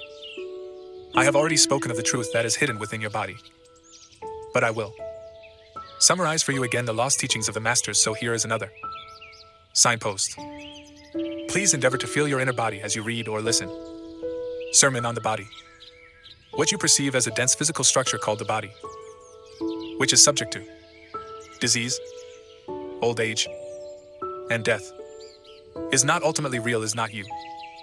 It is misperception of your essential reality that is beyond birth and death, and is due to the limitations of your mind, which, having lost touch with being, creates the body as evidence of its illusory belief in separation and to justify its state of fear. But do not turn away from the body, for within that symbol of impermanence, limitation, and death that you perceive as the illusory creation of your mind is concealed the splendor of your essential and immortal reality. Do not turn your attention elsewhere in your search for the truth, for it is nowhere else to be found but within your body. Do not fight against the body, for in doing so you are fighting against your own reality. You are your body. The body that you can see and touch is only a thin, illusory veil. Underneath it lies the invisible inner body, the doorway into being, into life unmanifested. Through the inner body, you are inseparably connected to this unmanifested one life, birthless, deathless, eternally present. Through the inner body, you are forever one with God, have deep roots within. The key is to be in a state of permanent connectedness with your inner body, to feel it at all times. This will rapidly deepen and transform your life. The more consciousness you direct into the inner body, the higher its vibrational frequency becomes, much like a light that grows brighter as you turn up the dimmer switch and so increase the flow of electricity. At this higher energy level, negativity cannot affect you anymore, and you tend to attract new circumstances that reflect this higher frequency. If you keep your attention in the body as much as possible, you will be anchored in the now. You won't lose yourself in the external world, and you won't lose yourself in your mind. Thoughts and emotions, fears and desires may still be there to some extent, but they won't take you over. Please examine where your attention is at this moment. You are listening to me, or you are reading these words in a book. That is the focus of your attention. You are Also peripherally aware of your surroundings, other people, and so on. Furthermore, there may be some mind activity around what you are hearing or reading. Some mental commentary. Yet no need for any of this to absorb all your attention. See if you can be in touch with your inner body at the same time. Keep some of your attention within. Don't let it all flow out. Feel your whole body from within, as a single field of energy. It is almost as if you were listening or reading with your whole body. Let this be your practice in the days and weeks to come. Do not give all your attention away to the mind and the external world. By all means, focus on what you are doing, but feel the inner body at the same time whenever possible. Stay rooted within. Then observe how this changes your state of consciousness and the quality of what you are doing. Whenever you are waiting, wherever it may be, use that time to feel the inner body. In this way, traffic jams and lineups become very enjoyable. Instead of mentally projecting yourself away from the now, go more deeply into the now by going more deeply into the body. The art of inner body awareness will develop into a completely new way of living. A state of permanent connectedness with being, and will add a depth to your life that you have never known before. It is easy to stay present as the observer of your mind when you are deeply rooted within your body. No matter what happens on the outside, nothing can shake you anymore. Unless you stay present, and inhabiting your body is always an essential aspect of it, you will continue to be run by your mind. The script in your head that you learned a long time ago, the conditioning of your mind, will dictate your thinking and your behavior. You may be free of it for brief intervals, but rarely for long. This is especially true when something goes wrong or there is some loss or upset. Your conditioned reaction will then be involuntary, automatic, and predictable, fueled by the one basic emotion that underlies the mind-identified state of consciousness: fear. So when such challenges come, as they always do, make it a habit to go within at once and focus as much as you can on the inner energy field of your body. This need not take long, just a few seconds, but you need to do it the moment that the challenge presents itself. Any delay will allow a conditioned mental emotional reaction to arise and take you over. When you focus within and feel the inner body, you immediately become still and present as you are withdrawing consciousness from the mind. If a response is required in that situation, it will come up from this deeper level. Just as the sun is infinitely brighter than a candle flame, there is infinitely more intelligence in being than in your mind. As long as you are in conscious contact with your inner body, you are like a tree that is deeply rooted in the earth, or a building with a deep and solid foundation. The latter analogy is used by Jesus in the generally misunderstood parable of the two men who build a house. One man builds it on the sand without a foundation, and when the storms and floods come, the house is swept away. The other man digs deep until he reaches the rock, then builds his house, which is not swept away by the floods. Before you enter the body, forgive. I felt very uncomfortable when I tried to put my attention on the inner body. There was a feeling of agitation and nausea. So I haven't been able to experience what you are talking about. What you felt was a lingering emotion that you were probably unaware of, until you started putting some attention into the body. Unless you first give it some attention, the emotion will prevent you from gaining access to the inner body, which ties at a deeper level underneath it. Attention does not mean that you start thinking about it.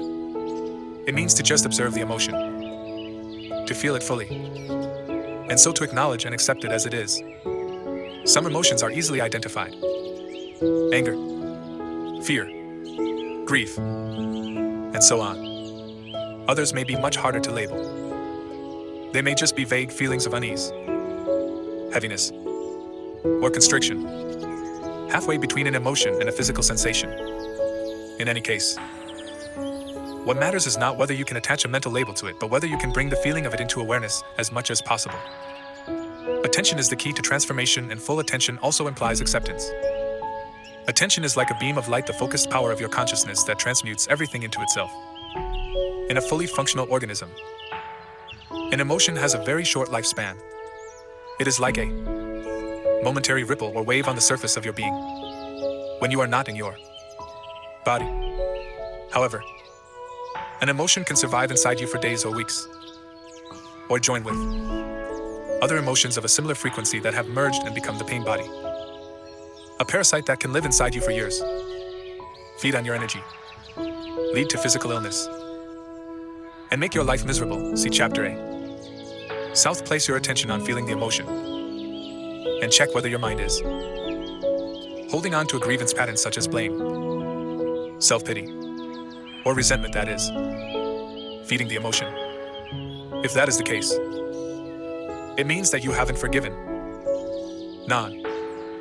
Forgiveness is often toward another person or yourself, but it may just as well be toward any situation or condition past, present or future that your mind refuses to accept. Yes, there can be non-forgiveness even with regard to the future. This is the mind's refusal to accept uncertainty, to accept that the future is ultimately beyond its control.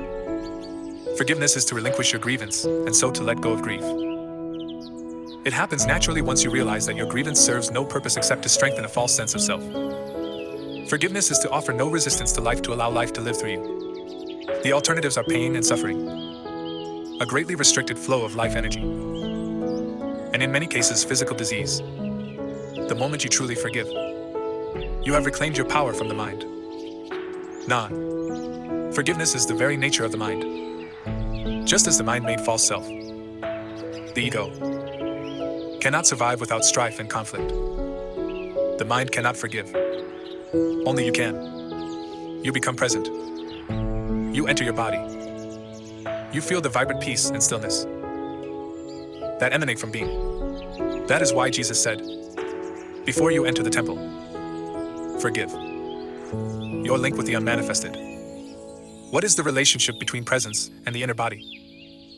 Presence is pure consciousness, consciousness that has been reclaimed from the mind, from the world of form. The inner body is your link with the unmanifested, and in its deepest aspect is the unmanifested, the source from which consciousness emanates as light emanates from the sun.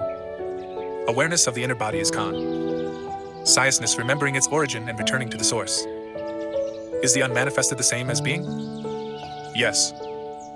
The word unmanifested attempts, by way of negation, to express that which cannot be spoken, thought, or imagined. It points to what it is by saying what is not. Being, on the other hand, is a positive term. Please don't get attached to either of these words or start believing in them. They are no more than signposts. You said that presence is consciousness that has been reclaimed from the mind. Who does the reclaiming? You do. But since in your essence you are consciousness, we might as well say that it is an awakening of consciousness from the dream of form. This does not mean your own form will instantly vanish in an explosion of light.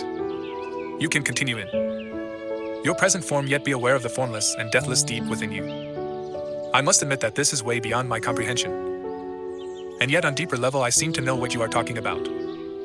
More like a feeling than anything else. Am I deceiving myself? No. You are not. Feeling will get you closer to the truth of who you are than thinking. I cannot tell you anything that deep within you don't already know. When you have reached a certain stage of interconnectedness, you recognize the truth when you hear it. If you haven't reached that stage yet, the practice of body awareness will bring about the deepening that is necessary, slowing down the aging process. In the meantime, awareness of the inner body has other benefits in the physical realm. One of them is a significant slowing down of the aging of the physical body. Whereas the outer body normally appears to grow old and wither fairly quickly, the inner body does not change with time, except that you may feel it more deeply and become it more fully. If you are 20 years old now, the energy field of your inner body will feel just the same when you are 80. It will be just as vibrantly alive. As soon as your habitual state changes from being out of the body and trapped in your mind to being in the body and present in the now, your physical body will feel lighter, clearer, more alive, as there is more consciousness in the body. Its molecular structure actually becomes less dense. More consciousness means a lessening of the illusion of materiality. When you become identified more with the timeless inner body than with the outer body, when presence becomes your normal mode of consciousness and past and future no longer dominate your attention, you do not accumulate time anymore in your psyche and in the cells of the body. The accumulation of time as the psychological burden of past and future greatly impairs the cell's capacity for self-renewal. So if you inhabit the inner body, the outer body will grow old at a much slower rate. And even when it does, your timeless essence will shine through the outer form, and you will not give the appearance of an old person. Is there any scientific evidence for this? Try it out, and you will be the evidence. Strengthening the immune system. Another benefit of this practice in the physical realm is a great strengthening of the immune system, which occurs when you inhabit the body. The more consciousness you bring into the body, the stronger the immune system becomes. It is as if every cell awakens and rejoices. The body loves your attention. It is also a potent form of self-healing. Most illnesses creep in when you are not present in the body. If the master is not present in the house, all kinds of shady characters will take up residence there. When you inhabit your body, it will be hard for unwanted guests to enter. It is not only your physical immune system that becomes strengthened, your psychic immune system is greatly enhanced as well. The latter protects you from the negative mental emotional force fields of others, which are highly contagious. Inhabiting the body protects you not by putting up a shield, but by raising the frequency vibration of your total energy field, so that anything that vibrates at a lower frequency, such as fear, anger, depression, and so on, now exists in what is virtually a different order of reality. It doesn't enter your field of consciousness anymore. Or if it does, you don't need to offer any resistance to it because it passes right through you. Please don't just accept or reject what I am saying. Put it to the test. There is a simple but powerful self-healing meditation you can do whenever you feel the need to boost your immune system. It is particularly effective if used when you feel the first symptoms of an illness. But it also works with illnesses that are already entrenched if you use it at frequent intervals and with an intense focus. It will counteract any disruption of your energy field by some form of negativity. However, it is not a substitute for the moment-to-moment practice of being in the body. Otherwise, its effect will only be temporary. Here it is. When you are unoccupied for a few minutes, and especially last thing at night before falling asleep and first thing in the morning before getting up, flood your body with consciousness. Close your eyes. Lie flat on your back. Choose different parts of your body to focus your attention on briefly at first. Hands, feet, arms, legs, abdomen, chest, head, and so on. Feel the life energy inside those parts as intensely as you can. Stay with each part for 15 seconds or so. Then let your attention run through the body like a wave a few times, from feet to head and back again. This need only take a minute or so. After that, feel the inner body in its totality, as a single field of energy. Hold that feeling for a few minutes. Be intensely present during that time, present in every cell of your body. Don't be concerned if the mind occasionally succeeds in drawing your attention out of the body and you lose yourself in some thought. As soon as you notice that this has happened, just return your attention to the inner body. Let the breath take you into the body. At times, when my mind has been very active, it has acquired such momentum that if it is impossible to take my attention away from it and feel the inner body. This happens particularly when I get into a worry or anxiety pattern. Do you have any suggestions? If at any time you are finding it hard to get in touch with the inner body, it is usually easier to focus on your breathing first. Conscious breathing, which is a powerful meditation in its own right, will gradually put you in touch with the body.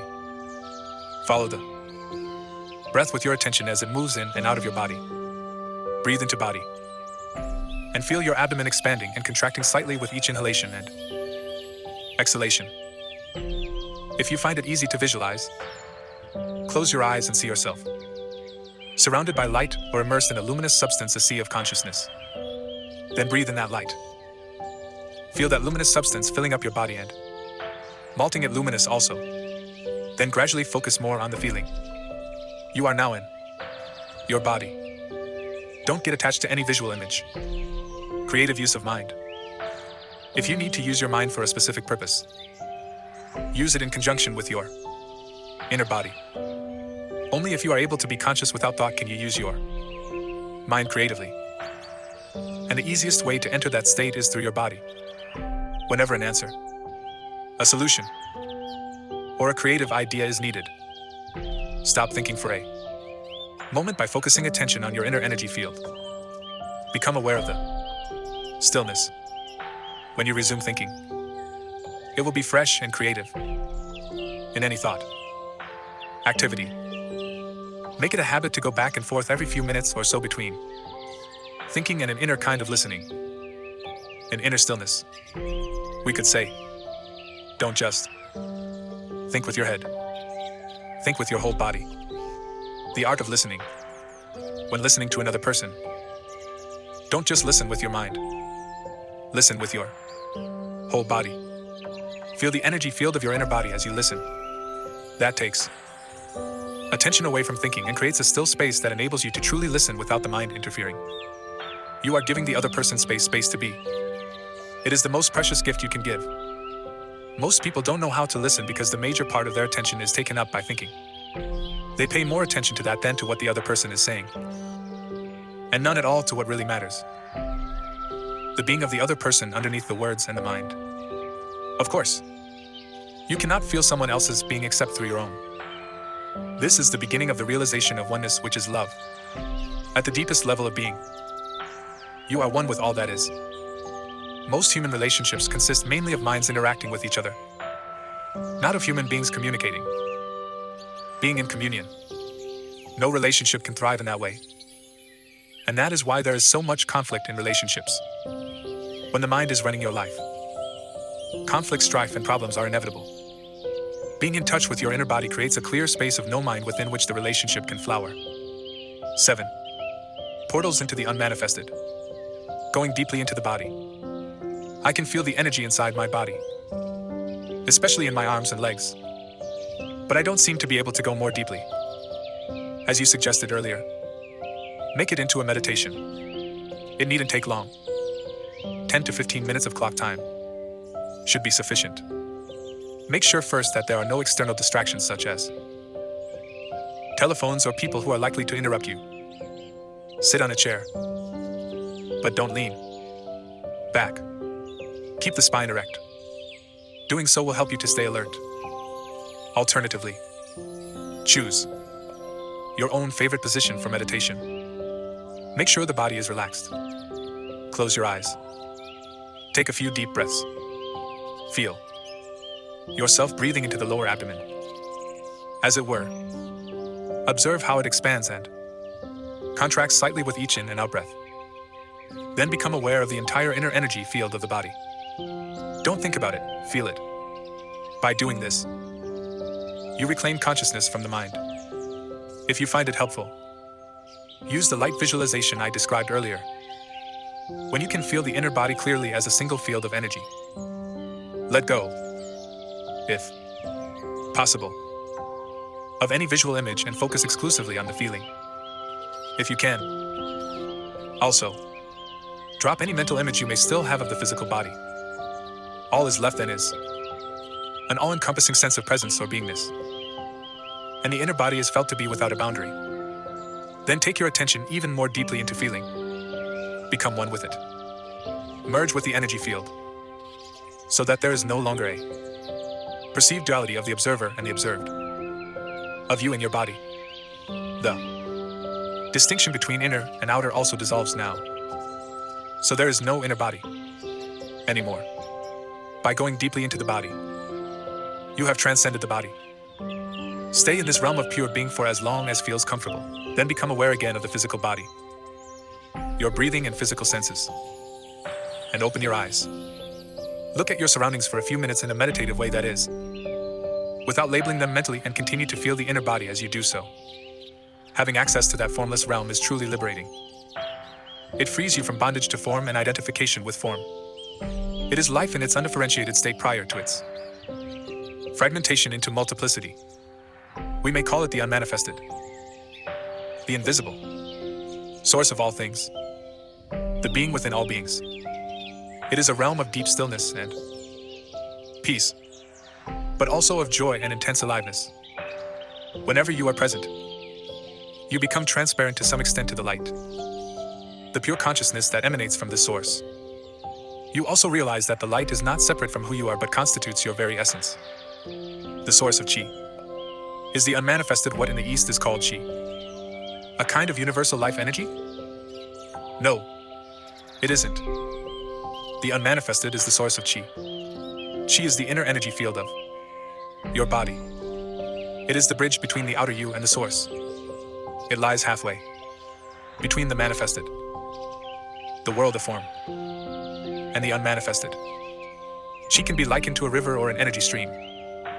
If you take the focus of your consciousness deeply into the inner body, you are tracing the course of this river back to its source. Qi is movement, the unmanifested is stillness. When you reach a point of absolute stillness, which is nevertheless vibrant with life, you have gone beyond the inner body and beyond Qi to the source itself, the unmanifested. Qi is the link between the unmanifested and the physical universe. So if you take your attention deeply into the inner body, you may reach this point, this singularity, where the world dissolves into the unmanifested and the unmanifested takes on form as the energy stream of Qi, which then becomes the world. This is the point of birth and death. When your consciousness is directed outward, mind and world arise. When it is directed inward, it realizes its own source and returns home into the unmanifested. Then, when your consciousness comes back to the manifested world, you reassume the form identity that you temporarily relinquished. You have a name, a past, a life situation, a future, but in one essential respect, you are not the same person you were before. You will have glimpsed a reality within yourself that is not of this world, although it isn't separate from it, just as it isn't separate from you. Now let your spiritual practice be this. As you go about your life, don't give 100% of your attention to the external world and to your mind.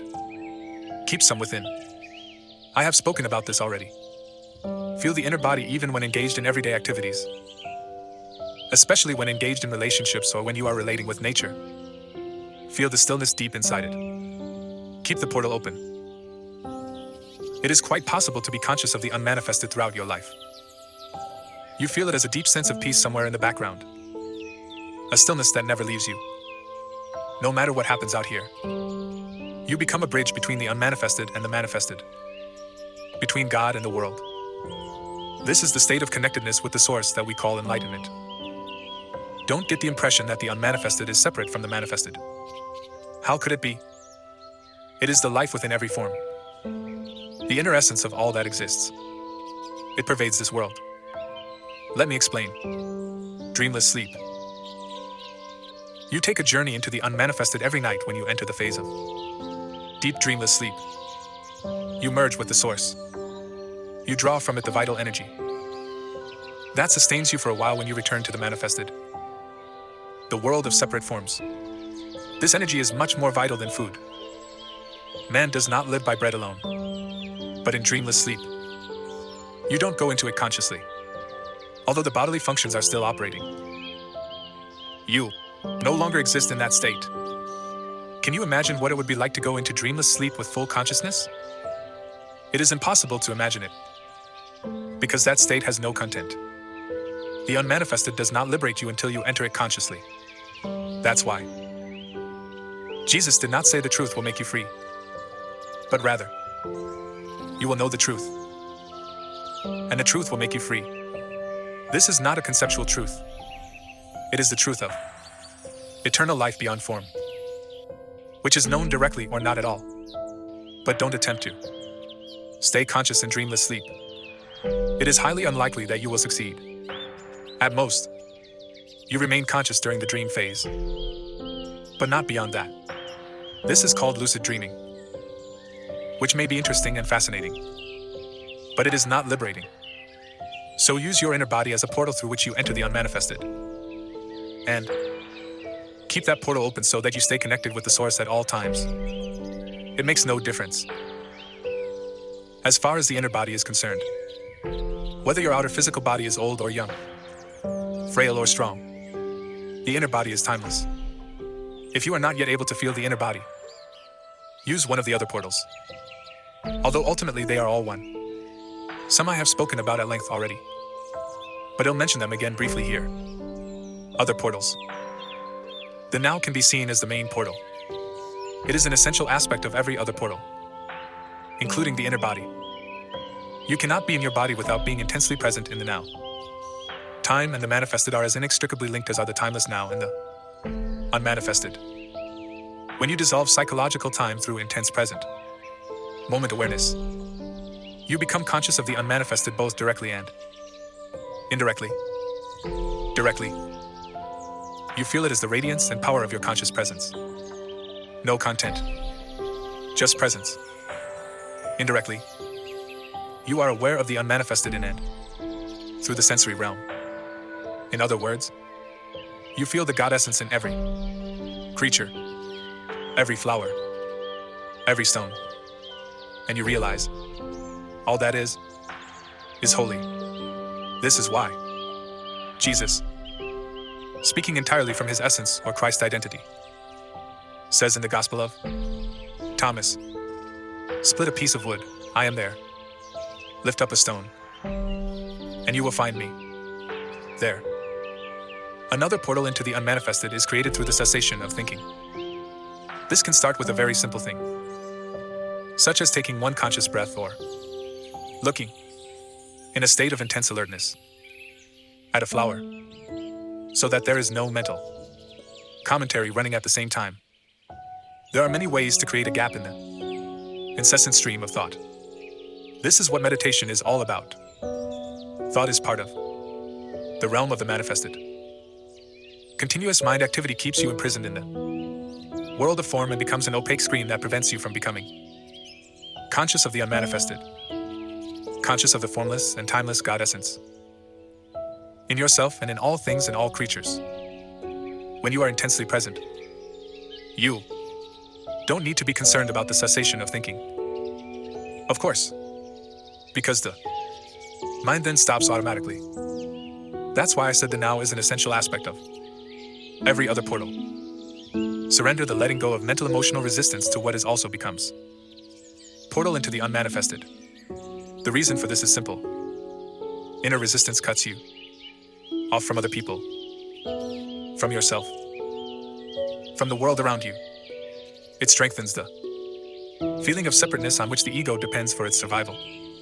The stronger the feeling of separateness, the more you are bound to the manifested, to the world of separate forms. The more you are bound to the world of form, the harder and more impenetrable your form identity becomes. The portal is closed, and you are cut off from the inner dimension, the dimension of depth. In the state of surrender, your form identity softens and becomes somewhat transparent, as it were, so the unmanifested can shine through you. It's up to you to open a portal in your life that gives you conscious access to the unmanifested. Get in touch with the energy field of the inner body. Be intensely present. Disidentify from the mind. Surrender to what is. These are all portals you can use, but you only need to use one. Surely love must also be one of those portals? No, it isn't. As soon as one of the portals is open, love is present in you as the feeling realization of oneness. Love isn't a portal, it's what comes through the portal into this world. As long as you are completely trapped in your form identity, there can be no love. Your task is not to search for love, but to find a portal through which love can enter. Silence. Are there any other portals apart from those you just mentioned? Yes, there are. The unmanifested is not separate from the manifested. It pervades this world. But it is so well disguised that almost everybody misses it completely. If you know where to look, you'll find it everywhere. A portal opens up every moment.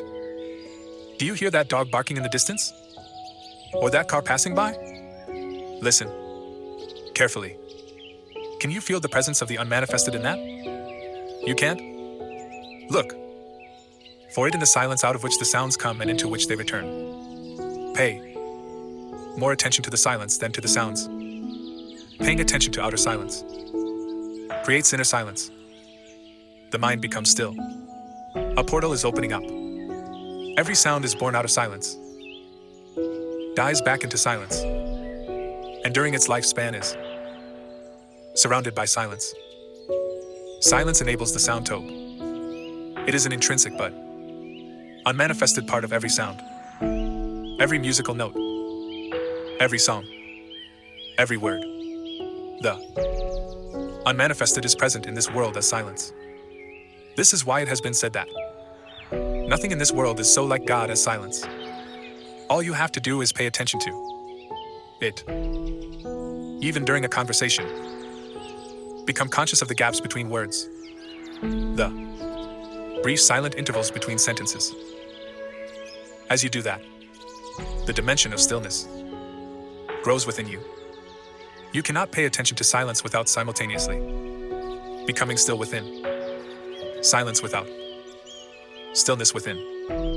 You have entered the unmanifested space, just as no sound can exist without silence. Nothing can exist without no thing. Without the empty space that enables it to be. Every physical object or body has come out of nothing, is surrounded by nothing, and will eventually return to nothing. Not only that, but even inside every physical body there is far more nothing than something. Physicists tell us that the solidity of matter is an illusion. Even seemingly solid matter, including your physical body, is nearly 100% empty space, so vast are the distances between the atoms compared to their size. What is more, even inside every atom there is mostly empty space. What is left is more like a vibrational frequency than particles of solid matter. More like a musical note. Buddhists have known that for over 500 years. Form is emptiness. Emptiness is form, states the Heart Sutra, one of the best-known ancient Buddhist texts. The essence of all things is emptiness. The unmanifested is not only present in this world as silence, it also pervades the entire physical universe as space from within and without. This is just as easy to miss as silence. Everybody pays attention to the things in space. But who pays attention to space itself? You seem to be implying that emptiness, where nothing is not just nothing, that there is some mysterious quality to it. What is this nothing? You cannot ask such a question.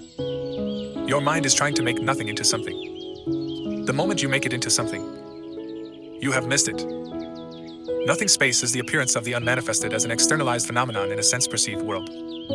That's about as much as one can say about it. And even that is a kind of paradox. It cannot become an object of knowledge. You can't do a PhD on nothing. When scientists study space, they usually make it into something and thereby miss its essence entirely. Not surprisingly, the latest theory is that space isn't empty at all, that it is filled with some substance. Once you have a theory, it's not too hard to find evidence to substantiate it, at least until some other theory comes along. Nothing can only become a portal into the unmanifested for you if you don't try to grasp or understand it. Isn't that what we are doing here? Not at all. I am giving you pointers to show you how you can bring the dimension of the unmanifested into your life. We are not trying to understand it. There is nothing to understand. Space has no existence. To exist literally means to stand out. You cannot understand space because it doesn't stand out. Although in itself it has no existence, it enables everything else to exist. Silence has no existence either, nor does the unmanifested. So what happens if you withdraw attention from the objects in space and become aware of space itself? What is the essence of this room? The furniture, pictures, and so on area in the room. But they are not the room. The floor, walls, and ceiling define the boundary of the room. But they are not the room either. So what is the essence of the room? Space. Of course. Empty space. There would be no room without it. Since space is nothing, we can say that what is not there is more important than what is there. So become aware of the space that is all around you. Don't think about it. Feel it. As it were. Pay attention to nothing. As you do that, a shift in consciousness takes place inside you. Here is why. The inner equivalent to objects in space such as furniture, walls, and so on are your mind objects, thoughts, emotions, and the objects of the senses. And the inner equivalent of space is the consciousness that enables your mind objects to be. Just as space allows all things to be. So if you withdraw attention from things objects in space, you automatically withdraw attention from your mind objects as well. In other words, you cannot think and be aware of space or of silence. By becoming aware of the empty space around you, you simultaneously become aware of the space, of no mind, of pure consciousness, the unmanifested. This is how contemplation of space can become a portal for you. Space and silence are two aspects of the same thing, the same nothing. They are an externalization of inner space and inner silence, which is stillness, the infinitely creative womb of all existence. Most humans are completely unconscious of this dimension. There is no inner space, no stillness. They are out of balance. In other words, they know the world, or think they do, but they don't know God. They identify exclusively with their own physical and psychological form, unconscious of essence. And because every form is highly unstable, they live in fear. This fear causes a deep misperception of themselves and of other humans, a distortion in their vision of the world. If some cosmic convulsion brought about the end of our world, the unmanifested would remain totally unaffected by this. A Course in Miracles expresses this truth poignantly. Nothing real can be threatened. Nothing unreal exists. Herein lies the peace of God. If you remain in conscious connection with the unmanifested, you value, love, and deeply respect the manifested and every life form in it as an expression of the one life beyond form. You also know that every form is destined to dissolve again and that ultimately nothing out here matters all that much. You have overcome the world, in the words of Jesus. Or, as the Buddha put it, you have crossed over to the other shore. The true nature of space and time. Now consider this. If there were nothing but silence, it wouldn't exist for you. You wouldn't know what it is. Only when sound appears does silence come into being. Similarly, if there were only space without any objects in space, it wouldn't exist for you. Imagine yourself as a point of consciousness floating in the vastness of space. No stars, no galaxies, just emptiness. Suddenly, space wouldn't be vast anymore. It would not be there at all. There would be no speed, no movement.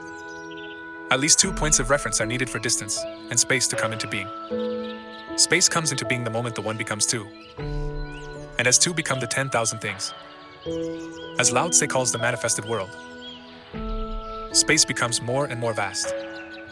So world and space arise simultaneously. Nothing could be without space. Yet space is nothing. Before the universe came into being, before the Big Bang if you like, there wasn't a vast empty space waiting to be filled. There was no space. As there was no thing. There was only the unmanifested, the one. When the one became the 10,000 things, suddenly space seemed to be there and enabled the many to be. Where did it come from? Was it created by God to accommodate the universe? Of course not. Space is no thing. So it was never created. Go out on a clear night and look up at the sky. The thousands of stars you can see, with the naked eye, are no more than an infinitesimal fraction of what is there. Over 100 billion galaxies can be detected with the most powerful telescopes. Each galaxy an island universe with billions of stars. Yet what is even more awe-inspiring is the infinity of space itself. The depth and stillness that allows all of that magnificence to be. Nothing could be more awe-inspiring and majestic than the inconceivable vastness and stillness of space, and yet what is it? Emptiness. Vast. Emptiness. What appears to us as space in our universe perceived through the mind and the senses is the unmanifested itself. Externalized. It is the body of God. And the greatest miracle is this: that stillness and vastness that enables the universe to be is not just out there in space, it is also within you. When you are utterly and totally present, you encounter it as the still inner space of no mind. Within you, it is vast in depth, not an extension. Spatial extension is ultimately a misperception of infinite depth, an attribute of the one transcendental reality. According to Einstein, space and time are not separate. I don't really understand it, but I think he is saying that time is the fourth dimension of space. He calls it the space-time continuum. Yes, what you perceive externally as space and time are ultimately illusory, but they contain a core of truth. They are the two essential attributes of God: infinity and eternity, perceived as if they had external existence outside you. Within you, both space and time have an inner equivalent that reveals their true nature, as well as your own. Whereas space is the still, infinitely deep realm of no mind, the inner equivalent of time is presence, awareness of the eternal now. Remember that there is no distinction between them. When space and time are realized within as the unmanifested no mind and presence, external space and time continue to exist for you, but they become much less important. The world, too, continues to exist for you, but it will not bind you anymore. Hence, the ultimate purpose of the world lies not within the world but in transcendence of the world. Just as you would not be conscious of space if there were no objects in space, the world is needed for the unmanifested to be realized. You may have heard the Buddha saying, if there were no illusion, there would be no enlightenment. It is through the world and ultimately through you that the unmanifested knows itself. You are here to enable the divine purpose of the universe to unfold. That is how important you are. Conscious death. Apart from dreamless sleep, which I mentioned already, there is one other. Involuntary portal. It opens up briefly at the time of physical death. Even if you have missed all the other opportunities for spiritual realization during your lifetime. One last portal will open up for you immediately after the body has died. There are countless accounts by people who had a visual impression of portal as radiant light and then returned from what is commonly known as a near-death experience. Many of them also spoke of a sense of blissful serenity and deep peace. In the Tibetan Book of the Dead, it is described as the luminous splendor of the colorless light of emptiness, which it says is your own true self. This portal opens up only very briefly, and unless you have already encountered the dimension of the unmanifested in your lifetime, you will likely miss it. Most people carry too much residual resistance, too much fear, too much attachment to sensory experience, too much identification with the manifested world. So they see the portal, turn away in fear, and then lose consciousness. Most of what happens after that is involuntary and automatic. Eventually, there will be another round of birth and death. Their presence wasn't strong enough yet for conscious immortality. So going through this portal does not mean annihilation. As with all the other portals, your radiant true nature remains, but not the personality. In any case, whatever is real or of true value in your personality is your true nature, shining through. This is never lost. Nothing that is of value, nothing that is real, is ever lost. Approaching death and death itself, the dissolution of the physical form, is always a great opportunity for spiritual realization. This opportunity is tragically missed most of the time, since we live in a culture that is almost totally ignorant of death. As it is, almost totally ignorant of anything that truly matters. Every portal is a portal of death, the death of the false self. When you go through it, you cease to derive your identity from your psychological, mind-made form. You then realize that death is an illusion, just as your identification with form was an illusion. The end of illusion, that's all that death is. It is painful only as long as you cling to illusion. 8. Enlightened relationships. Enter the now from wherever you are. I always thought that true enlightenment is not possible except through love in a relationship between a man and a woman. Isn't this what makes us whole again? How can one's life be fulfilled until that happens? Is that true in your experience? Has this happened to you? Not yet. But how could it be otherwise? I know that it will happen. In other words, you are waiting for an event in time to save you. Is this not the core error that we have been talking about? Salvation is not elsewhere in place or time. It is here and now. What does that statement mean? Salvation is here and now? I don't understand it. I don't even know what salvation means. Most people pursue physical pleasures or various forms of psychological gratification because they believe that those things will make them happy or free them from a feeling of fear or lack. Happiness may be perceived as a heightened sense of aliveness attained through physical pleasure, or a more secure and more complete sense of self attained through some form of psychological gratification. This is the search for salvation from a state of unsatisfactoriness or insufficiency. Invariably, any satisfaction that they obtain is short-lived. So the condition of satisfaction or fulfillment is usually projected once again onto an imaginary point away from the here and now. When I obtain this or am free of that, then I will be okay. This is the unconscious mindset that creates the illusion of salvation in the future. True salvation is fulfillment, peace, life in all its fullness. It is to be who you are. 2. Feel within you the good that has no opposite. The joy of being that depends on nothing outside itself. It is felt not as a passing experience but as an abiding presence. In theistic language, it is to know God not as something outside you but as your own innermost essence.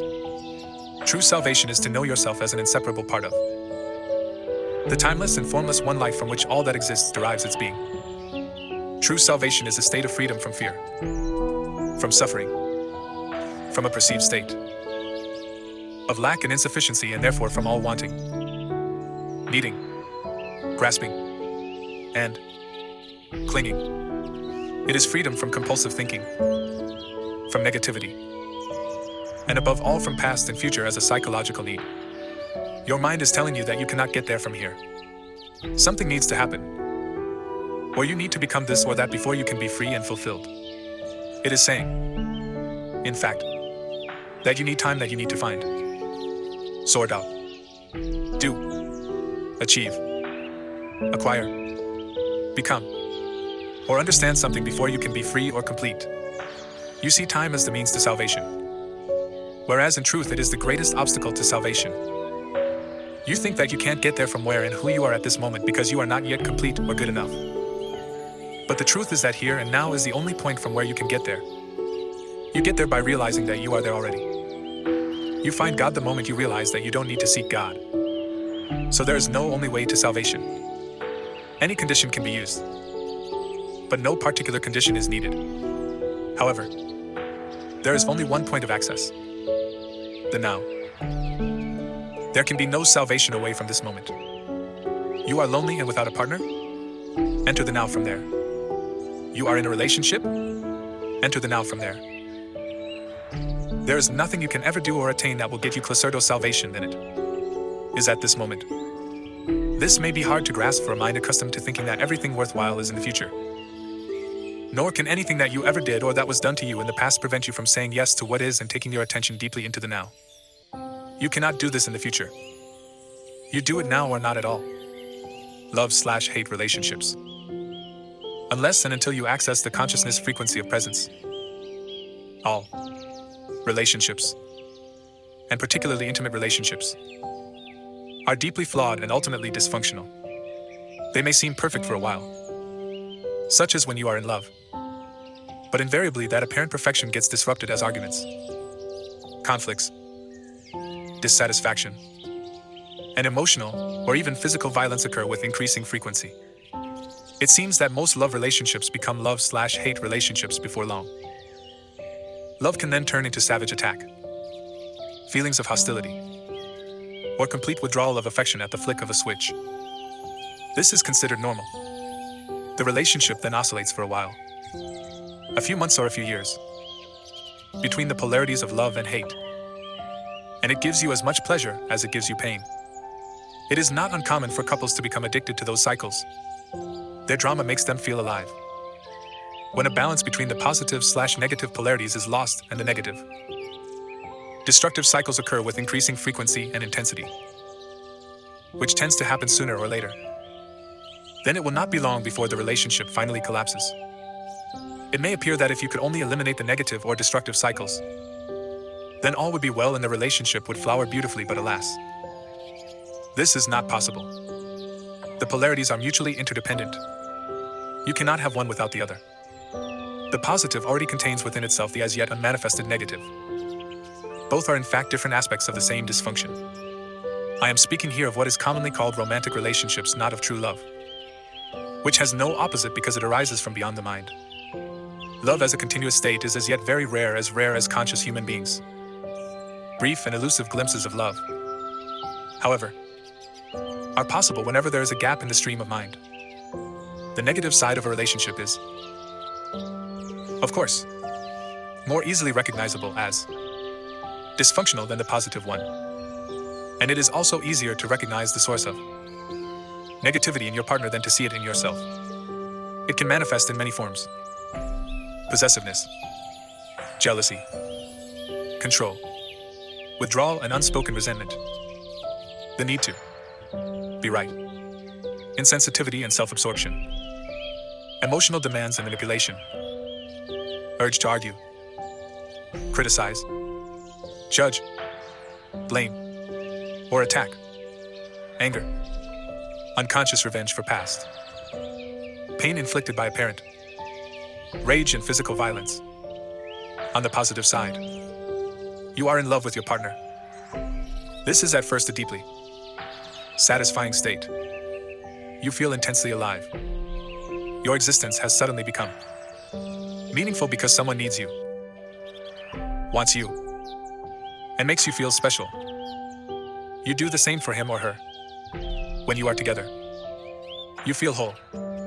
The feeling can become so intense that the rest of the world fades into insignificance. However, you may also have noticed that there is a neediness and a clinging quality to that intensity. You become addicted to the other person. He or she acts on you like a drug. You are on a high when the drug is available. But even the possibility or the thought that he or she might no longer be there for you can lead to jealousy, possessiveness, attempts at manipulation through emotional blackmail, blaming and accusing fear of loss. If the other person does leave you, this can give rise to the most intense hostility or the most profound grief and despair. In an instant, loving tenderness can turn into a savage attack or dreadful grief. Where is the love now? Can love change into its opposite in an instant? Was it love in the first place? Or just an addictive grasping and clinging? Addiction and a search for wholeness. Why should we become addicted to another person? The reason why the romantic love relationship is such an intense and universally sought-after experience seems to offer liberation from a deep-seated state of fear, need, lack, and incompleteness that is part of the human condition in its unredeemed and unenlightened state. There is a physical as well as a psychological dimension to this state. On the physical level, you are obviously not whole, nor will you ever be. You are either a man or a woman, which is to say, one half of the whole. On this level, the longing for wholeness, the return to oneness, manifests as male-female attraction. Man's need for a woman, woman's need for a man. It is an almost irresistible urge for union with the opposite energy polarity. The root of this physical urge is a spiritual one. The longing for an end to duality, a return to the state of wholeness. Sexual union is the closest you can get to this state on the physical level. This is why it is the most deeply satisfying experience the physical realm can offer. But sexual union is no more than a fleeting glimpse of wholeness, an instant of bliss. as long as it is unconsciously sought as a means of salvation. You are seeking the end of duality on the level of form, where it cannot be found. You are given a tantalizing glimpse of heaven, but you are not allowed to dwell there and find yourself again in a separate body. On the psychological level, the sense of lack and incompleteness is, if anything, even greater than on the physical level. As long as you are identified with the mind, you have an externally derived sense of self. That is to say, you get your sense of who you are from things that ultimately have nothing to do with who you are. Your social role, possessions, external appearance, successes and failures, belief systems, and so on. This false, mind-made self, the ego, feels vulnerable, insecure, and is always seeking new things to identify with to give it a feeling that it exists. But nothing is ever enough to give it lasting fulfillment. Its fear remains, its sense of lack and neediness remains. But then that special relationship comes along. It seems to be the answer to all the ego's problems and to meet all its needs. At least this is how it appears at first. All the other things that you derived your sense of self from before now become relatively insignificant. You now have a single focal point that replaces them all, gives meaning to your life, and through which you define your identity, the person you are in love with. You are no longer a disconnected fragment in an uncaring universe. Or so it seems. Your world now has a center, the loved one. The fact that the center is outside you and that, therefore, you still have an externally derived sense of self does not seem to matter at first. What matters is that the underlying feelings of incompleteness, of fear, lack and unfulfillment so characteristic of the egoic state are no longer there, or are they? Have they dissolved? Or do they continue to exist underneath the happy surface reality? If in your relationships you experience both love and the opposite of love, attack, emotional violence, and so on, then it is likely that you are confusing ego attachment and addictive clinging with love. You cannot love your partner one moment and attack him or her the next. True love has no opposite. If your love has an opposite, then it is not love but a strong ego need for a more complete and deeper sense of self. A need that the other person temporarily meets. It is the ego's substitute for salvation. And for a short time it almost does feel like salvation. But there comes a point when your partner behaves in ways that fail to meet your needs, or rather those of your ego. The feelings of fear, pain, and lack that are an intrinsic part of egoic consciousness but had been covered up by the love relationship now resurface. Just as with every other addiction, you are on a high when the drug is available, but invariably comes a time when the drug no longer works for you. When those painful feelings reappear, you feel them even more strongly than before. And what is more, you now perceive your partner as the cause of those feelings.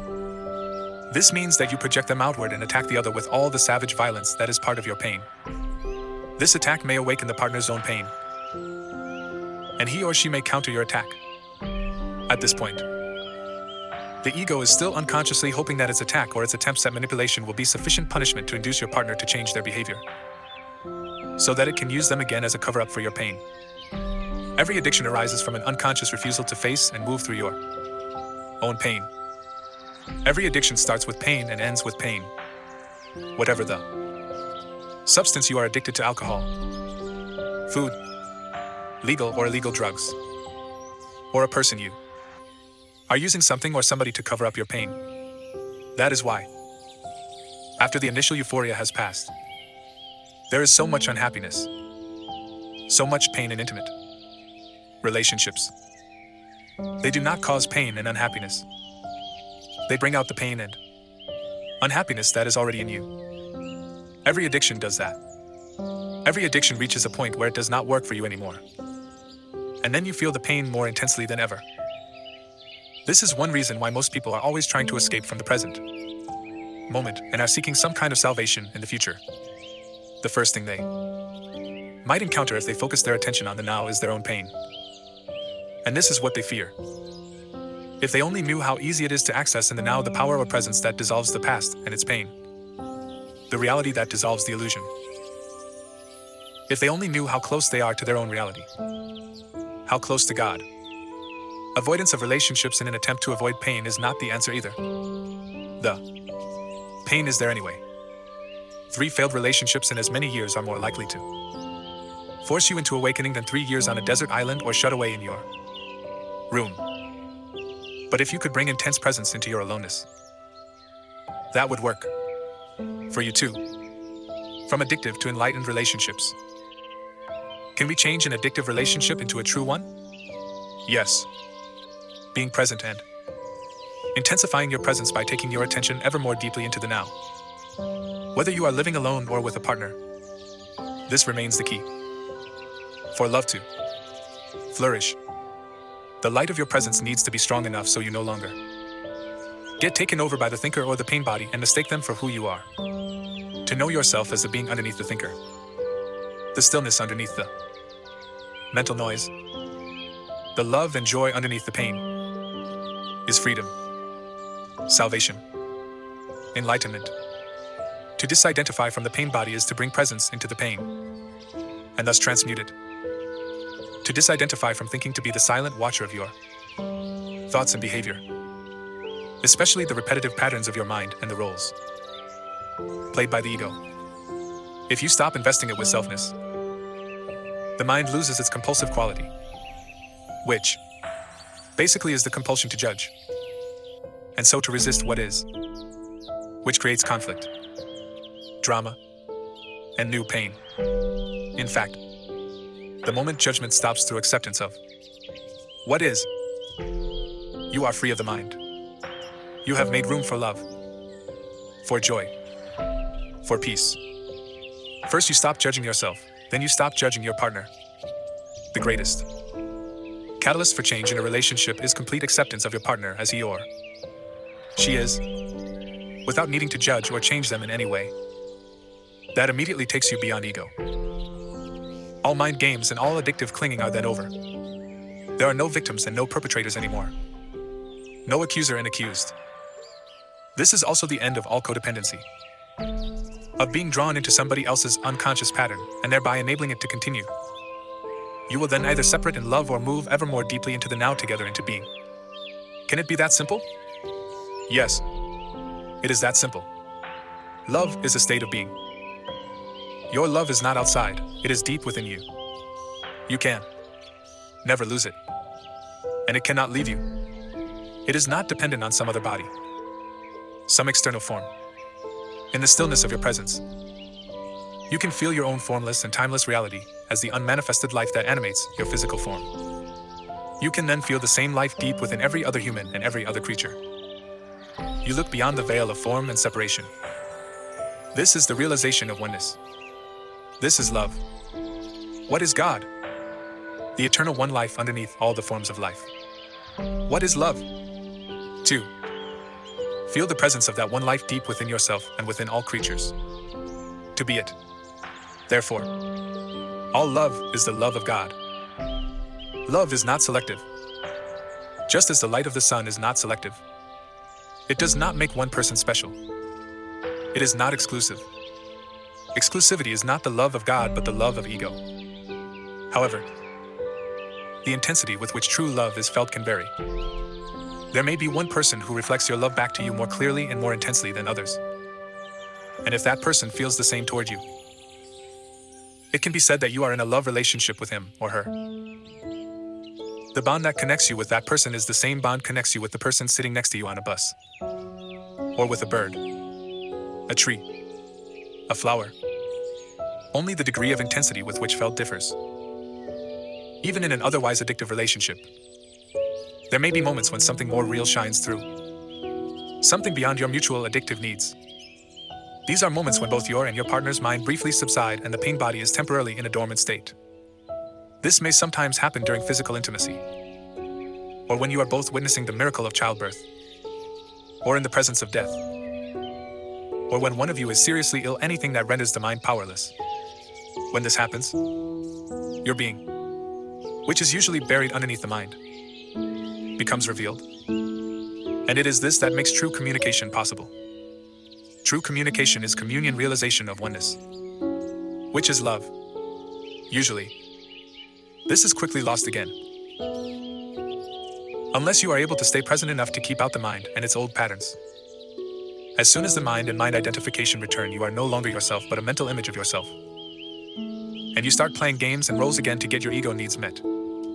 You are a human mind again, pretending to be a human being, interacting with another mind, playing a drama called love. Although brief glimpses are possible, love cannot flourish unless you are permanently free of mind identification and your presence is intense enough to have dissolved the pain body, or you can at least remain present as the watcher.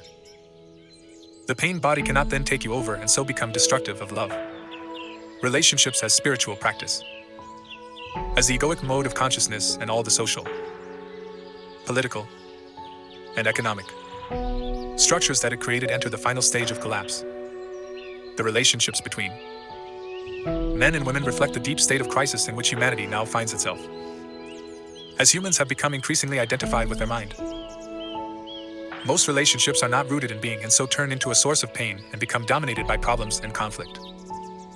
Millions are now living alone or as single parents, unable to establish an intimate relationship or unwilling to repeat the insane drama of past relationships. Others go from one relationship to another, from one pleasure and pain cycle to another, in search of the elusive goal of fulfillment through union with the opposite energy, polarity. Still others compromise and continue to be together in a dysfunctional relationship in which negativity prevails, for the sake of the children or security, through force of habit, fear of being alone, or some other mutually beneficial arrangement, or even through the unconscious addiction to the excitement of emotional drama and pain. However, every crisis represents not only danger but also opportunity. If relationships energize and magnify egoic mind patterns and activate the pain body, as they do at this time, why not accept this fact rather than try to escape from it? Why not cooperate with it instead of avoiding relationships or continuing to pursue the phantom of an ideal partner as an answer to your problems or a means of feeling fulfilled? The opportunity that is concealed within every crisis does not manifest until all the facts of any given situation are acknowledged and fully accepted. As long as you deny them, as long as you try to escape from them or wish that things were different, the window of opportunity does not open up and you remain trapped inside that situation which will remain same or deteriorate further. With the acknowledgement and acceptance of the facts also comes a degree of freedom from them.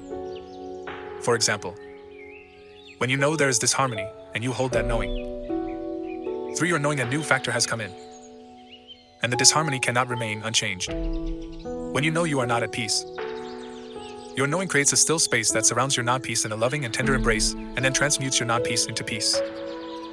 As far as inner transformation is concerned, there is nothing you can do about it. You cannot transform yourself. And you certainly cannot transform your partner or anybody else. All you can do is create a space for transformation to happen, for grace and love to enter. So whenever your relationship is not working, whenever it brings out the madness in you and in your partner, be glad. What was unconscious is being brought up to the light. It is an opportunity for salvation. Every moment, hold the knowing of that moment, particularly of your inner state. If there is anger, know that there is anger. If there is jealousy, defensiveness, the urge to argue, the need to be right, an inner child demanding love and attention, or emotional pain of any kind, whatever it is, know the reality of that moment and hold the knowing. The relationship then becomes your sadhana, your spiritual practice. If you observe unconscious behavior in your partner, hold it in the loving embrace of your knowing so that you won't react. Unconsciousness and knowing cannot coexist for long, even if the knowing is only in the other person and not in the one who is acting out the unconsciousness. The energy form that lies behind hostility and attack finds the presence of love absolutely intolerable. If you react at all to your partner's unconsciousness, you become unconscious yourself. But if you then remember to know your reaction, nothing is lost. Humanity is under great pressure to evolve because it is our only chance of survival as a race. This will affect every aspect of your life and close relationships in particular. Never before have relationships been as problematic and conflict-ridden as they are now. As you may have noticed, they are not here to make you happy or fulfilled. If you continue to pursue the goal of salvation through a relationship, you will be disillusioned again and again. But if you accept the relationship is here to make you conscious instead of happy, then the relationship will offer you salvation. And you will be aligning yourself with the higher consciousness wants to be born into this world. For those who hold on to the old patterns, there will be increasing pain, violence, confusion, and madness. I suppose that it takes two to make a relationship into a spiritual practice, as you suggest. For example, my partner is still acting out his old patterns of jealousy and control. I have pointed this out many times, but he is unable to see it. How many people does it take to make your life into a spiritual practice? Never mind if your partner will not cooperate. Sanity consciousness can only come into this world through you. You do not need to wait for the world to become sane, or for somebody else to become conscious, before you can be enlightened. You may wait forever. Do not accuse each other of being unconscious. The moment you start to argue, you have identified with a mental position and are now defending not only that position but also your sense of self. The ego is in charge. You have become unconscious. At times, it may be appropriate to point out certain aspects of your partner's behavior. If you are very alert, very present, you can do so without ego involvement, without blaming, accusing, or making the other wrong. When your partner behaves unconsciously, relinquish all judgment. Judgment is either to confuse someone's unconscious behavior with who they are or to project your own unconsciousness onto another person and mistake that for who they are. To relinquish judgment does not mean that you do not recognize dysfunction and unconsciousness when you see it. It means being the knowing rather than being the reaction and the judge. You will then either be totally free of reaction or you may react and still be the knowing. The space in which the reaction is watched and allowed to be. Instead of fighting the darkness, you bring in the light. Instead of reacting to delusion, you see the delusion yet at the same time look through it. Being the knowing creates a clear space of loving presence that allows all things and all people to be as they are. No greater catalyst for transformation exists. If you practice this, your partner cannot stay with you and remain unconscious. If you both agree that the relationship will be your spiritual practice, so much the better. You can express your thoughts and feelings to each other as soon as they occur, or as soon as a reaction comes up. You do not create a time gap in which an unexpressed or unacknowledged emotion or grievance can fester and grow. Learn to give expression to what you feel without blaming. Learn to listen to your partner in an open, non-defensive way. Give your partner space for expressing himself or herself. Be present. Accusing, defending, attacking all those patterns that are designed to strengthen or protect the ego or to get its needs met will then become redundant. Giving space to others and to yourself is vital. Love cannot flourish without it. When you have removed the two factors that are destructive of relationships, when the pain body has been transmuted and you are no longer identified with mind and mental positions, and if your partner has done the same, you will experience the bliss of the flowering of relationship. Instead of mirroring to each other your pain and your unconsciousness, instead of satisfying your mutual addictive ego needs, you will reflect back to each other the love that you feel deep within. The love that comes with the realization of your oneness with all that is. This is the love that has no opposite. If your partner is still identified with the mind and the pain body while you are already free, this will represent a major challenge not to you but to your partner. It is not easy to live with an enlightened person, or rather it is so easy that the ego finds it extremely threatening. Remember that the ego needs problems, conflict, and enemies to strengthen the sense of separateness on which its identity depends. The unenlightened partner's mind will be deeply frustrated because its fixed positions are not resisted, which means they will become shaky and weak. And there is even the danger that they may collapse altogether, resulting in loss of self. The pain body is demanding feedback and not getting it. The need for argument, drama, and conflict is not being met. But beware. Some people who are unresponsive, withdrawn, insensitive, or cut off from their feelings may think and try to convince others that they are enlightened, or at least that there is nothing wrong with them and everything wrong with their partner. Men tend to do that more than women. They may see their female partners as irrational or emotional. But if you can feel your emotions, you are not far from the radiant inner body just underneath. If you are mainly in your head, the distance is much greater. And you need to bring consciousness into emotional body before you can reach inner body. If there isn't an emanation of love and joy, complete presence and openness toward all beings, then it is not enlightenment. Another indicator is how a person behaves in difficult or challenging situations or when things go wrong. If your enlightenment is egoic self-delusion, then life will soon give you a challenge that will bring out your unconsciousness in whatever form is fear, anger, defensiveness, judgment, depression, and so on. If you are in a relationship, many of your challenges will come through your partner. For example, a woman may be challenged by an unresponsive male partner who lives almost entirely in his head. She will be challenged by his inability to hear her, to give her attention and space to be, which is due to his lack of presence. The absence of love in the relationship, which is usually more keenly felt by a woman than a man, will trigger the woman's pain body, and through it she will attack her partner, blame, criticize, make wrong, and so on.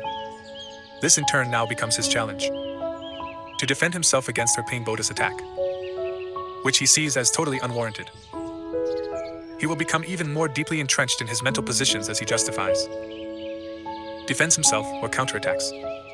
Eventually, this may activate his own pain body. When both partners have thus been taken over, a level of deep unconsciousness has been reached, of emotional violence, savage attack and counterattack. It will not subside until both pain bodies have replenished themselves and then enter the dormant stage. Until the next time. This is only one of an endless number of possible scenarios. Many volumes have been written, and many more could be written, about the ways in which unconsciousness is brought out in male-female relationships. But, as I said earlier, once you understand the root of the dysfunction, you do not need to explore its countless manifestations. Let's briefly look again at the scenario I have just described. Every challenge that it contains is actually a disguised opportunity for salvation. At every stage of the unfolding dysfunctional process, freedom from unconsciousness is possible. Example: woman's hostility could become a signal for the man to come out of his mind-identified state, awaken into the now, become present instead of becoming, even more identified with his mind, even more unconscious, instead of being the pain body. The woman could be the knowing that watches the emotional pain in herself, thus accessing the power of the now and initiating the transmutation of the pain. This would remove the compulsive and automatic outward projection of it. She could then express her feelings to her partner. There is no guarantee. Of course, he will listen. But it gives him a good chance to become present and certainly breaks the insane cycle of the involuntary acting out of old mind patterns. If the woman misses that opportunity, the man could watch his own mental emotional reaction to her pain, his own defensiveness, rather than being the reaction. He could then watch his own pain body being triggered and thus bring consciousness into his emotions. In this way, a clear and still space of pure awareness would come into being the knowing, the silent witness, the watcher. This awareness does not deny the pain and yet is beyond it. It allows the pain to be and yet transmutes it at the same time. It accepts everything and transforms everything. A door would have opened up for her through which she could easily join him in that space. If you are consistently or at least predominantly present in your relationship, this will be the greatest challenge for your partner. They will not be able to tolerate your presence for very long and stay unconscious. If they are ready, they will walk through the door that you open for them and join you in that state. If they are not, you will separate like oil and water. The light is too painful for someone who wants to remain in darkness.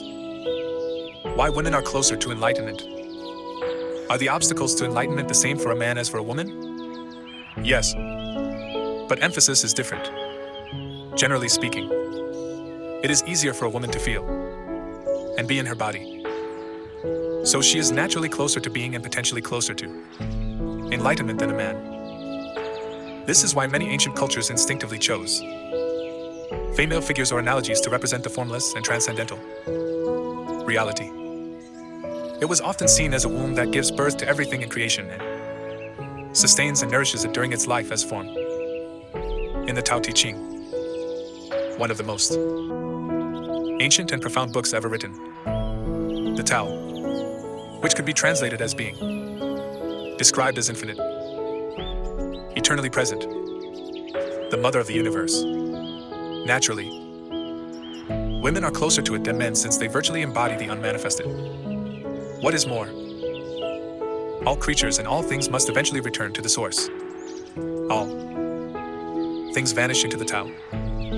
It alone endures, since the source is seen as female. This is represented as the light and dark sides of the archetypal feminine in psychology and mythology.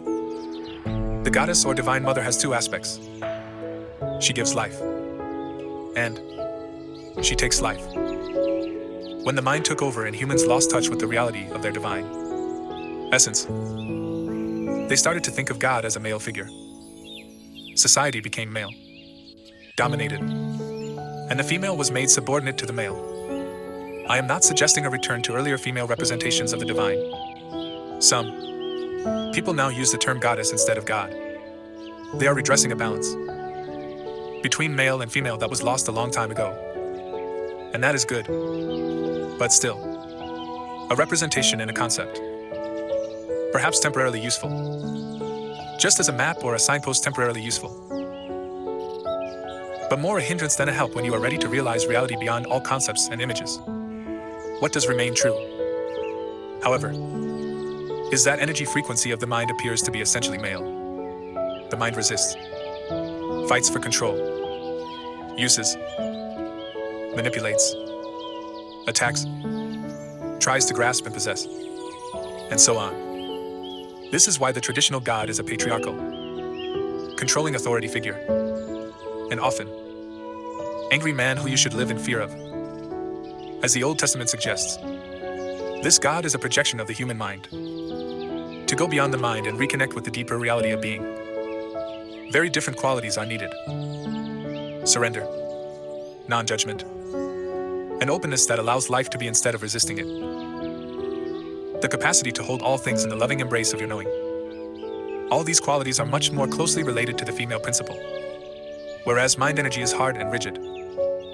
Being energy is soft and yielding and yet infinitely more powerful than mind. The mind runs our civilization, whereas being is in charge of all life on our planet and beyond. Being is the very intelligence whose visible manifestation is the physical universe. Although women are potentially closer to it, men can also access it within themselves. At this time, the vast majority of men as well as women are still in the grip of the mind, identified with the thinker and the pain body. This is what prevents enlightenment and the flowering of love. As a general rule, the major obstacle for men tends to be the thinking mind, and major obstacle for women the pain body. Although in certain individual cases the opposite may be true, and in others the two factors may be equal, dissolving the collective female pain body. Why is the pain body more of an obstacle for women? The pain body usually has a collective as well as a personal aspect. The personal aspect is the accumulated residue of emotional pain suffered in one's own past. The collective one is the pain accumulated in the collective human psyche over thousands of years through disease, torture, war, murder, cruelty, madness, and so on. Everyone's personal pain body also partakes of this collective pain body. There are different strands in the collective pain body. For example, certain races or countries in which extreme forms of strife and violence occur have a heavier collective pain body than others. Anyone with a strong pain body and not enough consciousness to misidentify from it will not only continuously or periodically be forced to relive their emotional pain, but may also easily become either the perpetrator or the victim of violence, depending on whether their pain body is predominantly active or passive. On the other hand, they may also be potentially closer to enlightenment. This potential isn't necessarily realized, of course, but if you are trapped in a nightmare, you will probably be more strongly motivated to awaken than someone who is just caught in the ups and downs of an ordinary dream. Apart from her personal pain body, every woman has her share in what could be described as the collective female pain body unless she is fully conscious. This consists of accumulated pain suffered by women partly through male subjugation of the female, through slavery, exploitation, rape, childbirth, child loss, and so on, over thousands of years. The emotional or physical pain that for many women precedes and coincides with the menstrual flow is the pain body in its collective aspect that awakens from its dormancy at that time. Although it can be triggered at other times too. It restricts the free flow of life energy through the body, of which menstruation is a physical expression. Let's dwell on this for a moment and see how it can become an opportunity for enlightenment. Often a woman is taken over by the pain body at that time. It has an extremely powerful energetic charge that can easily pull you into unconscious identification with it. You are then actively possessed by an energy field that occupies your inner space and pretends to be you, but, of course, is not you at all. It speaks through you, acts through you, thinks through you. It will create negative situations in your life so that it can feed on the energy. It wants more pain, in whatever form. I have described this process already. It can be vicious and destructive. It is pure pain. Past pain, and it is not you. The number of women who are now approaching the fully conscious state already exceeds that of men and will be growing even faster in the years to come. Men may catch up with them in the end. But for some considerable time there will be a gap between the consciousness of men and that of women. Women are regaining the function that is their birthright and, therefore, comes to them more naturally than it does to men. To be a bridge between the manifested world and the unmanifested, between physicality and spirit. Your main task as a woman now is to transmute the pain body so that it no longer comes between you and your true self, the essence of who you are. You also have to deal with the other obstacle to enlightenment, which is the thinking mind. But the intense presence you generate when dealing with the pain body will also free you from identification with the mind. The first thing to remember is this. As long as you make an identity for yourself out of the pain, you cannot become free of it.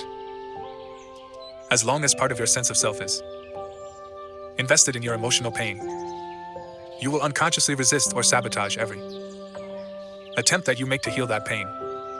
Why? Quite simply because you want to keep yourself intact. And the pain has become an essential part of you. This is an unconscious process. And the only way to overcome it is to make it conscious.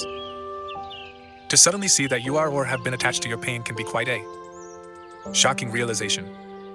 The moment you realize this, you have broken the attachment. The pain body is an energy field, almost like an entity, that has become temporarily lodged in your inner space. It is life energy that has become trapped. Energy is no longer flowing. Of course, the pain body is there because of certain things that happened in the past. It is the living past in you.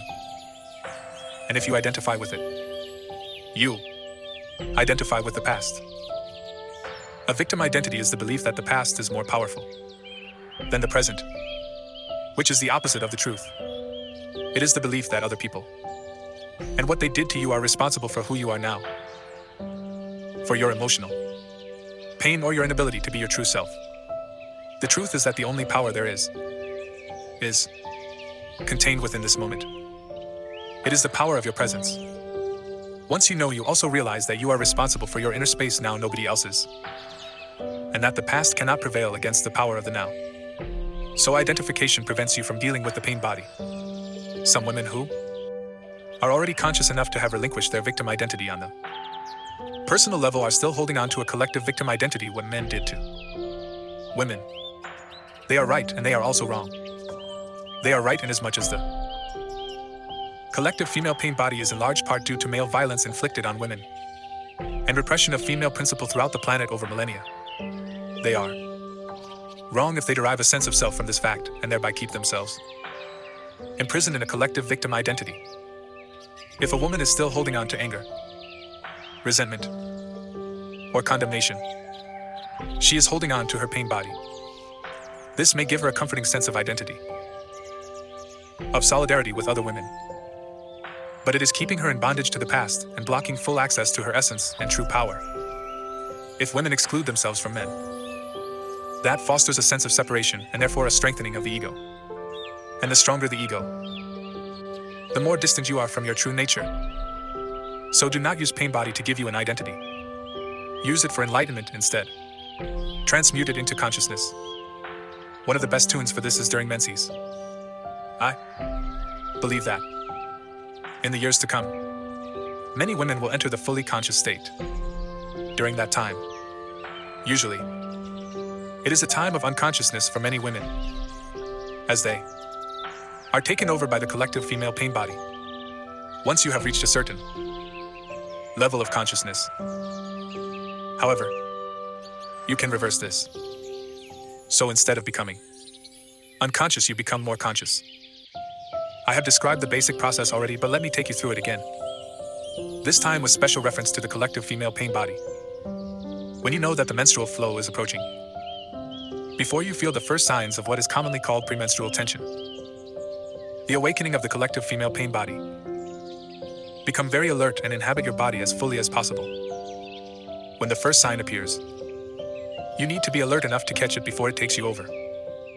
For example, the first sign may be a sudden strong irritation or a flash of anger. Or it may be a purely physical symptom. Whatever it is, catch it before it can take over your thinking or behavior. This simply means putting the spotlight of your attention on it. If it is an emotion, feel the strong energy charge behind it. Know that it is the pain body. At the same time, be the knowing, that is to say, be aware of your conscious presence and feel its power. Any emotion that you take your presence into will quickly subside and become transmuted. If it is a purely physical symptom, the attention that you give it will prevent it from turning into an emotion or a thought. Then continue to be alert and wait for the next sign of the pain body. When it appears, catch it again in the same way as before. Later, when the pain body has fully awakened from its dormant state, you may experience considerable turbulence in your inner space for a while. Perhaps for several days. Whatever form this takes. Stay present. Give it your complete attention. Watch the turbulence inside you. Know it is there. Hold the knowing. And be the knowing. Remember, do not let the pain body use your mind and take over your thinking. Watch it. Feel its energy directly inside your body. As you know, full attention means full acceptance. Through sustained attention and thus acceptance, there comes transmutation. Pain body becomes transformed into radiant consciousness. Just as a piece of wood, when placed in or near a fire, itself is transformed into fire. Menstruation will then become not only a joyful and fulfilling expression of your womanhood, but also a sacred time of transmutation. When you give birth to a new consciousness, your true nature then shines forth. Both in its female aspect as the goddess and in its transcendental aspect as the divine being that you are beyond male and female duality. If your male partner is conscious enough, he can help you with the practice I have just described by holding the frequency of intense presence, particularly at this time. If he stays present whenever you fall back into unconscious identification with the pain body, which can and will happen at first, you will be able to quickly rejoin him in that state. This means that whenever the pain body temporarily takes over, whether during menses or at other times, your partner will not mistake it for who you are. Even if the pain body attacks him, as it probably will, he will not react to it as if it were you, withdraw, or put up some kind of defense. He will hold the space of intense presence. Nothing else is needed for transformation. At other times, You will be able to do the same for him, or help him reclaim consciousness from the mind by drawing his attention into the here and now whenever he becomes identified with his thinking. In this way, a permanent energy field of a pure and high frequency will arise between you. No illusion, no pain, no conflict. Nothing that is not you, and nothing that is not love can survive in it. This represents the fulfillment of the divine, transpersonal purpose of your relationship. It becomes a vortex of consciousness that will draw in many others. Give up the relationship with yourself. When one is fully conscious, would one still have a need for a relationship? Would a man still feel drawn to a woman? Would a woman still feel incomplete without a man? Enlightened or not, you are either a man or a woman. So on the level of your form, identity, you are not complete. You are one half of the whole. This incompleteness is felt as male-female attraction. Pull toward the opposite energy polarity. No matter how conscious you are, but in that state of interconnectedness, you feel this pull somewhere on the surface or periphery of your life. Anything that happens to you in state feels somewhat like that. The whole world seems like waves or ripples on the surface of a vast and deep ocean. You are that ocean, and of course, you are also a ripple, but a ripple has realized its true identity as the ocean. And compared to that vastness and depth, the world of waves and ripples is not all that important. This does not mean that you don't relate deeply to other people or to your partner. In fact, you can relate deeply only if you are conscious of being. Coming from being, you are able to focus beyond veil of form.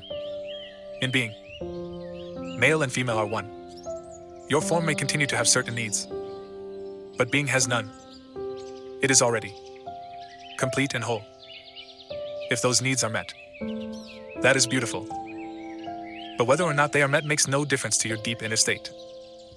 So it is perfectly possible for an enlightened person, if the need for the male or female polarity is not met, to feel a sense of lack or incompleteness on the outer level of his or her being, yet at the same time be totally complete, fulfilled, and at peace within. In the quest for enlightenment, is being gay a help or a hindrance? Or does it not make any difference? As you approach adulthood, uncertainty about your sexuality followed by the realization that you are different from others may force you to disidentify from socially conditioned patterns of thought and behavior. This will automatically raise your level of consciousness above that of the unconscious majority, whose members unquestioningly take on board all inherited patterns. In that respect, being gay can be a help. Being an outsider to some extent, someone who does not fit in with others or is rejected by them for whatever reason, makes life difficult. But it also places you at an advantage as far as enlightenment is concerned. It takes you out of unconsciousness almost by force. On the other hand, if you then develop a sense of identity based on your gayness, you have escaped one trap only to fall into another. You will play roles in games, dictated by a mental image you have of yourself as gay. You will become unconscious. You will become unreal. Underneath your ego mask, you will become very unhappy. If this happens to you, being gay will have become a hindrance. But you always get another chance. Of course, acute unhappiness can be a great awakener. Is it not true that you need to have a good relationship with yourself and love yourself before you can have a fulfilling relationship with another person? If you cannot be at ease with yourself when you are alone, you will seek a relationship to cover up your unease.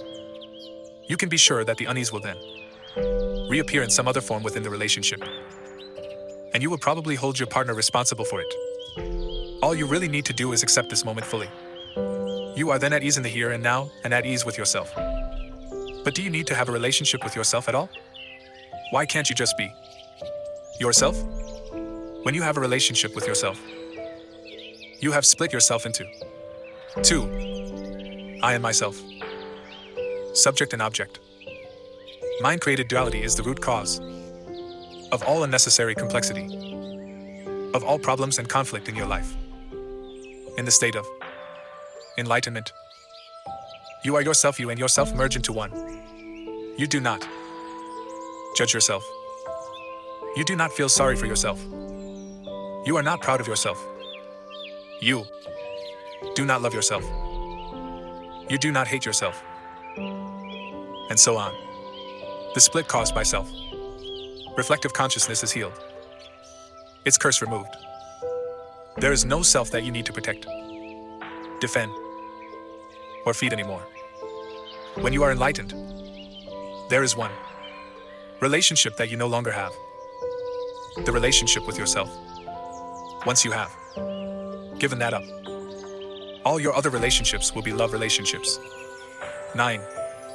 Beyond happiness and unhappiness there is peace. The higher good beyond good and bad. Is there a difference between happiness and inner peace? Yes. Happiness depends on conditions being perceived as positive. Inner peace does not. Is it not possible to attract only positive conditions into our life? If our attitude and our thinking are always positive, we would manifest only positive events and situations. Wouldn't we? Do you truly know what is positive and what is negative? Do you have the total picture? There have been many people for whom limitation, failure, loss, illness, or pain in whatever form turned out to be their greatest teacher. It taught them to let go of false self-images and superficial ego-dictated goals and desires. It gave them depth, humility, and compassion. It made them more real. Whenever anything negative happens to you, there is a deep lesson concealed within it, although you may not see it at the time. Even a brief illness or an accident can show you what is real and unreal in your life, what ultimately matters and what doesn't. Seen from a higher perspective, conditions are always positive. To be more precise, they are neither positive nor negative. They are as they are. And when you live in complete acceptance of what is, which is the only sane way to live, there is no good or bad in your life anymore. There is only a higher good which includes the bad, seen from the perspective of the mind. However, there is good-bad, like-dislike, love-hate. Hence, in the book of Genesis, it is said that Adam and Eve were no longer allowed to dwell in paradise when they ate of the tree of the knowledge of good and evil. This sounds to me like denial and self-deception. When something dreadful happens to me or someone close to me, accident, illness, pain of some kind or death, I can pretend that it isn't bad. But the fact remains that it is bad. So why deny it? You are not pretending anything. You are allowing it to be as it is. That's all. This allowing to be takes you beyond the mind with its resistance patterns that create the positive-negative polarities.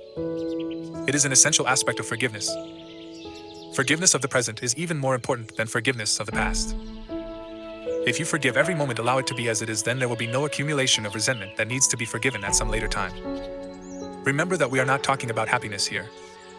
For example, when a loved one has just died, or you feel your own death approaching, you cannot be happy. It is impossible. But you can be at peace. There may be sadness and tears, but provided that you have relinquished resistance, underneath the sadness you will feel a deep serenity, a stillness, a sacred presence. This is the emanation of being. This is inner peace, the good that has no opposite. What if it is a situation that I can do something about? How can I allow it to be and change it at the same time? Do what you have to do. In the meantime, accept what is. Since mind and resistance are synonymous, acceptance immediately frees you from mind dominance and thus reconnects you with being. As a result, the usual ego motivations for doing fear, greed, control, defending or feeding the false sense of self will cease to operate. Intelligence much greater than the mind is now in charge. And so a different quality of consciousness will flow into your doing. Accept whatever comes to you woven in the pattern of your destiny. For what could more aptly fit your needs? This was written too, years ago by Marcus Aurelius, one of those exceedingly rare humans who possessed worldly power as well as wisdom. It seems that most people need to experience a great deal of suffering before they will relinquish resistance and accept before they will forgive. As soon as they do, one of the greatest miracles happens. The awakening of being consciousness to what appears as evil. The transmutation of suffering into inner peace. The ultimate effect of all the evil and suffering in the world is that it will force humans into realizing who they are beyond name and form. Thus, what we perceive as evil from our limited perspective is actually part of the higher good that has no opposite. This, however, does not become true for you except through forgiveness. Until that happens, evil has not been redeemed and therefore remains evil. Through forgiveness, which essentially means recognizing the insubstantiality of the past and allowing the present moment to be as it is. The miracle of transformation happens not only within but also without. A silent space of intense presence arises, both in you and around you. Whoever or whatever enters that field of consciousness will be affected by it. Sometimes visibly and immediately. Sometimes at deeper levels with visible changes appearing at a later time. You dissolve discord, heal pain, dispel unconsciousness, without doing anything simply by being and holding that frequency of intense presence. The end of your life drama. In that state of acceptance and inner peace. Even though you may not call it bad. Most of the so-called bad things that happen in people's lives are due to unconsciousness. They are self-created. Or rather ego-created. I sometimes refer to those things as drama. When you are fully conscious, drama does not come into your life anymore. Let me remind briefly how ego operates and how it creates drama. Ego is the unobserved mind that runs your life when you are not present as the witnessing consciousness, the watcher. The ego perceives itself as a separate fragment in a hostile universe, with no real interconnection to any other being, surrounded by other egos which it either sees as a potential threat or which it will attempt to use for its own ends. The basic ego patterns are designed to combat its own deep-seated fear and sense of lack. They are resistance, control, power, greed, defense, attack. Some of the ego's strategies are extremely clever, yet they never truly solve any of its problems. Simply because the ego itself is the problem. When egos come together, whether in personal relationships or in organizations or institutions, bad things happen sooner or later. Drama of one kind or another. In form of conflict, problems, power struggles, emotional or physical violence, and so on. This includes collective evils such as war, genocide, and exploitation, all due to masked unconsciousness. Furthermore, many types of illness are caused by the ego's continuous resistance, which creates restrictions and blockages in the flow of energy through the body. When you reconnect with being and are no longer run by your mind, you cease to create those things. You do not create or participate in drama anymore. Whenever two or more egos come together, drama of one kind or another ensues.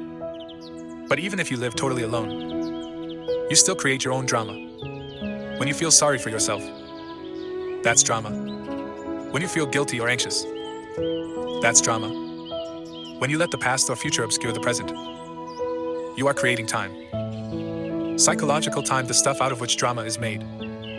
Whenever you are not honoring the present moment by allowing it to be, you are creating drama. Most people are in love with their particular life drama. Their story is their identity. The ego runs their life. They have their whole sense of self invested in it.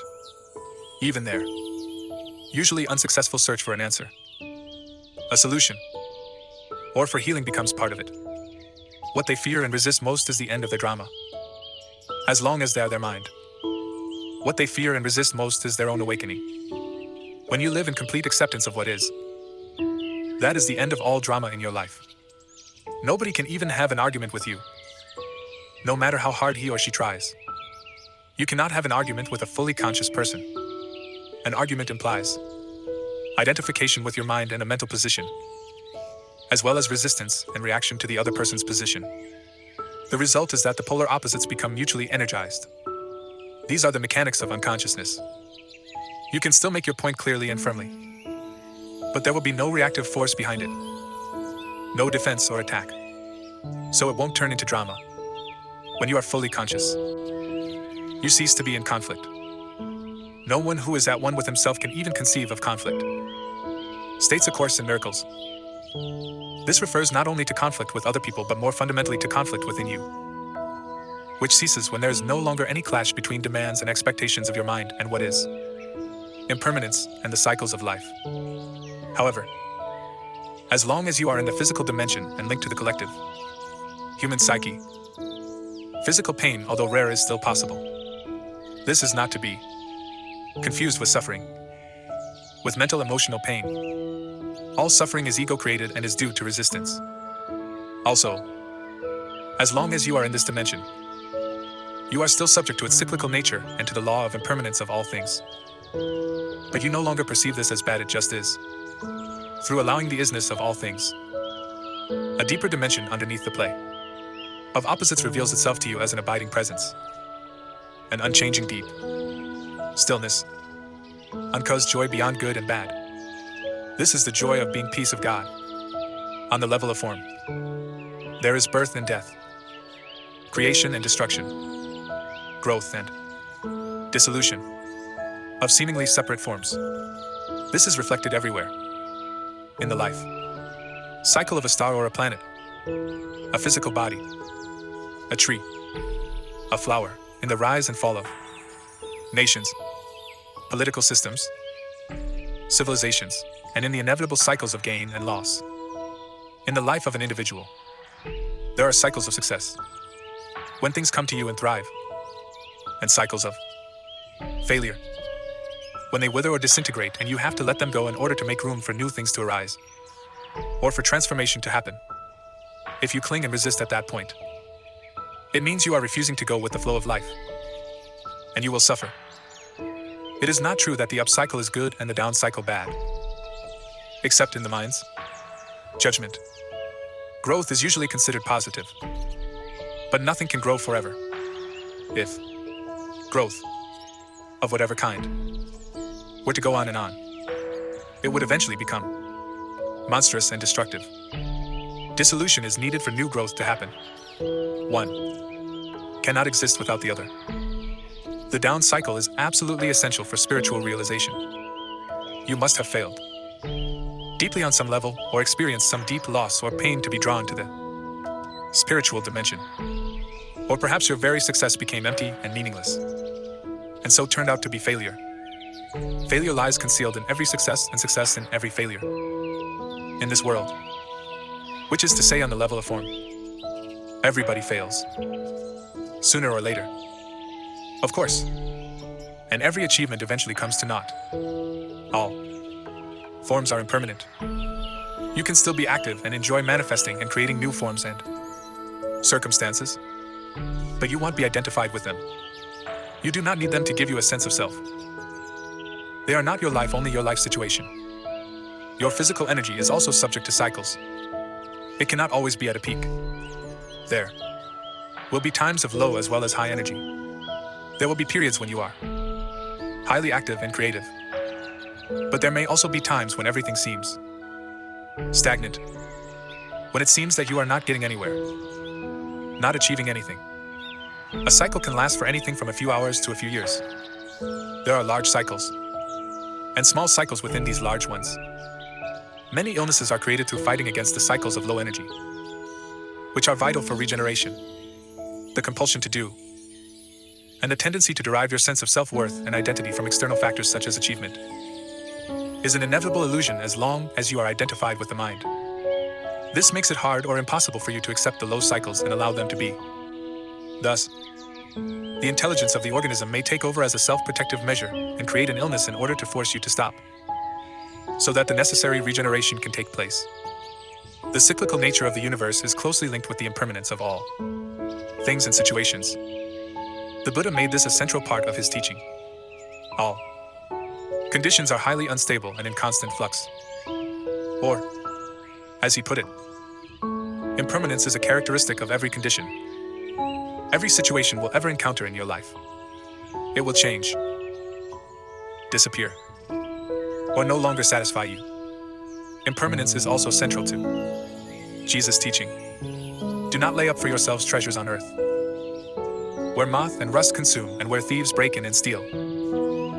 As long as a condition is judged as good by your mind, whether it be a relationship, possession, a social role, a place, or your physical body. The mind attaches itself to it and identifies with it.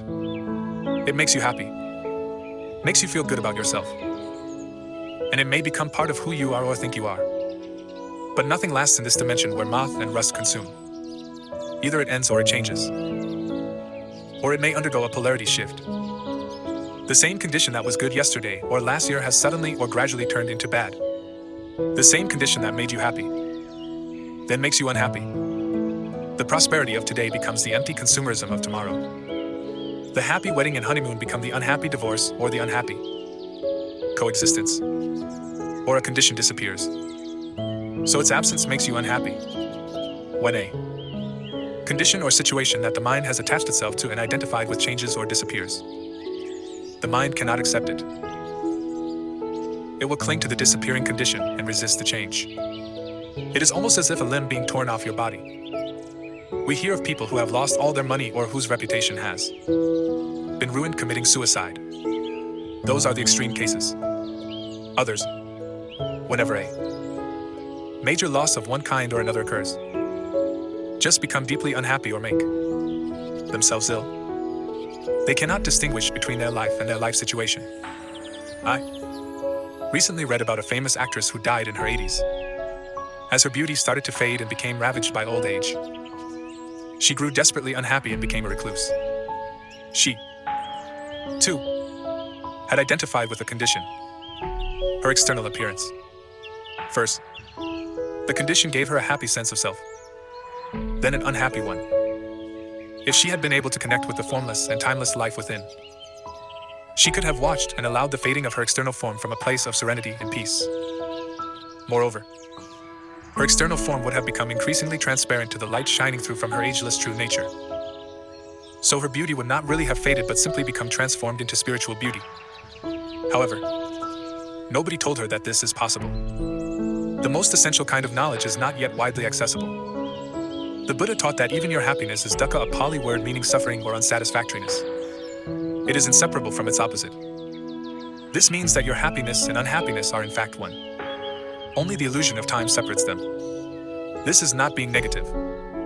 It is simply recognizing the nature of things, so that you don't pursue an illusion for the rest of your life. Nor is it saying that you should no longer appreciate pleasant or beautiful things or conditions, but to seek something through them that they cannot give an identity. A sense of permanency and fulfillment is a recipe for frustration and suffering. The whole advertising industry and consumer society would collapse if people became enlightened and no longer sought to find their identity through things. More you seek happiness in this way, the more it will elude you. Nothing out there will ever satisfy you except temporarily and superficially. But you may need to experience many disillusionments before you realize that truth. Things and conditions can give you pleasure, but they will also give you pain. Things and conditions can give you pleasure, but they cannot give joy. Nothing can give you joy. Joy is uncaused and arises from within as the joy of being. It is an essential part of the inner state of peace, the state that has been called the peace of God. It is your natural state, not something that you need to work hard for or struggle to attain. Many people never realize that there can be no salvation in anything they do, possess, or attain. Those who do realize it often become world-weary and depressed. If nothing can give you true fulfillment, what is there left to strive for? What is the point in anything? The Old Testament prophet must have arrived at such a realization when he wrote, "I have seen everything that is done under the sun, and behold, all is vanity and a striving after wind." When you reach this point, you are one step away from despair and one step away from enlightenment. A Buddhist monk once told me, "All I have learned in the 20 years that I have been a monk I can sum up in one sentence. All that arises passes away." This I know. What he meant, of course, was this: I have learned to offer no resistance to what is. I have learned to allow the present moment to be and to accept the impermanent nature of all things and conditions. Thus have I found peace. To offer no resistance to life is to be in a state of grace, ease, and lightness. This state is then no longer dependent upon things being in a certain way, good or bad. It seems almost paradoxical. Yet when your interdependency on form is gone, the general conditions of your life, the outer forms, tend to improve greatly. Things, people, or conditions that you thought you needed for your happiness now come to you with no struggle or effort on your part. And you are free to enjoy and appreciate them while they last. All those things, of course, will still pass away. Cycles will come and go. But with dependency gone, there is no fear of loss anymore. Life flows with ease. The happiness that is derived from some secondary source is never very deep. It is only a pale reflection of the joy of being, the vibrant peace that you find within as you enter the state of non-resistance. Being takes you beyond the polar opposites of the mind and frees you from dependency on form. Even if everything will collapse and crumble all around you, you would still feel a deep inner core of peace. You may not be happy, but you will be at peace, using and relinquishing negativity. All inner resistance is experienced as negativity in one form or another. All negativity is resistance. In this context, the two words are almost synonymous. Negativity ranges from irritation or impatience to fierce anger, from a depressed mood or sullen resentment to suicidal despair.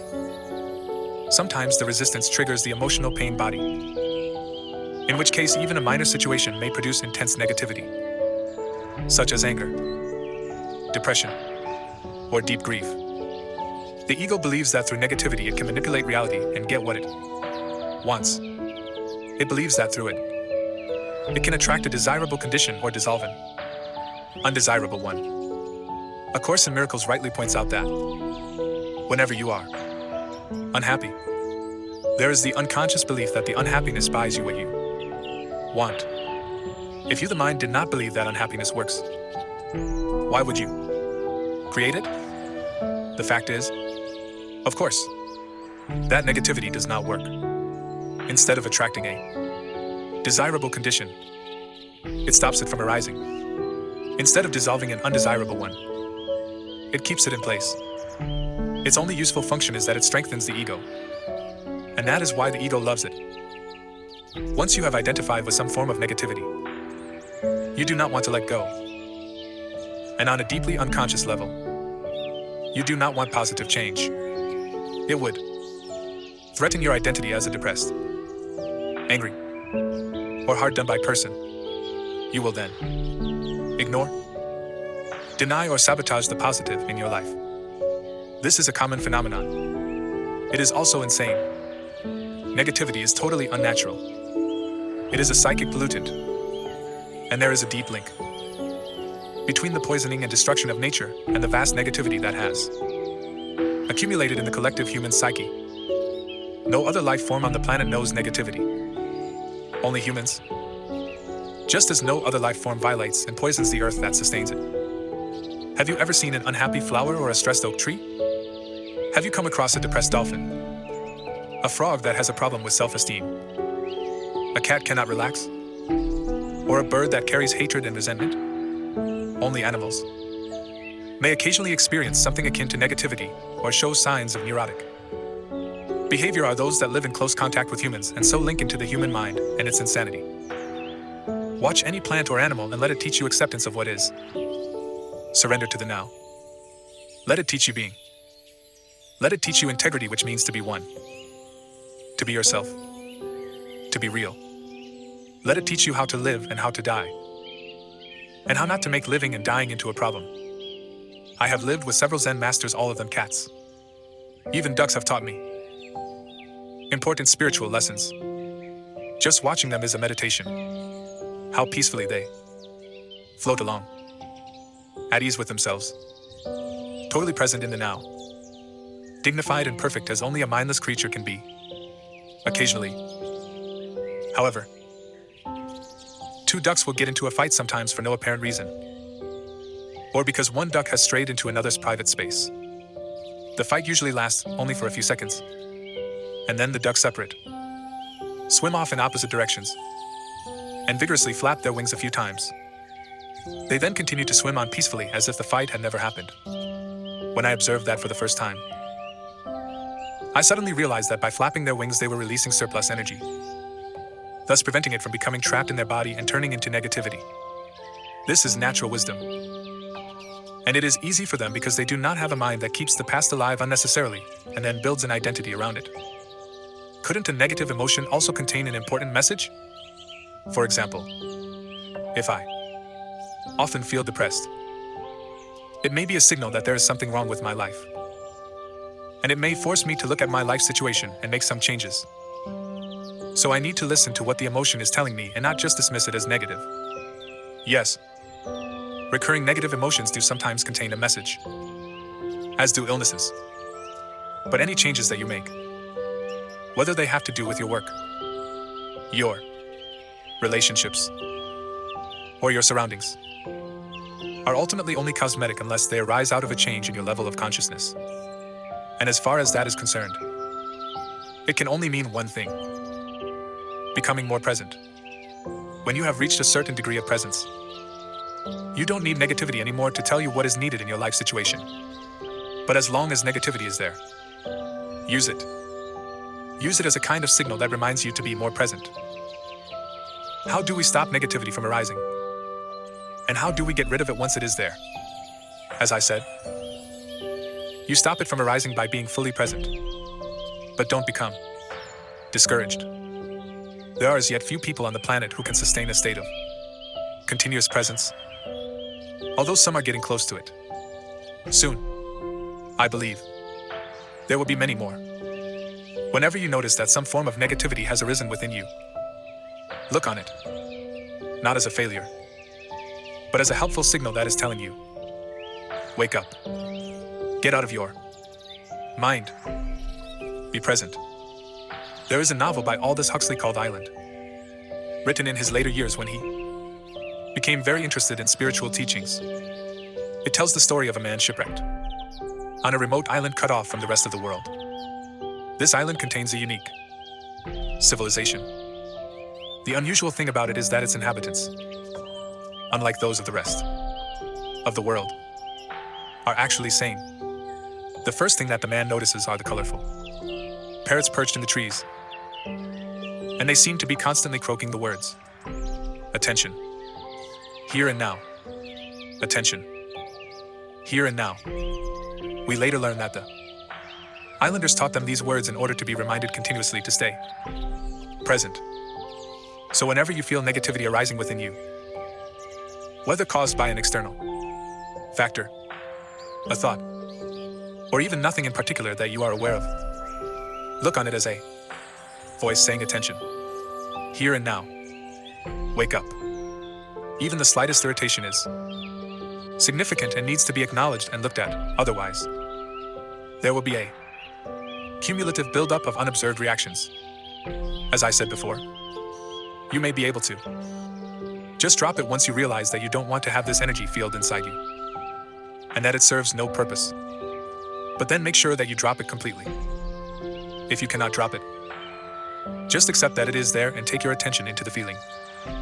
As I pointed out earlier, as an alternative to dropping a negative reaction, you can make it disappear by imagining yourself becoming transparent to the external cause of the reaction. I recommend that you practice it with little, even trivial things first. Let's say that you are sitting quietly at home. Suddenly, there is the penetrating sound of a car alarm from across the street. Irritation arises. What is the purpose of the irritation? None whatsoever. Why did you create it? You didn't. The mind did. It was totally automatic, totally unconscious. Why did the mind create it? Because it holds the unconscious belief that its resistance, which you experience as negativity or unhappiness in some form, will somehow dissolve the undesirable condition. It is a delusion. The resistance that it creates, the irritation or anger in this case, is far more disturbing than the original cause that it is attempting to dissolve. All this can be transformed into spiritual practice. Feel yourself becoming transparent, as it were, without the solidity of a material body.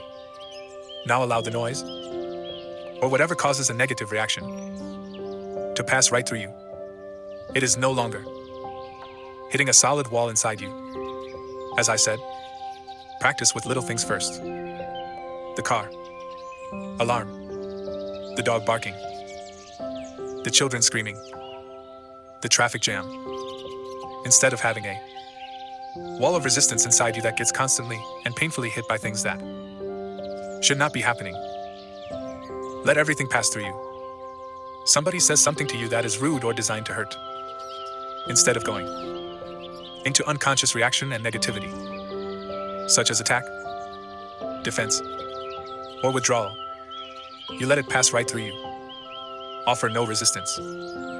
It is as if there is nobody there to get hurt anymore. That is forgiveness. In this way, you become invulnerable. You can still tell that person that his or her behavior is unacceptable, if that is what you choose to do. But that person no longer has the power to control your inner state. You are then in your power, not in someone else's. Nor are you run by your mind. Whether it is a car alarm, a rude person, a flood, an earthquake, or the loss of all your possessions, the resistance mechanism is the same. I have been practicing meditation. I have been to workshops. I have read many books on spirituality. I try to be in a state of non-resistance, but if you ask me whether I have found true and lasting inner peace, my honest answer would have to be no. Why haven't I found it? What else can I do? You are still seeking outside, and you cannot get out of the seeking mode. Maybe the next workshop will have the answer. Maybe that new technique. 2. You, I would say, don't look for peace. Don't look for any other state than the one you are in now. Otherwise, you will set up inner conflict and unconscious resistance. Forgive yourself for not being at peace. The moment you completely accept your non-peace, your non-peace becomes transmuted into peace. Anything you accept fully will get you there, will take you into peace. This is the miracle of surrender. You may have heard the phrase, turn the other cheek.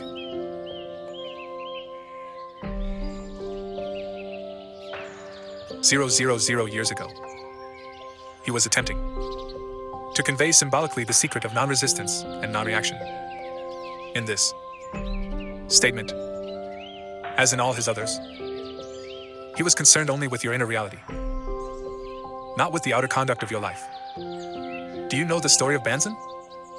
Before he became a great Zen master, he spent many years in the pursuit of enlightenment, but it eluded him. Then one day, as he was walking in the marketplace, he overheard a conversation between a butcher and his customer. "Give me the best piece of meat you have," said the customer, and the butcher replied, "Every piece of meat I have is the best. There is no piece of meat here that is not the best." Upon hearing this, Banzan became enlightened. I can see you are waiting for some explanation. When you accept what is, every piece of meat every moment is the best. That is enlightenment. The nature of compassion. Having gone beyond the mind-made opposites, you become like a deep lake. The outer situation of your life and whatever happens there is the surface of the lake. Sometimes calm, sometimes windy and rough, according to the cycles and seasons. Deep down, however, the lake is always undisturbed.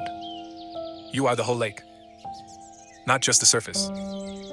And you are in touch with your own depth, which remains absolutely still. You don't resist change by mentally clinging to any situation. Your inner peace does not depend on it. You abide in being unchanging, timeless, deathless, and you are no longer dependent for fulfillment or happiness on the outer world of constantly fluctuating forms. You can enjoy them, play with them, create new forms, appreciate beauty of it all. But there will be no need to attach yourself to any of it. When you become this detached, does it not mean that you also become remote from other human beings? On the contrary, as long as you are unaware of being, the reality of other humans will elude you, because you have not found your own. Your mind will like or dislike their form, which is not just their body but includes their mind as well.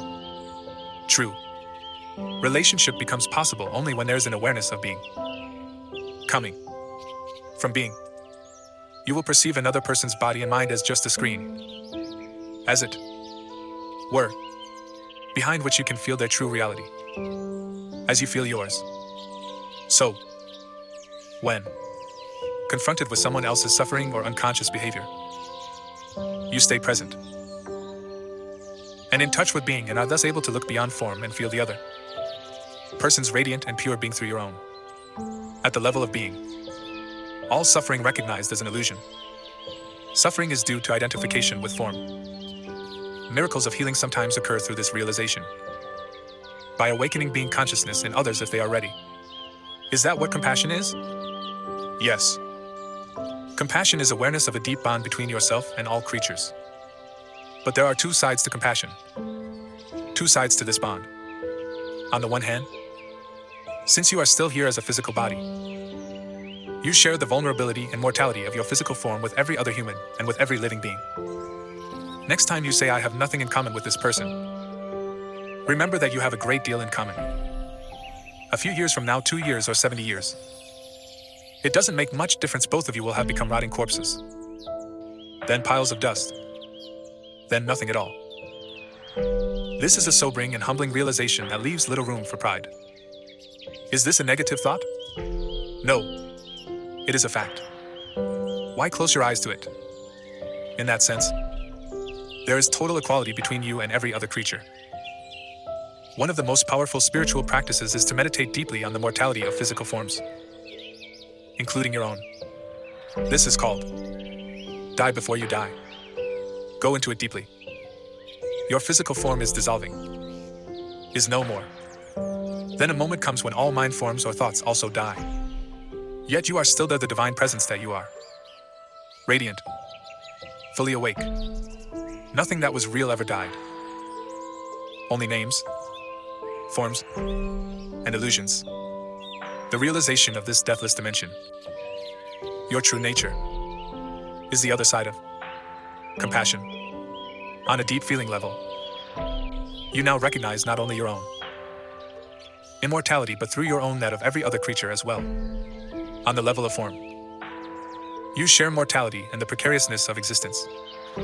On the level of being, you share eternal, radiant life.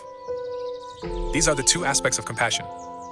In calm, passion, the seemingly opposite feelings of sadness and joy merge into one and become transmuted into a deep inner peace. This is the peace of God. It is one of most noble feelings that humans are capable of. And it has great healing and transformative power. But true compassion, as I have just described it, is as yet rare. To have deep empathy for the suffering of another being certainly requires a high degree of consciousness but represents only one side of compassion. It is not complete. True compassion goes beyond empathy or sympathy. It does not happen until sadness merges with joy. The joy of being beyond form. The joy of eternal life. Toward a different order of reality. I don't agree that the body needs to die. I am convinced we can achieve physical immortality. We believe in death, and that's why the body dies. The body does not die because you believe in death. The body exists, or seems to, because you believe in death. Body and death are part of the same illusion, created by egoic mode of consciousness, which has no awareness of the source of life and sees itself as separate and constantly under threat. So it creates the illusion that you are a body, a dense, physical vehicle that is constantly under threat. To perceive yourself as a vulnerable body that was born and a little later dies, that's illusion. Body and death. One illusion. You cannot have one without the other. You want to keep one side of the illusion and get rid of the other. But that is impossible. Either you keep all of it or you relinquish all of it. However, you cannot escape from the body. Nor do you have to. The body is an incredible misperception of your true nature. But your true nature is concealed somewhere within that illusion. not outside it. So the body is still the only point of access to it. If you saw an angel but mistook it for a stone statue, all you would have to do is adjust your vision and look more closely at the stone statue. Not start looking somewhere else. You would then find that there never was a stone statue.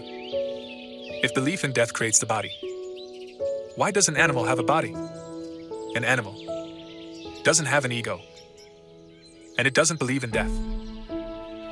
But remember that your perception of the world is a reflection of your state of consciousness. You are not separate from it, and there is no objective world out there. Every moment, your consciousness creates the world that you inhabit. One of the greatest insights that has come out of modern physics is that of the unity between the observer and the observed. The person conducting the experiment, the observing consciousness, cannot be separated from the observed phenomena. And a different way of looking causes the observed phenomena to behave differently. If you believe, on a deep level, in separation and the struggle for survival, then you see that belief reflected all around you and your perceptions are governed by fear. You inhabit a world of death and of bodies fighting, killing, and devouring each other. Nothing is what it seems to be. The world that you create and see through the egoic mind may seem a very imperfect place, even a veil of tears. But whatever you perceive is only a kind of symbol, like an image in a dream. It is how your consciousness interprets and interacts with the molecular energy dance of the universe. This energy is the raw material of so-called physical reality. You see it in terms of bodies and birth and death, or as a struggle for survival. An infinite number of completely different interpretations, completely different worlds, is possible and, in fact, exists all depending on the perceiving consciousness. Every being is a focal point of consciousness, and every such focal point creates its own world.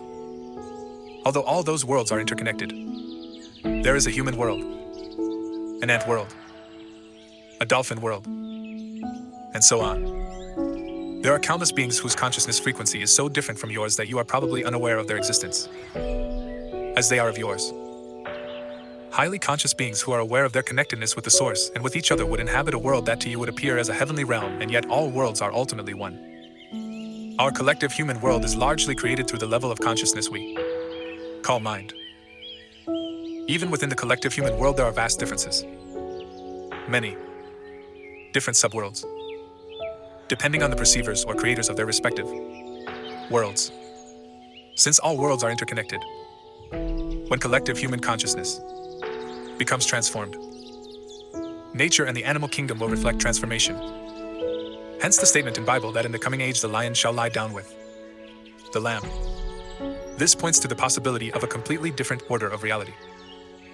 The world as it appears to us now is, as I said, largely a reflection of the egoic mind. Fear being an unavoidable consequence of egoic delusion. It is a world dominated by fear, just as the images in a dream are symbols of inner states and feelings. So our collective reality is largely a symbolic expression of fear and of the heavy layers of negativity that have accumulated in the collective human psyche. We are not separate from our world. So when the majority of humans become free of egoic delusion, this interchange will affect all of creation. You will literally inhabit a new world. It is a shift in planetary consciousness. The strange Buddhist saying that every tree and every blade of grass will eventually become enlightened points to the same truth. According to St. Paul, the whole of creation is waiting for humans to become enlightened. That is how one interprets his saying that the created universe is waiting with eager expectation for God's sons to be revealed. St. Paul goes on to say all of creation will become redeemed through this. Up to the present, the whole created universe in all its parts groans as if in the pangs of childbirth. What is being born is a new consciousness and, as its inevitable reflection, a new world. This is also foretold in the New Testament book of Revelation. Then I saw a new heaven and a new earth. For the first heaven and the first earth had passed away. But don't confuse cause and effect. Your primary task is not to seek salvation through creating a better world, but to awaken out of identification with form.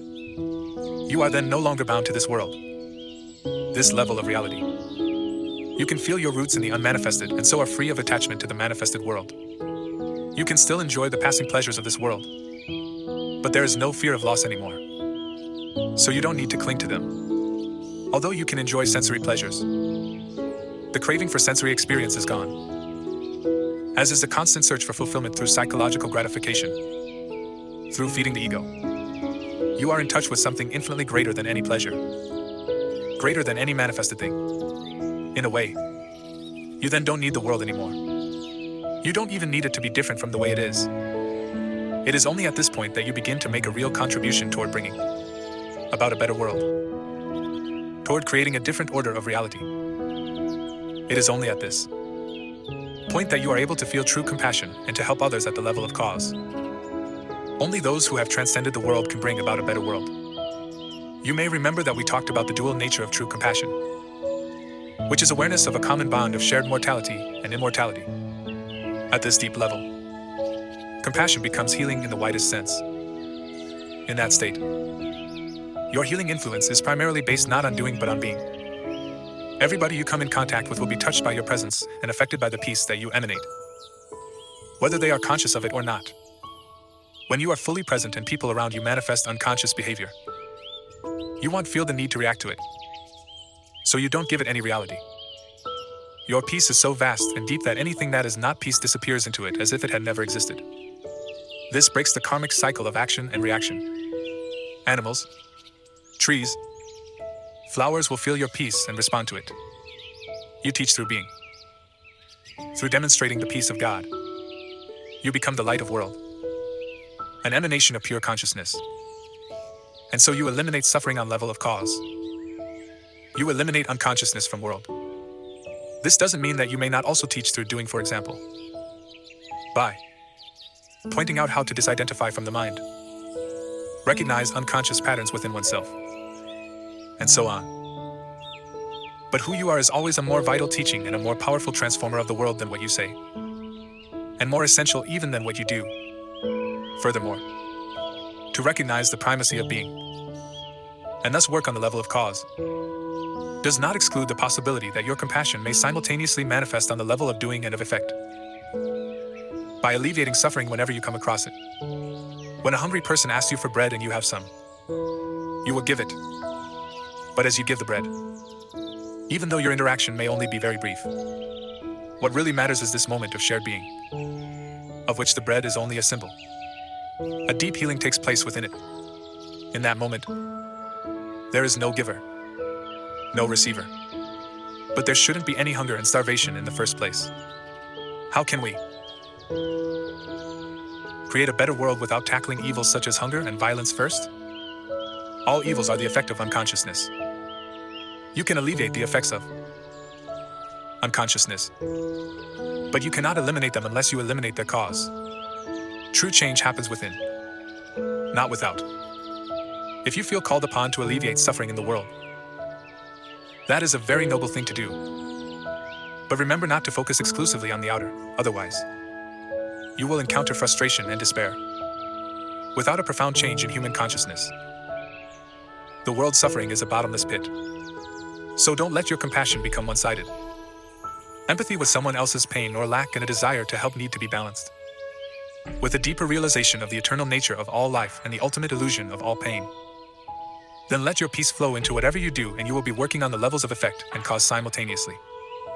This also applies if you are supporting a movement designed to stop deeply unconscious humans from destroying themselves, each other, and the planet, or from continuing to inflict dreadful suffering on other sentient beings.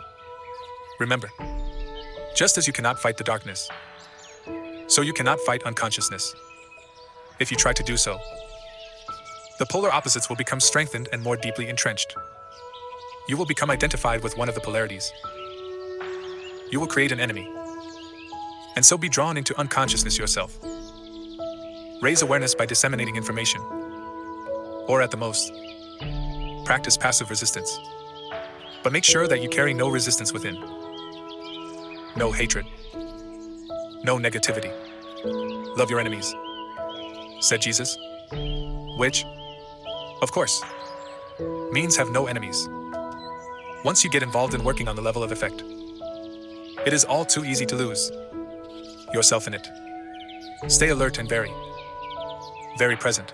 The causal level needs to remain your primary focus. The teaching of enlightenment your main purpose. And peace your most precious gift to the world. 10. The meaning of surrender. Acceptance of the now. You mentioned surrender a few times. I don't like that idea. It sounds somewhat fatalistic. If we always accept the way things are, we are not going to make any effort to improve them. It seems to me what progress is all about, both in our personal lives and collectively, is not to accept the limitations of the present but to strive to go beyond them and create something better. If we hadn't done this, we would still be living in caves. How do you reconcile surrender with changing things and getting things done? To some people, surrender may have negative connotations, implying defeat, giving up, failing to rise to the challenges of life, becoming lethargic, and so on. True. Surrender, however, is something entirely different. It does not mean to passively put up with whatever situation you find yourself in and to do nothing about it. Nor does it mean to cease making plans or initiating positive action. Surrender is the simple but profound wisdom of yielding to rather than opposing the flow of life. The only place where you can experience the flow of life is the now. So to surrender is to accept the present moment unconditionally and without reservation. It is to relinquish inner resistance to what is. Inner resistance is to say no to what is. Through mental judgment and emotional negativity, it becomes particularly pronounced when things go wrong, which means that there is a gap between the demands or rigid expectations of your mind and what is. That is the pain gap. If you have lived long enough, you will know that things go wrong quite often. It is precisely at those times that surrender needs to be practiced if you want to eliminate pain and sorrow from your life. Acceptance of what is immediately frees you from mind identification and thus reconnects you with being. Resistance is the mind. Surrender is a purely inner phenomenon. It does not mean that on the outer level you cannot take action and change the situation. In fact, it is not the overall situation that you need to accept when you surrender, but just the tiny segment called the now. For example, if you were stuck in the mud somewhere, you wouldn't say, "Okay, I resign myself to being stuck in the mud." Resignation is not surrender. You don't need to accept an undesirable or unpleasant life situation. Nor do you need to deceive yourself and say that there is nothing wrong with being stuck in the mud. No. You recognize fully that you want to get out of it. You then narrow your attention down to the present moment without mentally labeling it in any way. This means that there is no judgment of the now. Therefore, there is no resistance, no emotional negativity. You accept the isness of this moment. Then you take action and do all that you can to get out of the mud. Such action I call positive action. It is far more effective than negative action, which arises out of anger, despair, or frustration. Until you achieve the desired result, you continue to practice surrender by refraining from labeling the now. Let me give you a visual analogy to illustrate the point I am malting. You are walking along a path at night, surrounded by a thick fog. But you have a powerful flashlight that cuts through the fog and creates a narrow, clear space in front of you. The fog is your life situation, which includes past and future. The flashlight is your conscious presence. The clear space is the now. Non-surrender hardens your psychological form, the shell of the ego, and so creates a strong sense of separateness. The world around you and people in particular come to be perceived as threatening. The unconscious compulsion to destroy others through judgment arises, as does the need to compete and dominate. Even nature becomes your enemy, and your perceptions and interpretations are governed by fear. The mental disease that we call paranoia is only a slightly more acute form of this normal but dysfunctional state of consciousness. Not only your psychological form, but also your physical form, your body becomes hard and rigid through resistance. Tension arises in different parts of the body, and the body as a whole contracts. The free flow of life energy through the body, which is essential for its healthy functioning, is greatly restricted. Bodywork and certain forms of physical therapy can be helpful in restoring this flow. But unless you practice surrender in your everyday life, those things can only give temporary symptom relief since the resistance pattern has not been dissolved. There is something within you that remains unaffected by the transient circumstances that make up your life situation. And only through surrender do you have access to it. It is your life. Your very being which exists eternally in the timeless realm of the present. Finding this life is the one thing that is needed that Jesus talked about. If you find your life situation unsatisfactory or even intolerable, it is only by surrendering first that you can break the unconscious resistance pattern that perpetuates that situation. Surrender is perfectly compatible with taking action, initiating change or achieving goals. But in the surrendered state, a totally different energy, a different quality, flows into your doing. Surrender reconnects you with the source energy of being.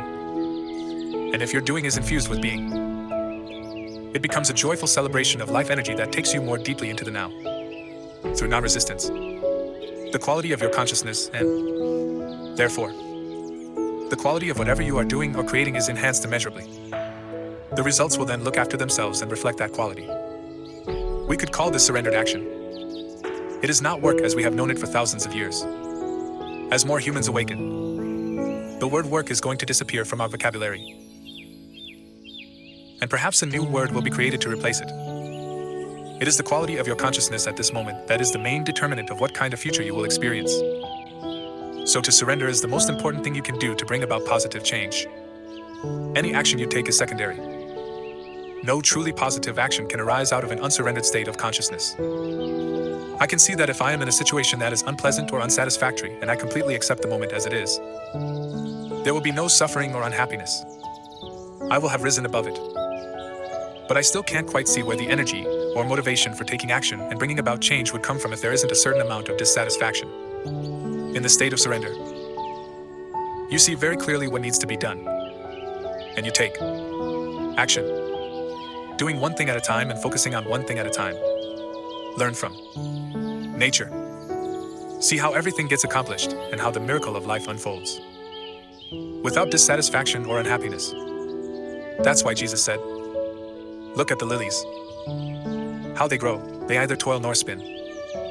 If your overall situation is unsatisfactory or unpleasant, separate out this instant and surrender to what is. That's the flashlight cutting through the fog. Your state of consciousness then ceases to be controlled by external conditions. You are no longer coming from reaction and resistance. Then look at the specifics of the situation.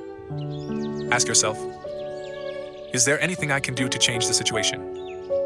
Improve it? Or remove myself from it? If so, you take appropriate action. Focus not on the 100 things that you will or may have to do at some future time, but on the one thing that you can do now. This doesn't mean you should not do any planning. It may well be that planning is one thing you can do now. But make sure you don't start to run mental movies. Project yourself into the future, and so lose the now. Any action you take may not bear fruit immediately. Until it does, do not resist what is. If there is no action you can take, and you cannot remove yourself from the situation either, then use situation to make you go more deeply into surrender, more deeply into the now, more deeply into being. When you enter this timeless dimension of the present, change often comes about in strange ways without the need for a great deal of doing on your part. Life becomes helpful and cooperative.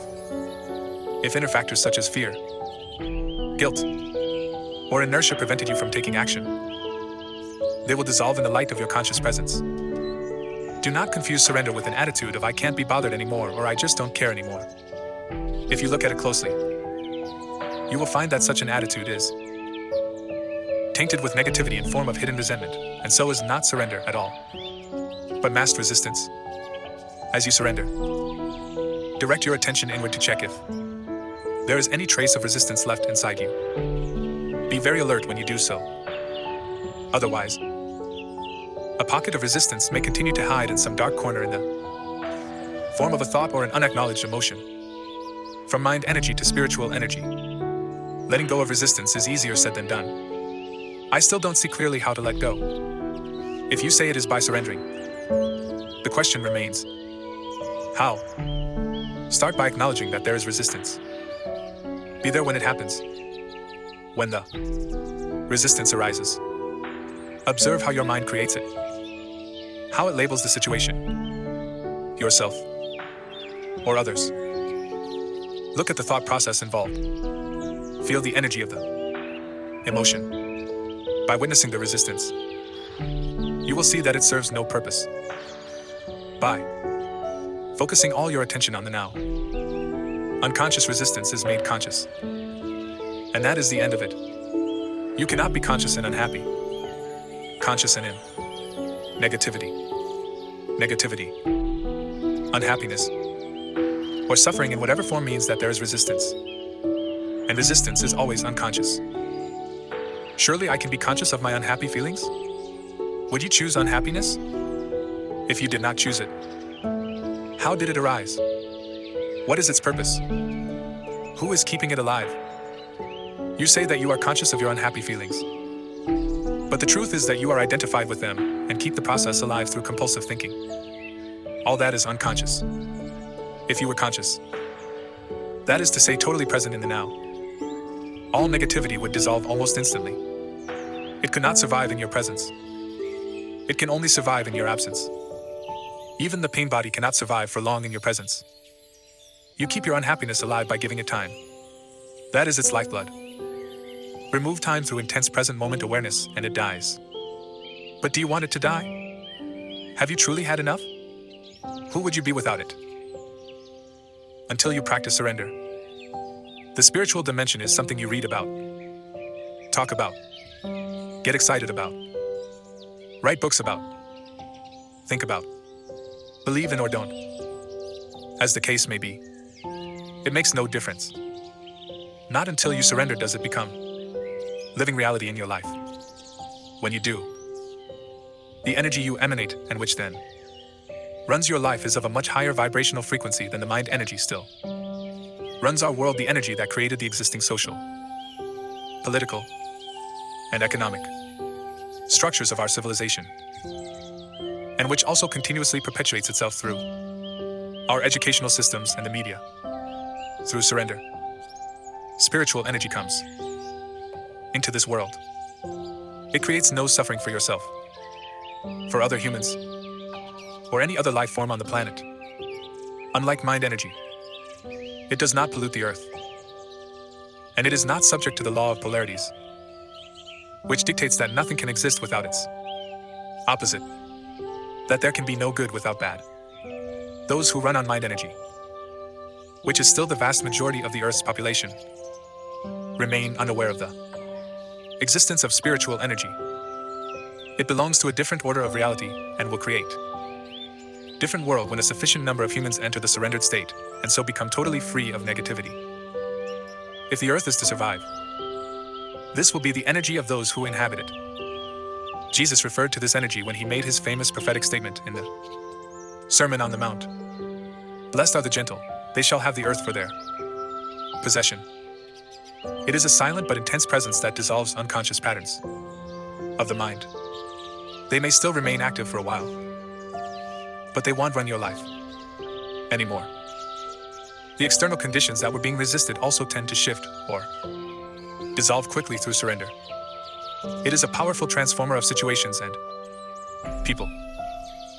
If conditions do not shift immediately, your acceptance of the now enables you to rise above them. Either way, you are free. Surrender in personal relationships. What about people who want to use me? Manipulate or control me? Am I to surrender to them? They are cut off from being. So they unconsciously attempt to get energy and power from you. It is true that only an unconscious person will try to use or manipulate others. But it is equally true that only an unconscious person can be used and manipulated. If you resist or fight unconscious behavior in others, you become unconscious yourself. But surrender doesn't mean that you allow yourself to be used by unconscious people. Not at all. It is perfectly possible to say no firmly and clearly to a person or to walk away from a situation and be in a state of complete inner non-resistance at the same time. When you say no to a person or a situation, let it come not from reaction but from insight, from a clear realization of what is right or not right for you at that moment. Let it be a non-reactive no. A high-quality no. A no that is free of all negativity, and so creates no further suffering. I am in a situation at work that is unpleasant. I have tried to surrender to it, but I find it impossible. A lot of resistance keeps coming up. If you cannot surrender, take action immediately. Speak up or do something to bring about a change in the situation or remove yourself from it. Take responsibility for your life.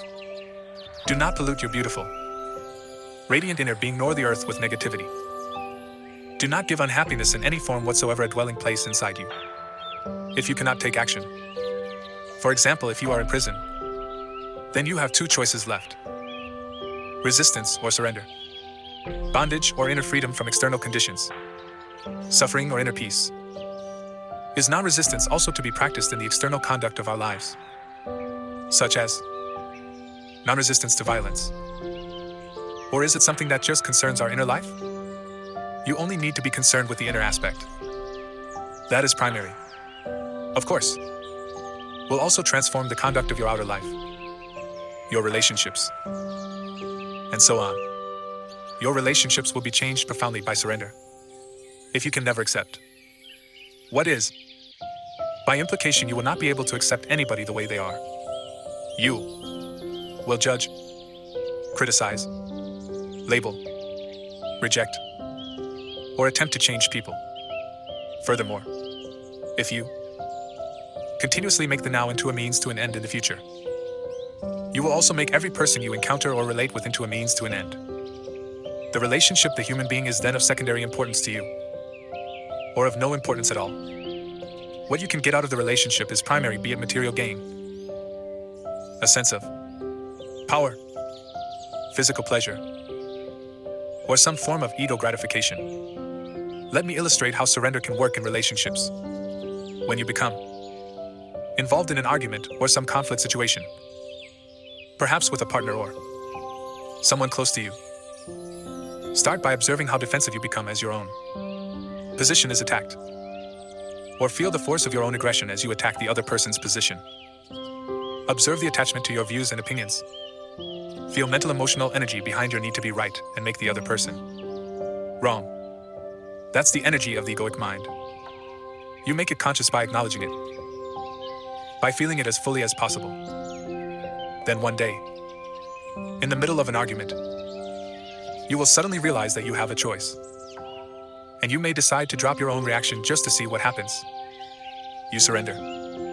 I don't mean dropping the reaction just verbally by saying, okay, you are right, with a look on your face that says, I am above all this childish unconsciousness. That's just displacing the resistance to another level, with the egoic mind still in charge, claiming superiority. I am speaking of letting go of the entire mental emotional energy field inside you that was fighting for power. The ego is cunning, so you have to be very alert, very present, and totally honest with yourself to see whether you have truly relinquished your identification with a mental position and so freed yourself from your mind. If you suddenly feel very light, clear and deeply at peace, that is an unmistakable sign that you have truly surrendered. Then observe what happens to the other person's mental position as you no longer energize it through resistance. When identification with mental positions is out of the way, true communication begins. What about non-resistance in the face of violence, aggression, and the like? Non-resistance doesn't necessarily mean doing nothing. All it means is that any doing becomes non-reactive. Remember deep wisdom underlying the practice of Eastern martial arts. Don't resist the opponent's force. Yield to overcome. Having said that, doing nothing when you are in a state of intense presence is a very powerful transformer and healer of situations and people. In Taoism, there is a term called wu wei, which is usually translated as actionless activity or sitting, quietly doing nothing. In ancient China, this was regarded as one of the highest achievements or virtues. It is radically different from inactivity in the ordinary state of consciousness, or rather unconsciousness, which stems from fear, inertia, or indecision. Real doing nothing implies inner non-resistance and intense alertness. On the other hand, if action is required, You will no longer react from your conditioned mind, but you will respond to the situation out of your conscious presence. In that state, your mind is free of concepts, including the concept of nonviolence. So who can predict what you will do? The ego believes that in your resistance lies your strength, whereas in truth resistance cuts you off from being the only place of true power. Resistance is weakness and fear masquerading as strength. What the ego sees as weakness is your being in its purity, innocence, and power. What it sees as strength is weakness. So the ego exists in a continuous resistance mode and plays counterfeit roles to cover up your weakness, which in truth is your power. Until there is surrender, unconscious role-playing constitutes a large part of human interaction. In surrender, you no longer need ego defenses and false masks. You become very simple, very real. That's dangerous, says the ego. You'll get hurt. You'll become vulnerable. What the ego doesn't know, of course, is that only through the letting go of resistance, through becoming vulnerable, can you discover your true and essential invulnerability, transforming illness into enlightenment. If someone is seriously ill and completely accepts their condition and surrenders to the illness, would they not have given up their will to get back to health? The determination to fight the illness would not be there anymore, would it? Surrender is inner acceptance of what is without any reservations. We are talking about your life this instant, not the conditions or circumstances of your life.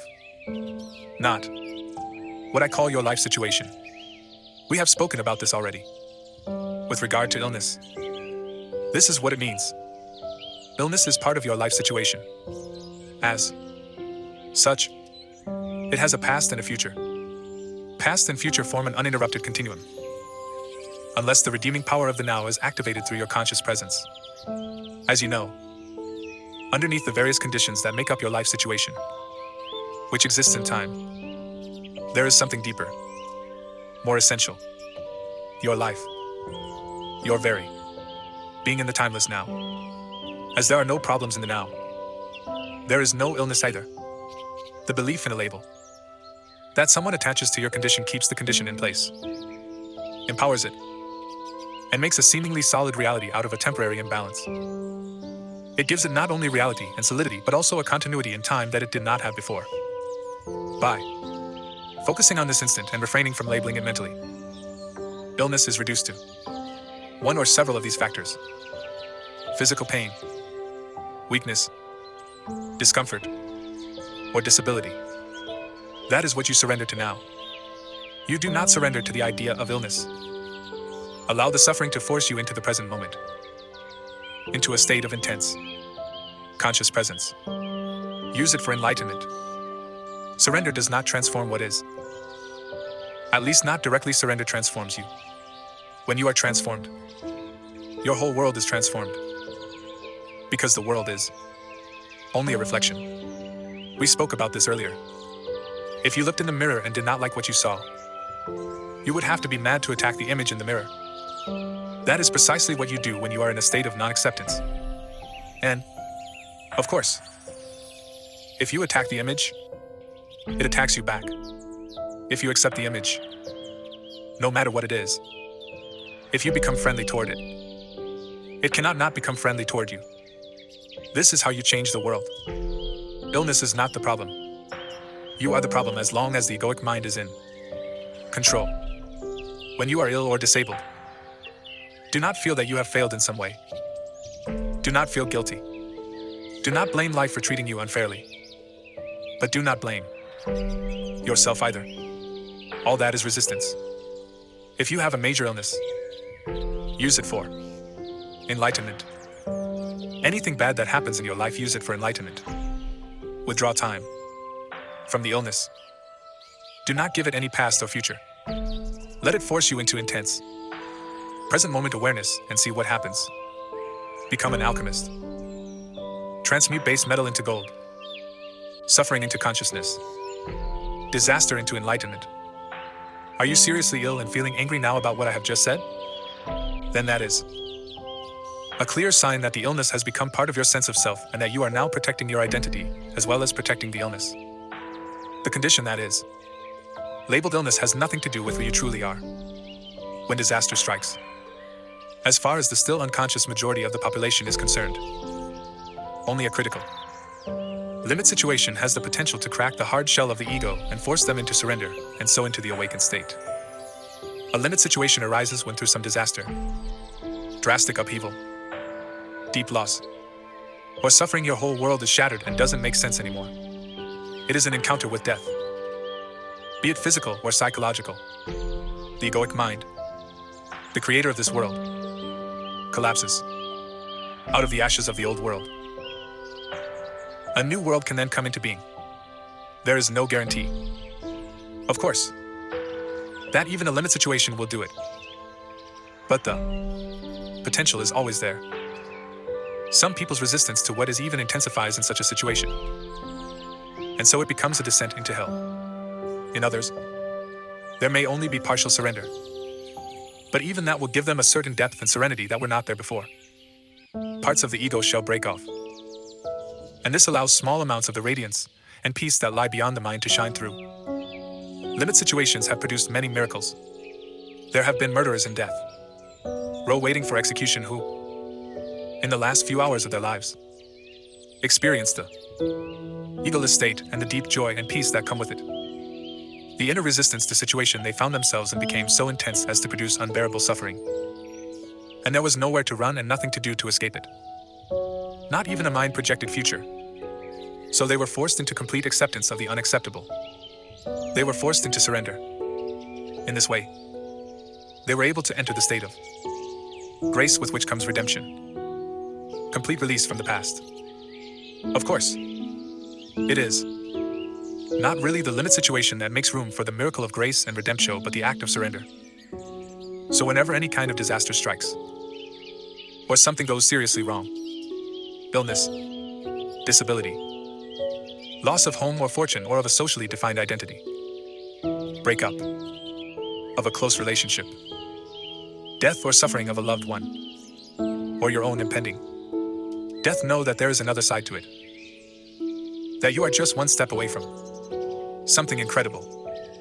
A complete alchemical transmutation of the base metal of pain and suffering into gold. That one step is called surrender. I do not mean to say that you will become happy in such a situation. You will not. But fear and pain will become transmuted into an inner peace and serenity that come from a very deep place from the unmanifested itself. It is the peace of God, which passes all understanding. Compared to that, happiness is quite a shallow thing. With this radiant peace comes the realization, not on the level of mind, but within the depth of your being, that you are indestructible, immortal. This is not a belief. It is absolute certainty that needs no external evidence or proof from some secondary source. Transforming suffering into peace.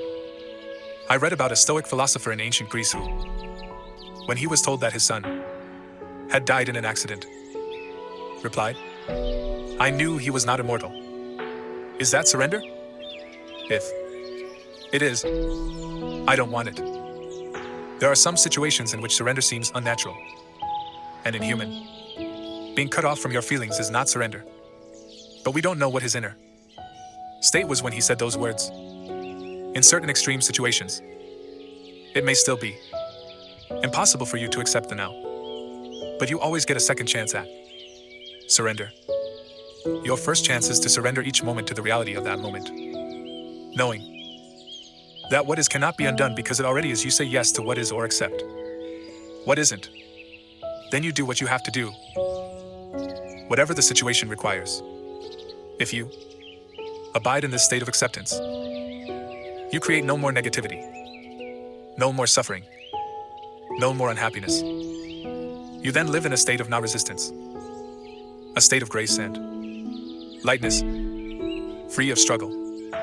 Whenever you are unable to do that, whenever you miss that chance either because you are not generating enough conscious presence to prevent some habitual and unconscious resistance pattern from arising, or because the condition is so extreme as to be absolutely unacceptable to you, then you are creating some form of pain, some form of suffering. It may look as if the situation is creating the suffering, but ultimately this is not, so your resistance is Now here is your second chance at surrender. If you cannot accept what is outside, then accept what is inside. If you cannot accept the external condition, accept the internal condition.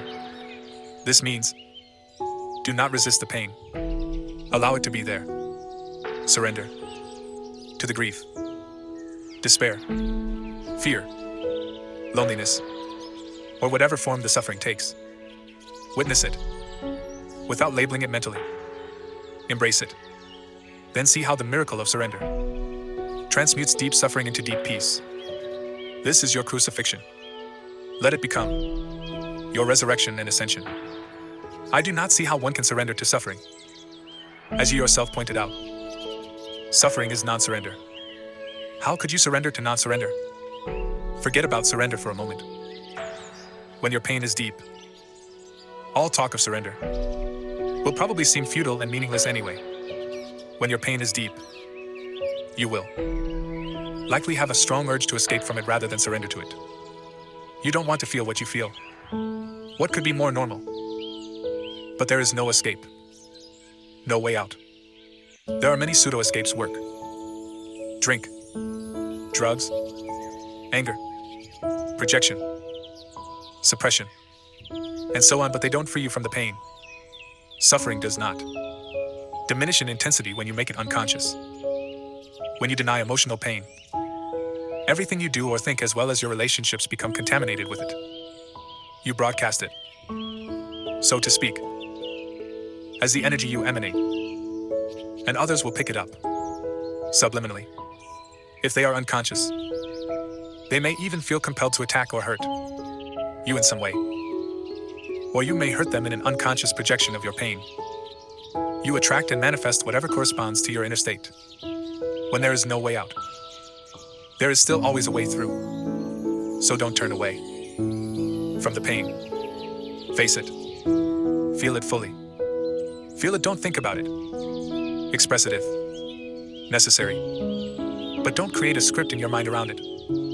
Give all your attention to the feeling, not to the person, event, or situation that seems to have caused it. Don't let mind use the pain to create a victim identity for yourself out of it. Feeling sorry for yourself and telling others your story will keep you stuck in suffering. Since it is impossible to get away from the feeling, the only possibility of change is to move into it. Otherwise, nothing will shift. So give your complete attention to what you feel and refrain from mentally labeling it. As you go into the feeling, be intensely alert. At first, it may seem like a dark and terrifying place. And when the urge to turn away from it comes, observe it but don't act on it. Keep putting your attention on the pain. Keep feeling the grief, the fear, the dread, the loneliness, whatever it is. Stay alert. Stay present with your whole being, with every cell of your body. As you do so, you are bringing a light into this darkness. This is the flame of your consciousness. At this stage, you don't need to be concerned with surrender anymore. It has happened already. How? Full attention is full acceptance. Is surrender. By giving full attention, you use the power of the now, which is the power of your presence. No hidden pocket of resistance can survive in it. Presence removes time. Without time, no suffering, no negativity can survive. The acceptance of suffering is a journey into death, facing deep pain, allowing it to be, taking your attention into it, is to enter death consciously. When you have died, this death, you realize that there is no death and there is nothing to fear. Only the ego dies. Imagine a ray of sunlight that has forgotten it is an inseparable part of the sun and deludes itself into believing it has to fight for survival and create and cling to an identity other than the sun. Would the death of this delusion not be incredibly liberating? Do you want an easy death? Would you rather die without pain, without agony? Then die to the past every moment, and let the light of your presence shine away the heavy time-bound self you thought of as you. The way of the cross. There are many accounts of people who say they have found God through their deep suffering. And there is the Christian expression, the way of the cross, which I suppose points to the same thing. We are concerned with nothing else here. Strictly speaking, they did not find God through their suffering, because suffering implies resistance. They found God through surrender, through total acceptance of what is, into which they were forced by their intense suffering. They must have realized on some level that their pain was self-created. How do you equate surrender with finding God? Since resistance is inseparable from the mind. Relinquishment of resistance. Surrender is the end of the mind as your master. The imposter pretending to be you, the false God. All judgment and all negativity dissolve. The realm of being, which had been obscured by the mind, then opens up. Suddenly, a great stillness arises within you, an unfathomable sense of peace. And within that peace, there is great joy. And within that joy, there is love. And at the innermost core, there is the sacred, the immeasurable, that which cannot be named. I don't call it finding God, because how can you find that which was never lost? The very life that you are? The word God is limiting not only because of thousands of years of misperception and misuse, but also because it implies an entity other than you. God is being itself, not a being. There can be no subject-object relationship. Here, no duality, no you and God. God realization is the most natural thing there is. The amazing and incomprehensible fact is not that you can become conscious of God, but that you are not conscious of God. The way of the cross that you mentioned is the old way to enlightenment. And until recently it was the only way. But don't dismiss it or underestimate its efficacy. It still works. The way of the cross is a complete reversal. It means that the worst thing in your life, your cross, turns into the best thing that ever happened to you by forcing you into surrender, into death, forcing you to become as nothing, to become as God. Because God, too, is nothing at this time. As far as the unconscious majority of humans is concerned, the way of the cross is still the only way. They will only awaken through further suffering. And enlightenment as a collective phenomenon will be predictably preceded by vast upheavals. This process reflects the workings of certain universal laws that govern the growth of consciousness, and thus was foreseen by some seers. It is described, among other places, in the book of Revelation or Apocalypse. Though cloaked in obscure and sometimes impenetrable symbology, this suffering is inflicted not by God but by humans on themselves and on each other, as well as by certain defensive measures that the earth, which is a living, intelligent organism, is going to take to protect herself from the onslaught of human madness. However, there is a growing number of humans alive today whose consciousness is sufficiently evolved not to need any more suffering before the realization of enlightenment. You may be one of them. Enlightenment through suffering the way of the cross means to be forced into kingdom of heaven kicking and screaming. You finally surrender because you can't stand the pain anymore. But the pain could go on for a long time until this happens. Enlightenment consciously chosen means to relinquish your attachment to past and future and to make the now the main focus of your life. It means choosing to dwell in the state of presence rather than in time. It means saying yes to what is. You then don't need pain anymore. How much more time do you think you will need before you are able to say, I will create no more pain, no more suffering? How much more pain do you need before you can make that choice? If you think that you need more time, you will get more time and more pain. Time and pain are inseparable. The power to choose. What about all those people who, it seems, actually want to suffer? I have a friend whose partner is physically abusive toward her, and her previous relationship was of a similar kind. Why does she choose such men? And why is she refusing to get out of that situation now?